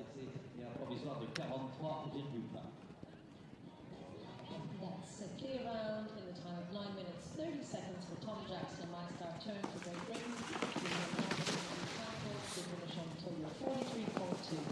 In the meantime, we've got world #1 Tom McEwen. Gemma very quickly away from the water, and actually he's really galloping there. Chilly Morning, this horse's sire. Oh, no, not sire, beg your pardon. The clone description. Chilly Morning's clone.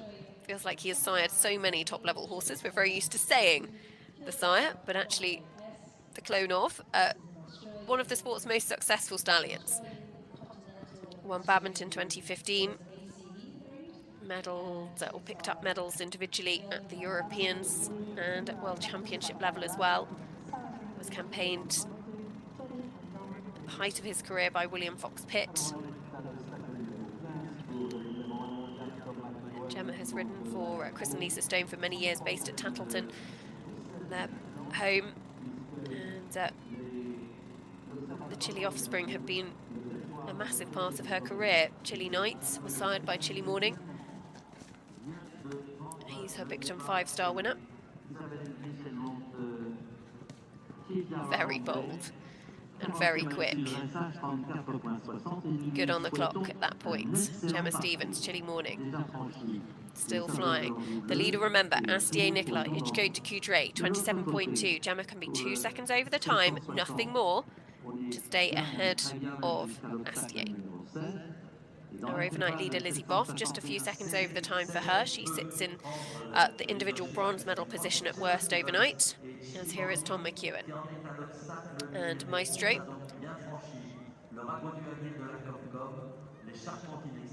A few seconds down on the clock, Tom. He's not as quick as he has been. Oh, he was on his first ride, Quintus. Quintus will actually sit in at least 7th overnight. So far, so good for all three of these couples. Let's start with Tom McEwen, world #1 event rider, and Maestro for Great Britain, coming back onto the race course now. And another that very quietly just waits for that third stride, doesn't take any unnecessary risks. As Isabel English, Sildara Bombay S is also away on course. So Tom McEwen heads towards home.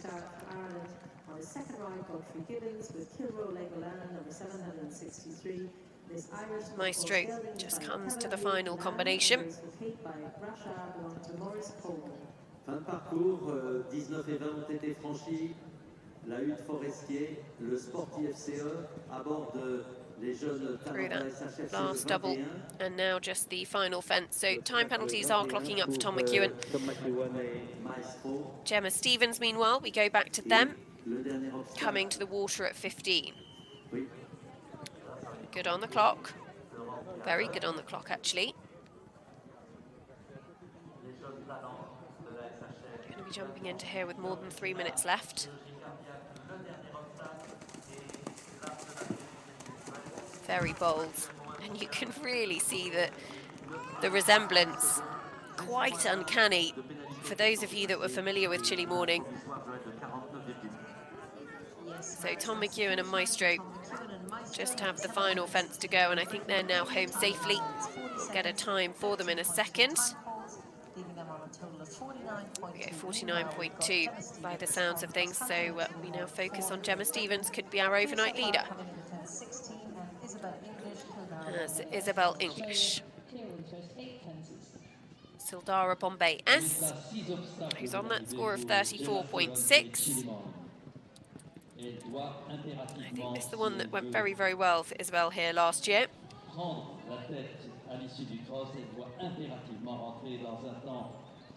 Next away from the start. The penultimate rider to go, it is Godfrey Gibbons with Kilroe Legoland, owned by Maurice Coleman, on 35.2. Yeah, so they head out of the start box over the first on the race course. Godfrey already had one spin cross-country today. As we go back to Gemma Stevens, taking the direct route, the clock is also looking pretty good. And importantly, he looks like he is still galloping.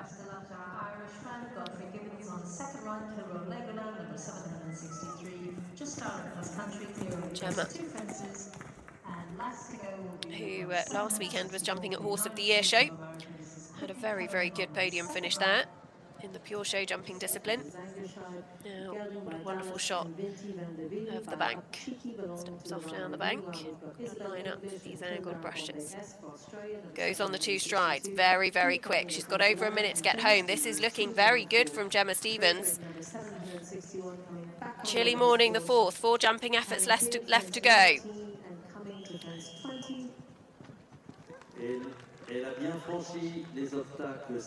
26.2 her score. Astia Nicolas 27.2. She can be 2 seconds over the time and still be guaranteed the lead overnight. But she's got to jump clear. The clock looks good. The clock looks very good. Gets the last combination. Now she can start to think about the finish. The clock is excellent, in fact. He's still full of running. He's still galloping. Gemma Stevens and Chilly Morning, the fourth. Are they going to be our leaders heading into the show jumping tomorrow? She sits up for the final fence. She can take a pull because she can canter over the line. What a moment for Great Britain's Gemma Stevens. Chris and Lisa Stone, the owners of Chilly Morning, the fourth. She will stay on 26.2. And that was an absolutely brilliant round from this combination. Gemma admitted herself she felt the pressure this weekend. Her team will be absolutely delighted. I don't know if you saw the lady just waving her hands there. That is Lisa Stone, stood alongside husband Chris. And huge credit must go to them as well, because they've invested a lot of time, a lot of money into this. And watch this space tomorrow. So, Gemma Stevens leads going into tomorrow, ahead of Astia Nicolas, ahead of Lizzie Boff, Kitty King, Julia Krajewski, rounding out the top 5. We focus, though, on Isabel English, Sildara Bombay S, combination who were 5th here 12 months ago. Quidley Kellerman will be about to leave the start box, and Godfrey Gibbons is also out on course. So, pretty exciting finish to an action-packed day of cross-country here in Le Lyon. Swimming around the course, eating it up with ease, coming into fence 16, and Godfrey Gibbons with Kilroe Legoland, number 763, clear up to fence 8, and just about to start for the United States of America, we've got Quidley Kellerman, Da Vinci, Uno's Z. As here is Quidley Kellerman, her second ride of the day. She already had a good clear round with some time penalties with Blakeney's cruise. Da Vinci Uno Z, owned by Quidley herself, by Dallas, out of an Upchukwi mare called Vinti van der Wiel. Les 3 derniers concurrents de cette magnifique épreuve de cross sur le parcours. Here is Godfrey Gibbons, who had a lovely clear round on his first ride earlier. Just a few time penalties. And gave that horse a lovely shot through the combination at 10.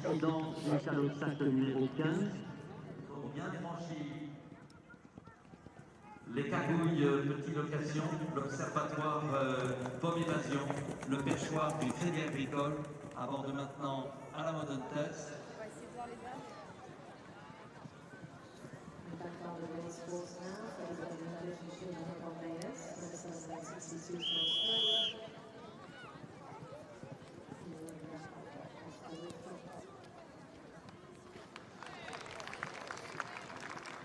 Isabel English, Sildara Bombay S.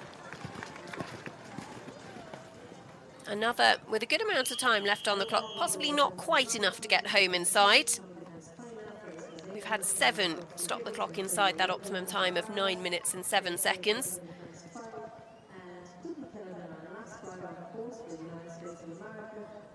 So Isabel, just the 3 jumping efforts left to go for her. Les 3 premiers obstacles bien franchis par Quidley Kellerman et Darwin Kiunosel. La tour au danger, le géant FFE aborde maintenant les 15 internautes. On est à 2 obstacles de l'arrivée pour Kitty Bombay et Isabelle English. Alors, le 20. So Isabel English and Sildara Bombay S. Just the final fence to go. A couple of seconds over the time, but that has been a really nice round for them, and they will sit just outside the top 20 overnight. 37.4. It is very, very tight in the middle part of that leaderboard, as we thought it might be. Avec 9 minutes 14 secondes, c'est seulement 7 secondes au-delà du temps accordé et un score provisoire pour Isabelle English et Sildara Bombay de 37,40. Beautiful round. Congratulations, Isabel English and Team Sildara Bombay. Godfrey Gibbons, Kilroe Legoland. Had a good lad come away from there.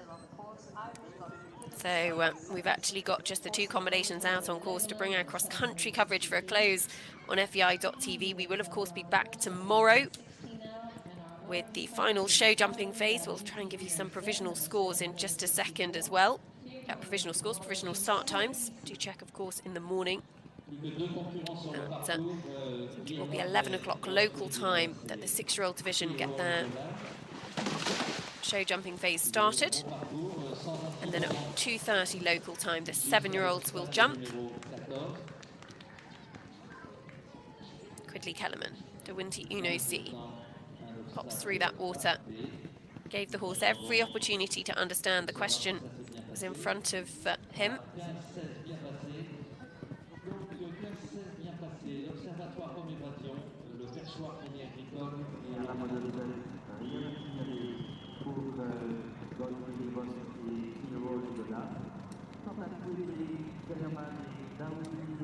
So, Quidley Kellerman, De Winty Uno C. Not really putting her foot flat down on the accelerator, just giving this horse a good experience. And there's still plenty of crowds out there. There's plenty for them to jump, these young horses. As Godfrey Gibbons can head towards home. He's had two lovely spins cross-country. And Kilroe Legoland, owned by Maurice Coleman. Heads over the hill, back towards the racecourse, and there's a lot for them to look at. They come over this hill, they've got all the people, they've got all the fences, they're then going to jump off a house.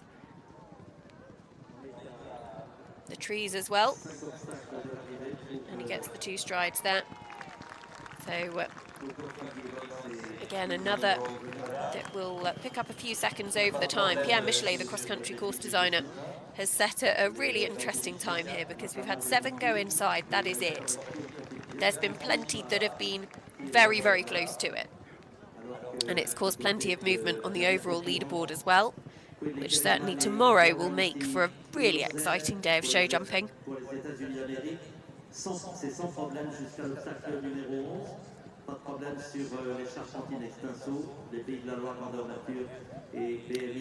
just the final fence to go for Godfrey Gibbons, Kilroe Legoland, as they head to the last heart patronage cardiac surgery in front of the incredible grandstand here in Le Lion d'Angers, overlooking the racecourse. Oh, sees a flyer at the last, but he is home safely. It'll be a few seconds over the time. 3.6 time penalty, still good enough for a top 25 finish overnight, and he looks thrilled with that, and so he should be. So that means that Quidley Kellerman, course all to herself at the moment, as we see Godfrey Gibbons just pulling up with Kilroe Legoland. So just a reminder, from 11 o'clock local time tomorrow, we will have the show jumping for the 6-year-old division, and from 2:30 local time, the provisional start time for the 7-year-olds. They will all run in reverse order of merit, and then the prize giving will take place after that. So we will see who will be crowned the 6 and 7-year-old Le Lion d'Angers winners for 2024. Quidley Kellerman, De Winty Uno C. About 30 seconds down on the clock, maybe a little bit more, as she comes to the Perchoir Credit Agricole water. It's very much been about giving this horse a good experience, and Quidley, so mature, her riding. She's only 18 years of age, and she had a lovely run cross-country a little bit earlier on with Blakeney's Cruise. Clear round with just a handful of time penalties as well.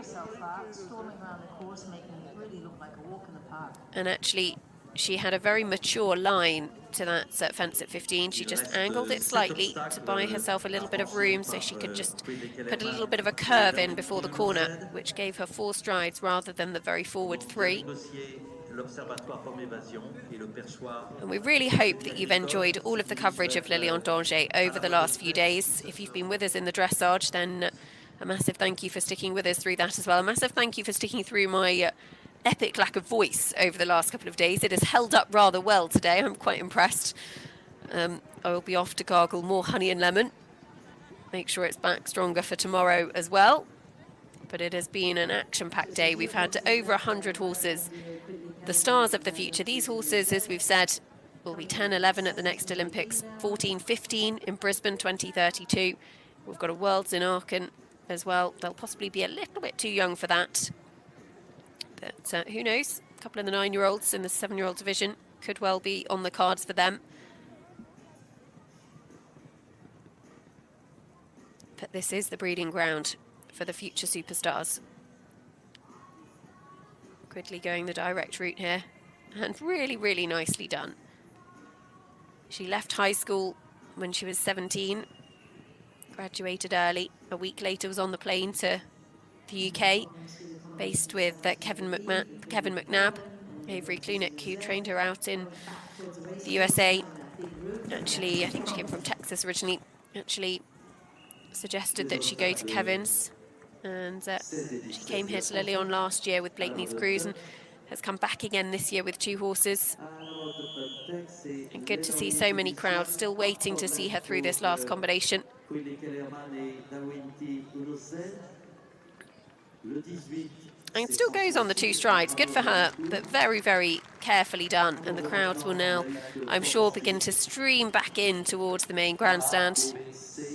They've thoroughly enjoyed a brilliant day of sport, and actually they've enjoyed some really nice weather this afternoon as well, because my goodness, they were hardened by the rain this morning. It really did come down for the 6-year-olds at one point, and thankfully it cleared away, and we've enjoyed a lovely day to finish. I can imagine that the time in the 7-year-old division would have been even more dramatic should the rain have continued.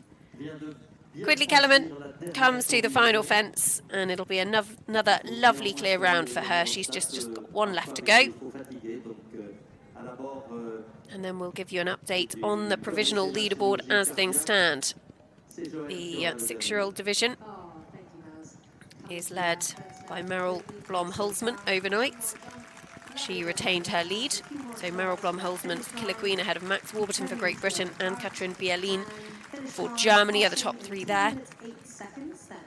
As there we go, 60.2 for Quigley Kellerman. We'll see her with 2 horses tomorrow. But in terms of the competition for this 7-year-old division, that does wrap up proceedings on what has been a really full day of cross-country action. We do hope you've enjoyed it all.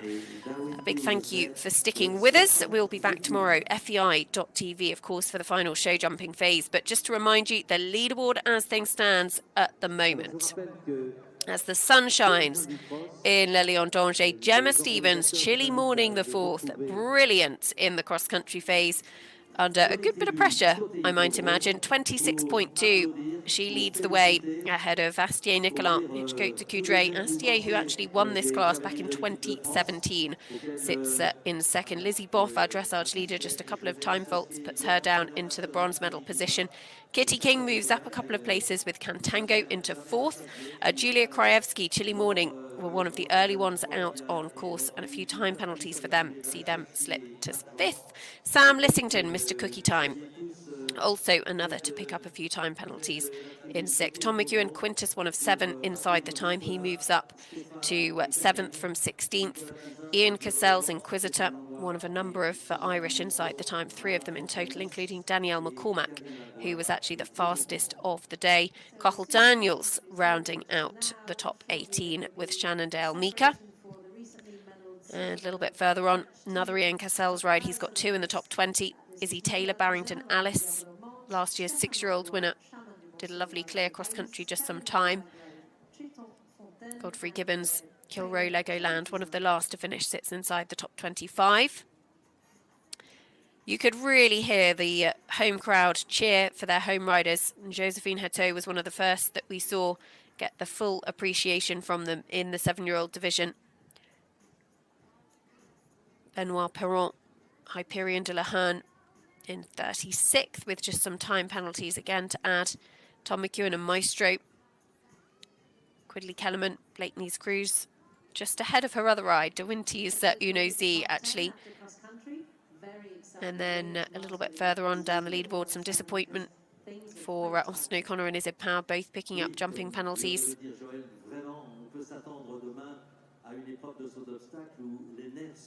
as did Gemma Stevens on her first ride, but Prud'Hors was absolutely thrilled to pieces with her round. She had 20 penalties and some time, but was so pleased to come home through those finish flags. Wasn't the day for a couple of others, but happy to say all riders on their feet, all horses walking off course, and the sun is shining here as we bring it to a close. Cross Country Day here in Le Lion-d'Angers for the FEI WBFSH Eventing World Championships for Young Horses. We do hope you've enjoyed all of the coverage. Don't forget 11 o'clock local time for the 6-year-olds tomorrow, 2:30 for the 7-year-olds. It is no doubt going to be a brilliant conclusion. We do hope that you'll join us then. Thanks for listening. Encore la Grande-Bretagne sur les 4 premières places. 3 Anglais sont vraiment très forts, ces Anglais, mais les Françaises défendent bien. La 4e place, c'est pour Kitty King et Cantango, score 27,90. Yes, Miles, in the top 4 there are 3 Brits and 3 Lady Brits. Well done, girls. This is 4th place Kitty King for Great Britain riding Cantango on 27.9. On retrouve une femme, là encore à la 5e place pour l'Allemagne. Elle montait Chile Morning, c'est Julia Krajewski, 29,80. Lying in 5th, yet another lady, this one's from Germany.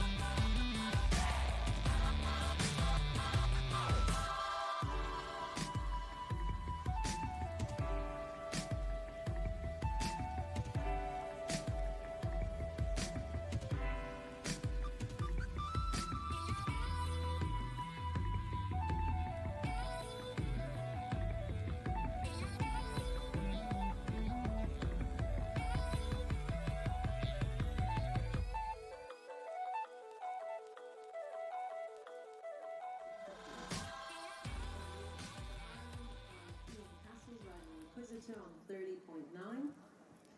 9e, la France et Sébastien Cavaillon, hashtag de la vigne, 31,80. For France, in 9th place, we've got Sébastien Cavaillon and hashtag de la vigne on 31.8. Et 10e, pour la France, Alexis Goury, Hachi des Loges, 33,40. And in 10th place, equally from France, Alexis Goury riding Hachi des Loges on 33.4. Mais il y a moins de 2 fautes entre la première et le 10e. Et je vous rappelle, moins d'une faute entre la première et la 6e. Yes, as Mouse so wisely said, there's less than 2 rails between 1st place and 10th place, and less than 1 rail between 1st place and 6th place. So having cool nerves tomorrow is really going to pay. Merci Joël, merci Catherine.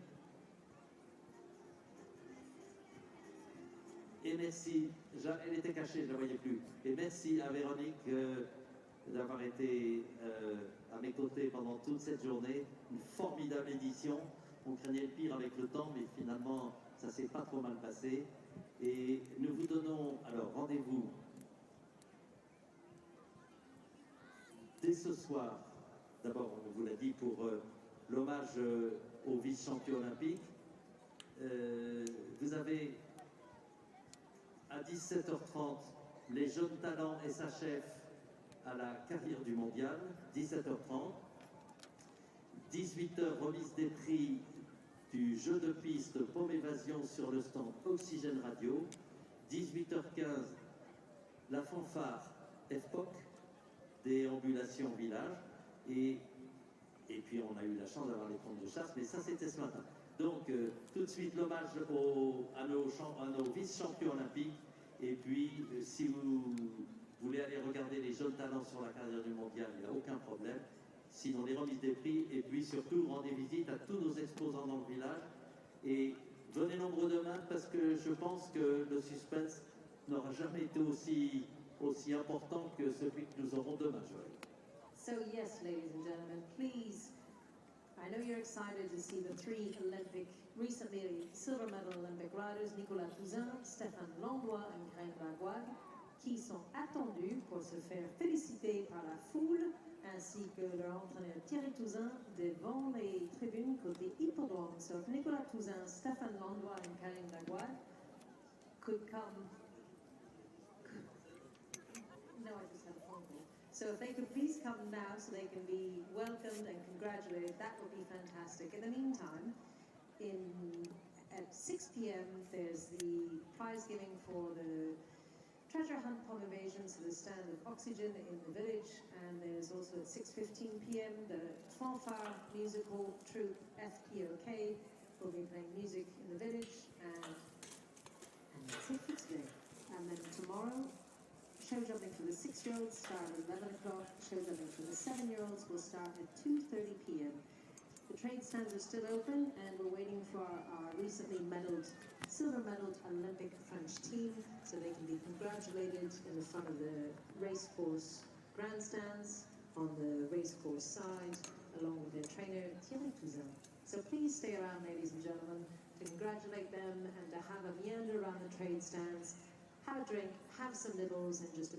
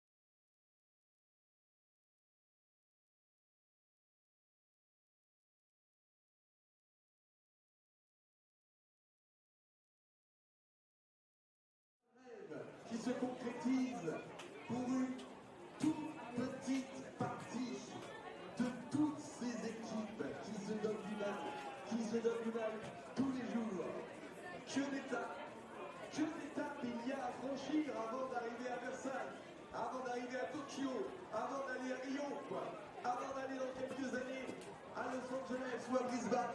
Que d'étapes il y a à franchir pour former ces chevaux, pour avoir des couples performants, ne pas se poser de questions, être brillant, être là au moment où il le faut, être dans sa bulle, être prêt physiquement, mentalement.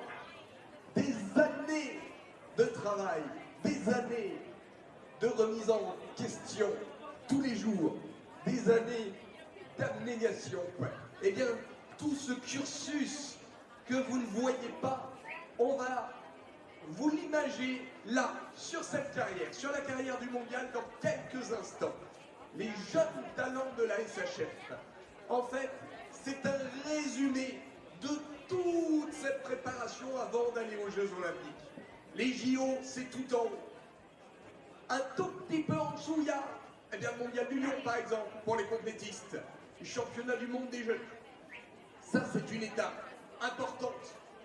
Mais encore avant d'aller au championnat du monde, avant d'aller ici au Lion d'Angers, eh bien, il faut former les chevaux.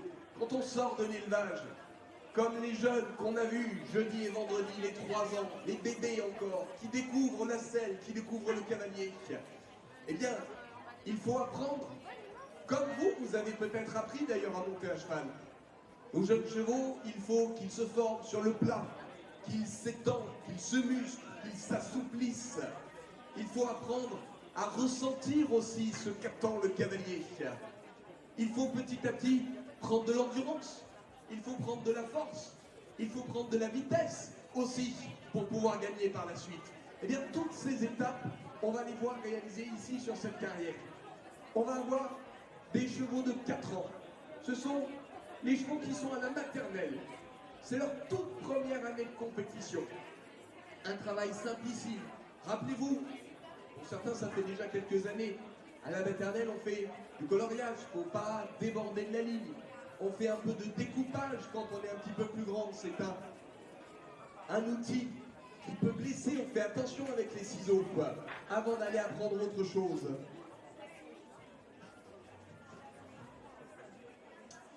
Alors avant de voir tout ça, on va faire le direct, effectivement, c'est important. J'ai une petite Léonore qui est perdue. Et normalement, il vous manque une Léonore à côté de vous, ça c'est ennuyant. Et puis, il y a Loïc également, qui vous attend, à la tente accueil du mondial. Elle est là au village exposant. Donc si vous avez perdu une petite Léonore, elle vous attend.